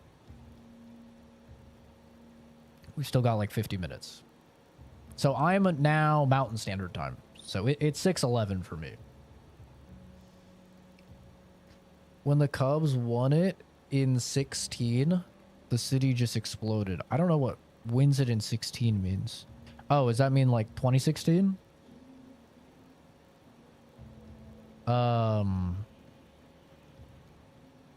That's crazy. So like sports ball people like actually freaking like, what were they like partying in the streets or something in like LA? It's crazy. People get so passionate about it. I wish there was something I was that passionate about. You know, the only thing I'm that passionate about is like not starving to death and like making sure I have my bills paid. I don't have anything that I'm like, I don't know. Should I respec? Should I take lock? I feel like I should take lock picking. I feel like I should.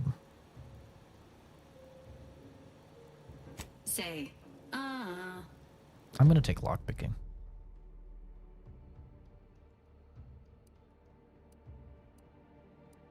I still like Lucky. I still think Lucky and Brilliant are good. I still like those.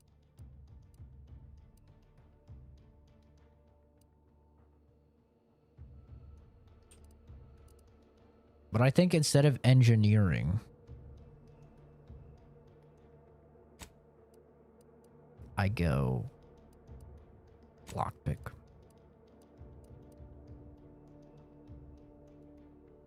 Speech is still good. I think that's what we go with. Assessment complete. It appears you experienced some changes while in suspended animation, but nothing of concern. Chicago? Wait, why are people in Chicago freaking out? Event summary will now be provided to improve your situational awareness, Commander. Oh, or the the Cubs, not the Dodgers. Okay, the Cubs are probably Chicago. This unit immediately. Following an aggressive merger between Anti-Cleo's and Spacer's Choice, the new corporate entity known as Anti's Choice invaded Arcadia. Anti's Choice claims they are following market demands and liberating Arcadia through the power of capitalism. Many have died. Capitalism. Unfortunately, We their love that. invasion fleet also exacerbated the rift anomaly created by Agent DeVries' sabotage of Horizon Point. This means no ship can enter or leave the colony. The rift also remains a Yeah, they had a threat to the merger. colony. Current estimations suggest the rift will destroy Arcadia in the next 10 years. Oh. Give or take 7 to 8 years. Give or take 7 to 8 years is crazy. Okay, I'm gonna press this, and then I'm gonna go pee. I will have my phone, so I will hear the dialogue. And I also need to put on my blazer because I know I'll forget once I sign into work. Okay, that's the plan. That's the plan. And watch, you know what's going to happen? The same thing that always happens. It's going to be the shortest dialogue ever. And my plan will be to waste. But here we go. Correct. At some point in the next decade, the rift will result in the complete annihilation of all life in Arcadia.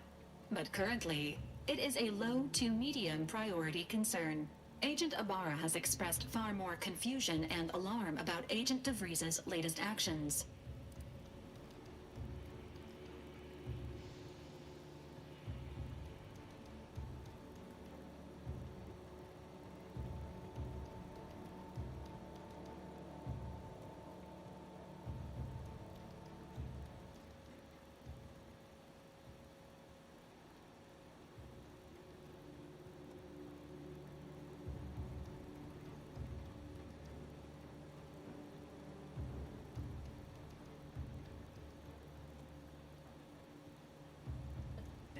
Was I right or was I right?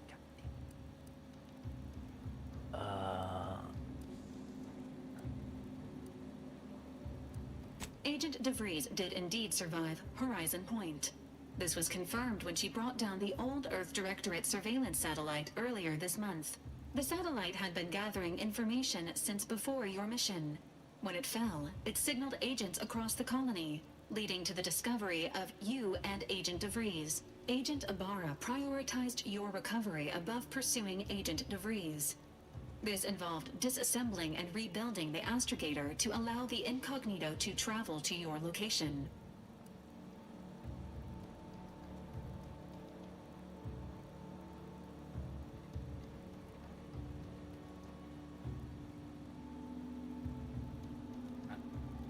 Literally the shortest dialogue known to man.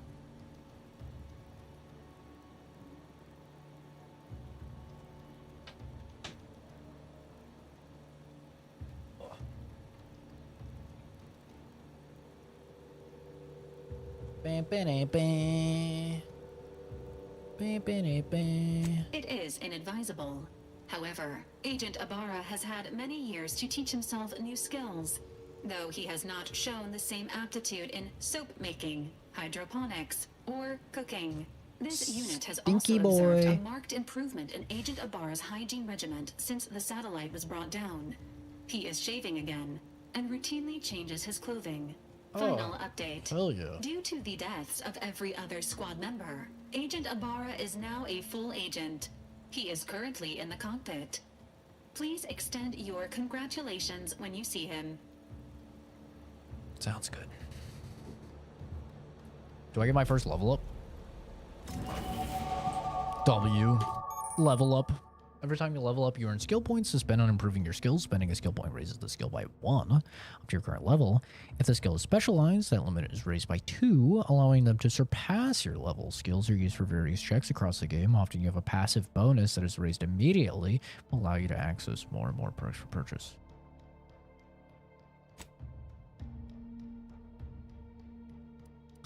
Are you guys speaking like the same language that I speak, or... Wait. Revert. How much should I level these? Actually, I have no idea. 10% damage to humans. 30% weak spot damage. Kind of goated, actually.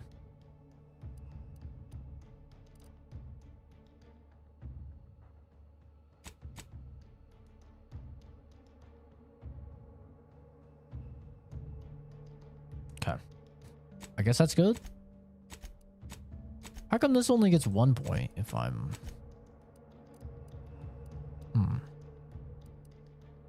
Should I do a point in science?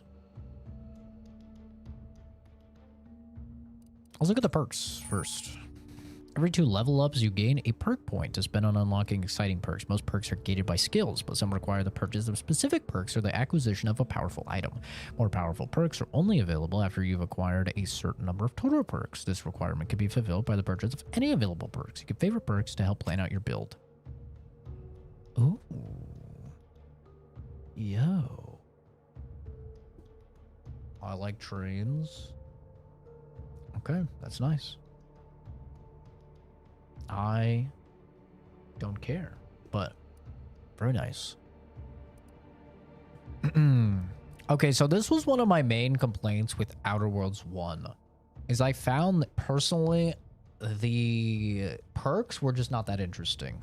I thought a lot of them were not nearly as interesting as like Fallout New Vegas perks. Fallout New Vegas perks I felt were like very interesting, especially when you compare them to Fallout 3, right? Fallout 3, very lazy perk design. Almost all of them are just +5 to these skills, or +15 to this skill, or plus, you know, 15% damage or whatever, right? Like, not very interesting. Whereas Fallout New Vegas is like a lot more like interesting and dynamic perks. Almost none of them were just boosts to skills. Almost none of them were just boosts to like percentages or anything. Most of them were somewhat interesting, right? So it would be like Jury Rigger, which like would allow you to repair items with similar enough items, right? So let's see how they did it with this one. Bonus to damage resistance and max health, but enemies are more likely to target you over your companions. See, I like that. I like a pro and a con because I think it just makes it more interesting. While sprinting or sliding, incoming attacks against you have an increased chance to be outright avoided, increasing your evasion. This is increased further when in light or medium armor. Okay. Little evasion. Gain the ability to pickpocket others. Pickpocketing can be activated by crouching up to an unaware human. You gain critical hit chance with all weapons against all enemies. The chance is increased against strong enemies, such as leaders and bosses that aren't heavily damaged. 5% crit chance, 15% additional crit chance against strong enemies. I think I remember them saying like some of these will go into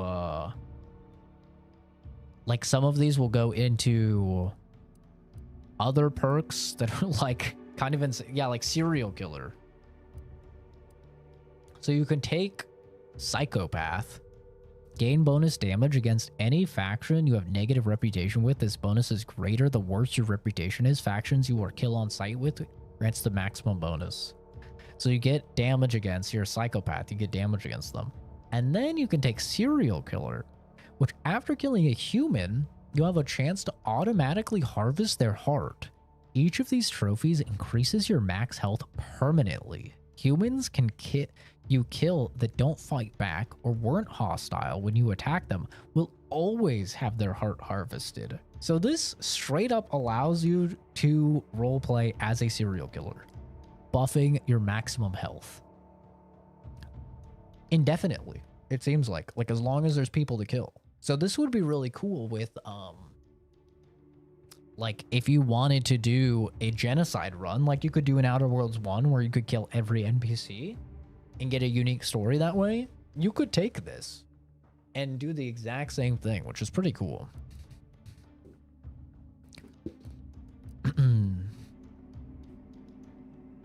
Share the same brand, you gain bonus damage and armor. That's cool.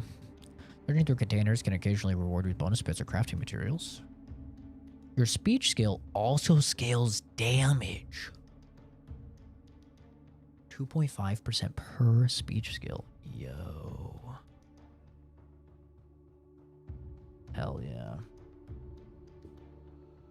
Yeah, I don't know. Kenzie's a little bit of a fucking psycho, I'll be honest. When combat starts and whenever one of your companions is down, gain temporary health equal to 50% of your max health. Damn. Auto mechanicals always drop crafting materials. Your modded weapons now deal bonus damage, increasing with your engineering skill. That's really good. Your body armor gains an additional armoring mod slot, allowing you to add a second mod. Whenever you craft items, your armor gains a temporary bonus to its armor value that degrades from incoming attacks.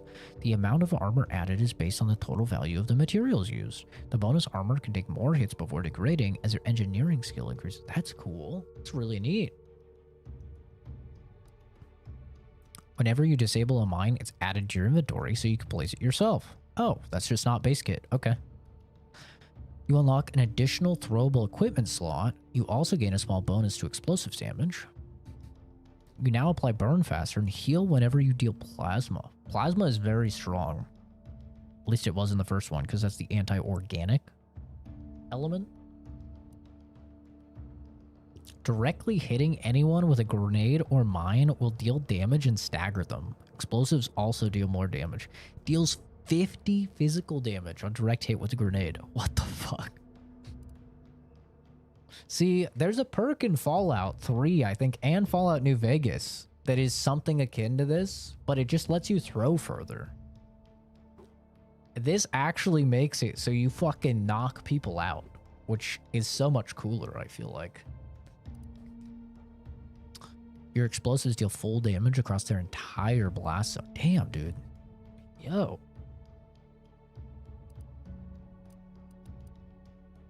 Unlocks a recipe to craft volatile grenades. Volatile grenades deal significant damage, but holding them for too long can cause them to explode in your hands. On selection, immediately gain several volatile grenades. Dude, explosive run actually sounds kind of sick. Doing an explosives run sounds cool. All of your explosives have increased area of effect and can no longer deal damage to you. Hazards left by explosives are still damage. Are still dangerous. Damn. An additional weapon equipment slot. Oh, okay, so that's how you get extra slots for weapons. That's cool. You just level melee or guns. Damage with shotguns, SMGs, and pistols is increased against targets within 10 meters, but less above that distance. Those weapons also gain increased sneak attack. Oh, 100% extra sneak attack damage? Dude. You get a suppressed shotgun with this?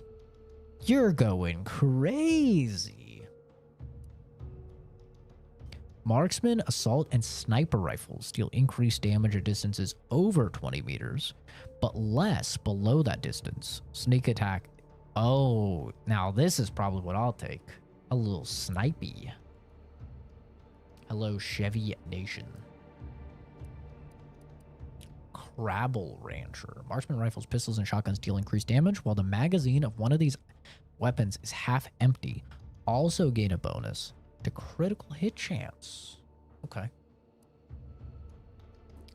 Gain an innate... This is probably going to be the rest of the stream, I feel like, is just reading all these perks. There's a lot of perks. There's like 86 perks, and I want to kind of plot out a build. So this is probably going to be the rest of the stream. I know I've been streaming for like... I'm going to be streaming for 5 hours, and I've just barely hit level 2 and just barely done the intro. Sorry, I haven't streamed in like a week. So there's been a lot of yapping this stream, okay? We will do more progress next stream. All right. And I am actually good for streaming after work today. I'm pretty sure. I don't think I have any homework. I don't think I have any obligations. I think I am free. Yeah, I think I'm just trying to make sure. I think I'm free after work today. So after work, I should be good. I got a lot of sleep. I should be good to stream. Getting an innate critical hit chance with pistols and SMGs. Additionally, critical hits with these weapons automatically reload a small portion of the weapon's magazine. That's cool. Infinitely shooting your pistol.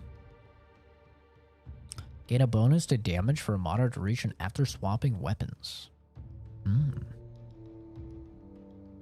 Weak spot kills ricochet.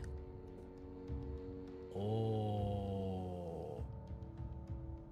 Yo. Do we go a sneaky sniper build? And we get the extra damage from range with sharpshooter, and then we just snipe dudes and it fucking ricochets to another dude? Oh, that could be cool, man. That could be cool. Machine guns, special weapons, and assault rifles slowly reload automatically. Additionally, all weapons have an increased mag size. Dude, a lot of these perks are really good. Can now fire while sliding, mantling, and sprinting with assault rifles, shotguns, and SMGs. Additionally, the spread for the weapons is reduced. Okay, you could do a crazy little running gunner. Marksman rifles, pistols, and snipers have increased range and weak spot damage. Okay. Pistols gain increased sneak attack damage and are quieter. Guns of any type with silencers make no noise whatsoever. Oh, shit. Dude, you could do some crazy stuff with a pistol. Sneak attack pistol build with the ricocheting. Yeah, you could go kind of crazy with that. Assuming there's like a revolver or something. Automatic or burst fire. Deal increasing damage the more you fire. Bonus resets after swapping weapons or not firing for a few seconds. Has a cap of 100%. Holstered weapons reload automatically when you manually reload your active weapon. Shotguns and SMGs ignore a portion of armor, making them more effective against armor. So this is literally just the, what is that? Shotgun Surgeon, I think it's called, from Fallout New Vegas. But it also applies to SMGs in this game, which Shotgun Surgeon is like one of the best perks in all of Fallout New Vegas. So, kind of goated. Critical hits do significantly more damage. Critical hits that kill cause the target to explode and deal damage to nearby hostiles. 100% crit damage. 20% of nearby hostiles' health in damage. Kinda crazy. Kinda crazy. Can hack into auto mechanicals, forcing them to restart, temporarily disabling them. You can reset unaware automechs by sneaking up to them, having enough hack skill. Also gain a bonus damage against automechs. You can access the restricted inventory of vending machines. I do kind of want this. Maybe I should plop 1 point in hack. This is usually a really good thing to be able to do. Bounty terminals now have an option to immediately cash out bits by hacking into bank accounts. Once an account is drained, you'll need to earn 7,200 experience points to access the accounts again. Are there going to be like bounties? Like, can I be a bounty hunter? That's what it sounds like. Passively jam auto mechanicals, reducing the speed at which they detect you and making it easier to sneak by them. Also gain a small bonus chance to critically hit against them.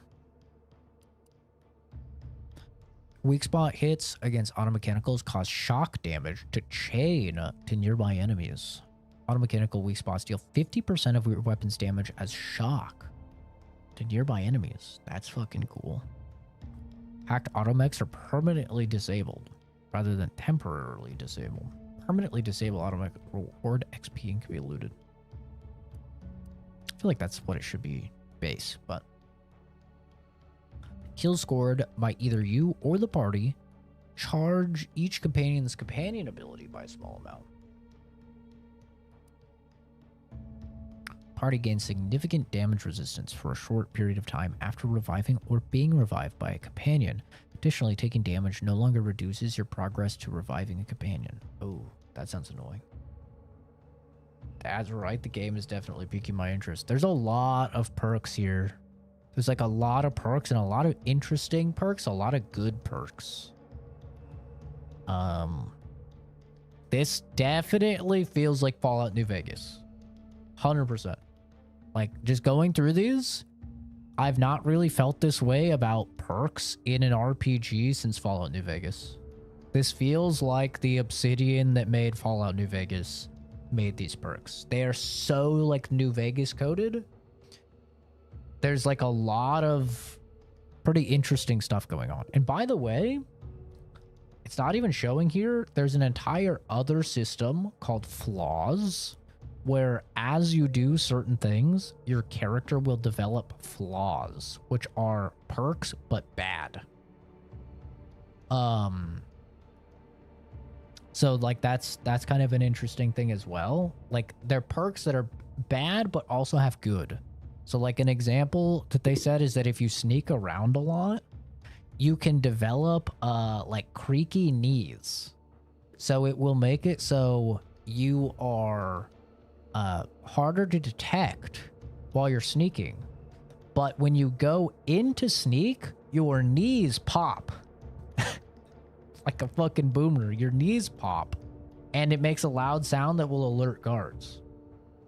Or if you steal a lot, you'll have a chance to get the flaw of kleptomaniac, where the bonus is that you can sell stolen goods to anybody and they don't know, which is really good if you're stealing a lot. The downside is that sometimes your kleptomaniac urges will get the better of you. And if you're looking over stuff that's already owned, your character will just automatically snatch it. So you can be in front of a fucking store dealer, you know, looking at their wares and look over something, and then your dude will just yoink, and then you've got him being pissed at you and everybody being pissed at you because you just fucking stole it. And there's like a bunch of them. So like this isn't even the flaws system as well, which for me seems like one of the most interesting things in the game, and one of the more interesting things I've seen in an RPG in quite a while. Your companions will gather crafting materials and items for you while you're away from the ship. The amount gathered is based off of XP earned while away. That's kind of nice. Your companion abilities charge faster. You immediately gain positive reputation with all factions. This bonus is given for all factions already met upon selecting this perk and granted immediately when you meet a new one. As long as a faction doesn't already dislike you, you will become exalted with them, gaining max positive bonuses. What the fuck?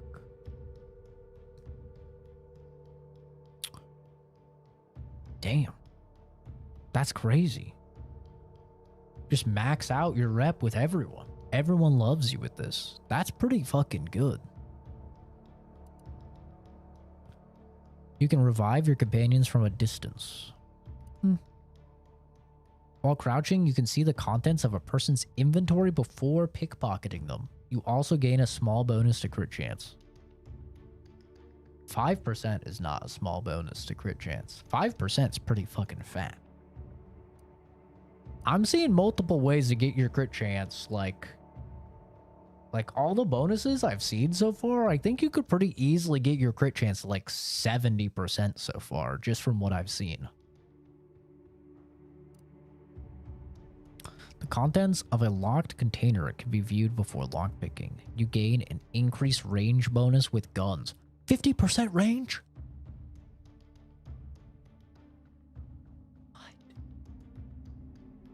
What? I like that even things that are not combat related, they add a little combat thing onto them. I like that. Because, like, you don't feel like you're really throwing away damage or, like, combat effectiveness by picking up quality of life perks. Which is always kind of the struggle, especially when you're playing something like New Vegas, because you only get a perk every other level instead of every level, like a Fallout 3, right? So that can be kind of the struggle, is it's like, oh man, I'm not getting as many perks, so I really want to sacrifice, like, potential damage or survivability for, like, a quality of life. This way, they give you a little something.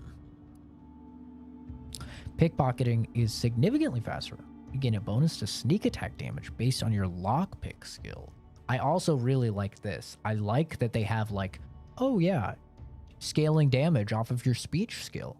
Scaling sneak attack damage off your lockpick skill. Once again, like, kind of like a unique way to gain combat effectiveness through skills that would perhaps be more pacifist oriented.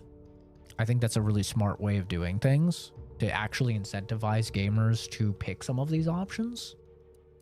Because you know gamers, right? Gamers, we're very simple. Damage number go up, me pick. Right? That's like the average gamer mentality. Damage go up, me pick. Most people are not like, yes, well, if I could pick a pocket faster, then perhaps I could, you know. Most people don't think that way. They just think damage go up. So this is like, damage go up and pickpocket faster. Very smart. You now apply vulnerable faster when dealing corrosive damage. Additionally, your critical hit chance against dissolved foes is dissolved. The fuck? Consume food, heals for more. Drugs add additional inhaler charge. W. Drugs. We love drugs. Farm enthusiasts. You unlock an additional primer slot, allowing you to use the effects of multiple primers at once. Toxicity gained from the inhaler is decreased. So this was in Outer Worlds 1 if you really want to load up drugs in your inhaler. Get turbo high. You can temporarily tame hostile creatures, having them fight by your side for a moderate duration. You can tame unaware hostile creatures by sneaking up to them and having enough medical skill. Tamed creatures will not follow you, but they will fight other enemies nearby. You gain a bonus to damage against all creatures. Interesting. Creatures always drop raw meat, which can be eaten as food. It's fucking raw. Accumulate Zeranium poisoning much slower and can no longer receive light and heavy Zeranium poisoning penalties after accumulating too much. Additionally, if you enter a drug crash from using the medical inhaler, when the crash ends, a portion of your Zeranium poisoning is removed. Maxing out your Zeranium poisoning will still kill you. Damn, this is the Kenzie tree. All about being a fucking little druggie. It's like her lore. Inhaler overload. Gain the ability to make it take a deeper breath. Hit the bong harder. Using the medical inhaler. Using an extra inhaler charge, increasing toxicity costs, but also granting a large amount of bonuses for a moderate duration. You can activate this overload by holding down the use inhaler while in combat. 20% damage, 3 armor rating, 10%, 50% move speed. I want to get high. I want to hit that inhaler, brother.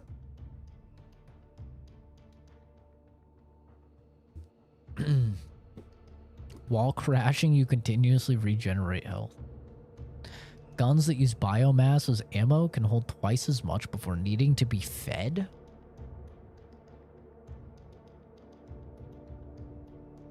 Huh? I playing fucking high on life? Gotta feed my guns? You deal more corrosive damage in general. Tamed creatures are now permanently tamed, rewarding XP but can't be looted. Tamed creatures will not follow you, but will fight other enemies. You can now use your medical inhaler while crashing, but at reduced efficacy. Crashes now last longer. You can get high while you're high. You gain the ability to perform a perfect block.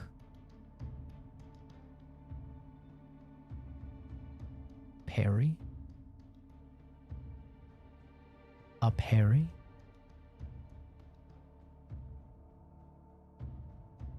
Yo. For the first time ever. Oh! I fat fingered. For the first time ever, I'm actually considering doing a melee build in a game like this. That's crazy. Perfect block with melee weapons. Timing your blocks against incoming melee attacks will stun the attacker. Stun them for 8 seconds! 8 seconds! Jesus, why don't I go get a fucking coffee and a donut? They're gonna be sleeping so long. Melee power attacks knock down enemies hit. Has a cooldown. After sprinting for a short duration, the first melee attack performed gains bonus damage. Increases is larger for two-handed. 50% damage on your next hit. Your melee attacks deal a small portion of damage in a large cone in front of you. The damage of the cone is increased for 50% of their damage. What? You gain fucking AoE? Your melee ignores armor. Bro, is melee crazy in this? Wait, melee actually sounds kind of sick. Percent of outgoing is returned as... You get lifesteal? 25% lifesteal. There's no cooldown on this. Sneak attack damage with light melee weapons is increased. Additionally, in combat, your light melee weapons always deal half of their... What? Dude, you could build all the shit for sneak attack damage, and you're always doing half of it. Even if you're not sneaking. You're always doing half of your sneak bonus as extra flat damage on your damage. That's crazy. What the fuck? In conversations, options that reduce reputation with a faction are highlighted before choosing them. Gain a bonus against humans. W. I like that. That's a good one. Hostiles on the minimap are no longer hidden by the shroud. Area outside the player's field of view and have their facing shown. Become a melee Chad. I think that's a second playthrough. Second playthrough, I'll do melee. I will do all strength, no intelligence, turbo retard, melee build. 100%. 100%. Get increased weak spot damage when crouched and not moving. It's pretty good. You now apply electrocuted faster when dealing shock damage. Additionally, weak automechs become scrambled rather than paralyzed when reaching max stacks. Scrambled automechs will attack their allies for a duration and will still take damage over time. So it sounds like the elemental damage has been entirely reworked in this game. Previously, it was just like if you shoot with corrosive, it's reducing their armor. You shoot with plasma, it's causing damage over time. It seems like it's been completely reworked now to where you build up stacks on the enemy. And once you build up stacks, it activates a status effect. And then you can upgrade that status effect to be a better status effect through perks, which seems really cool.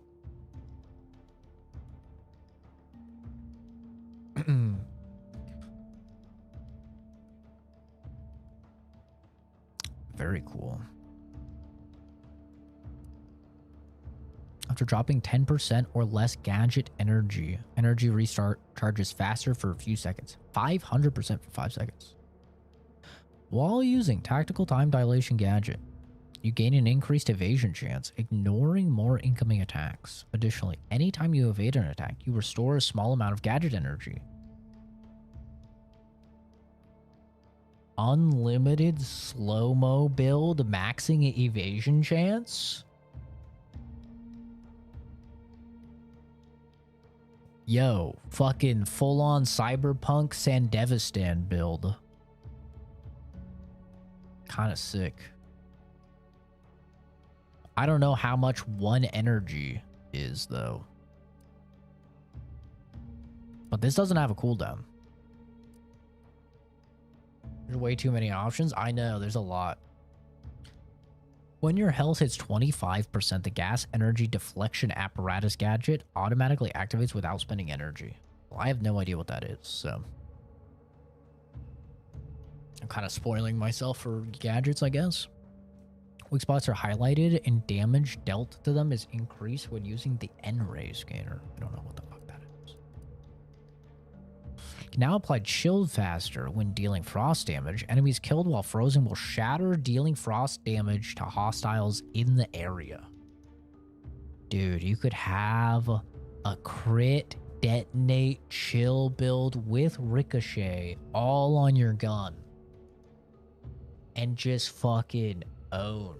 Just be freezing people, blowing them up. They're blowing up other dudes who are blowing up.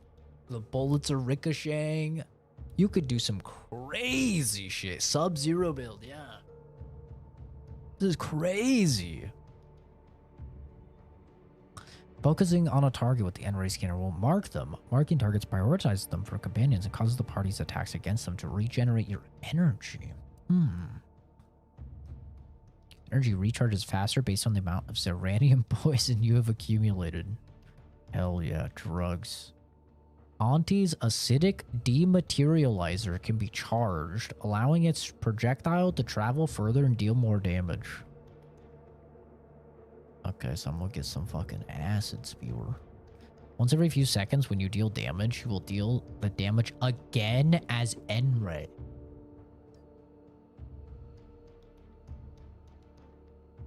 What? Just double damage every 3 seconds? Ugh, brother, ugh. Uh-oh, there's my alarm for work. Okay, let's finish reading these very quickly. Very quickly. What the fuck? I don't know if Oscar's here. I just got an email from ABI to do a sponsored ABI stream.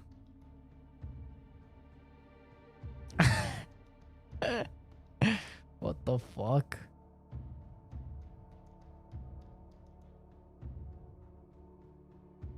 Official ABI partner. Paid co-op for your channel.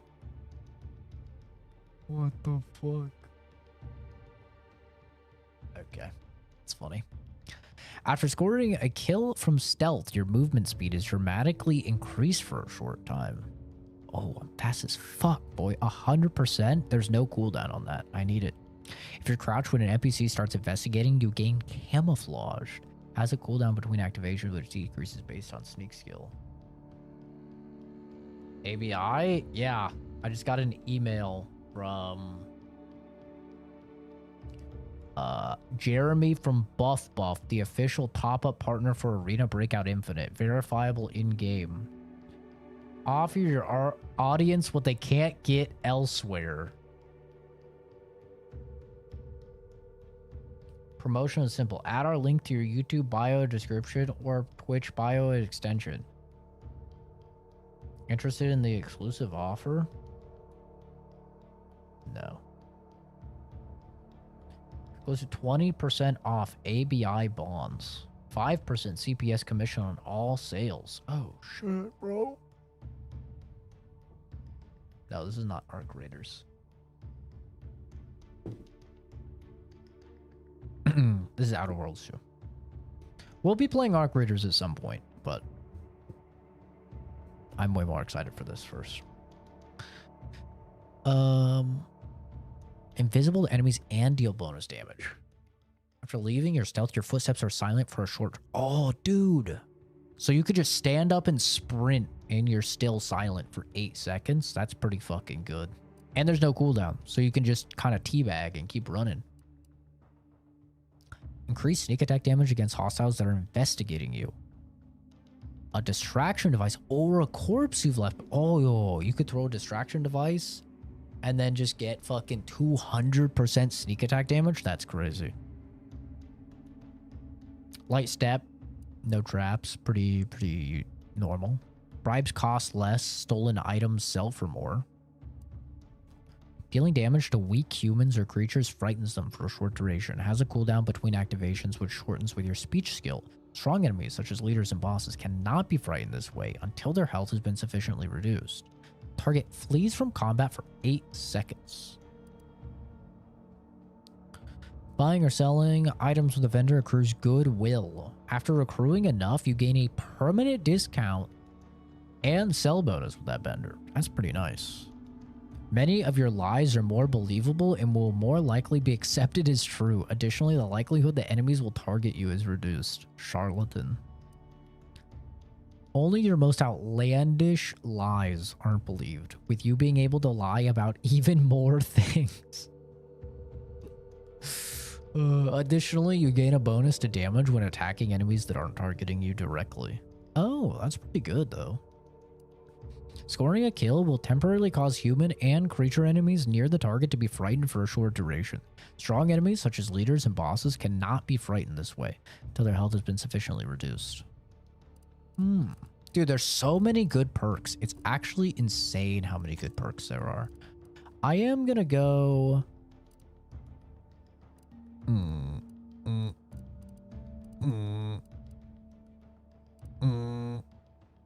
gonna go with 1 point in engineering and 1 point in sneak, I think. 1.8 guns. Yes. That's what we're gonna do. And extra crit chance is very interesting. Speech skills, damage. Oh, there's so many. Good. What time is it? 55? Okay. Question, are you going to play Dispatch, or did I play it already? I'm waiting until November 12th, when all of the episodes are out, and then I will play through all of the episodes. I don't really like doing episodic stuff. I didn't like doing it back in the day with Telltale games either. I like to wait until it's all out, and then I will be playing it on the channel, though. I'm definitely excited to play through it. I've heard great things about Dispatch, but I'm waiting until the 12th when the last thing is up, so I can just play through all of it. It's better for a watching as well, I think. Like, from a viewer perspective, it's better than, like, breaking it up.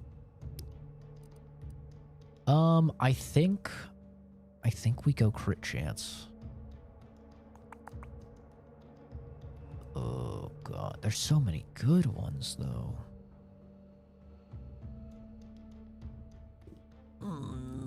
Pickpocketing is also nice. I'm gonna go pickpocketing. I'm gonna be a little thief.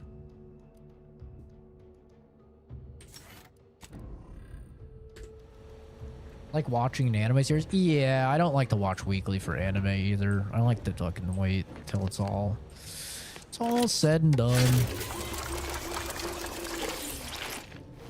A lot of people are mad about One Punch Man for the animation. Yeah. I have heard. It's a shame, but at least we have the manga, which is just goated. Oh shit. Oh, at the workbench, crafting screen allows you to spend crafting resources. Oh, you can craft all sorts of stuff. Oh, and you can get way more as well through the perks. Interesting. So they have a full-on, like, scrap system and shit for crafting. That's cool.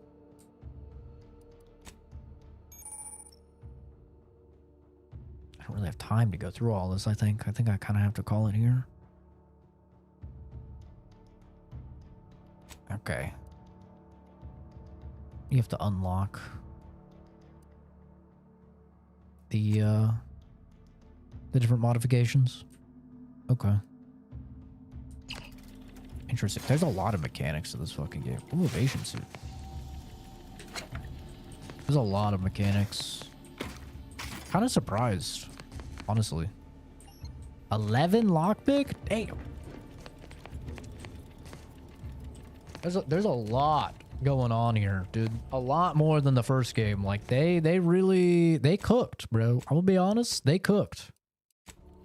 Like, it's a shame this game came out when it did, and nobody is talking about it, and no one is playing it, because this game is actually really fucking good.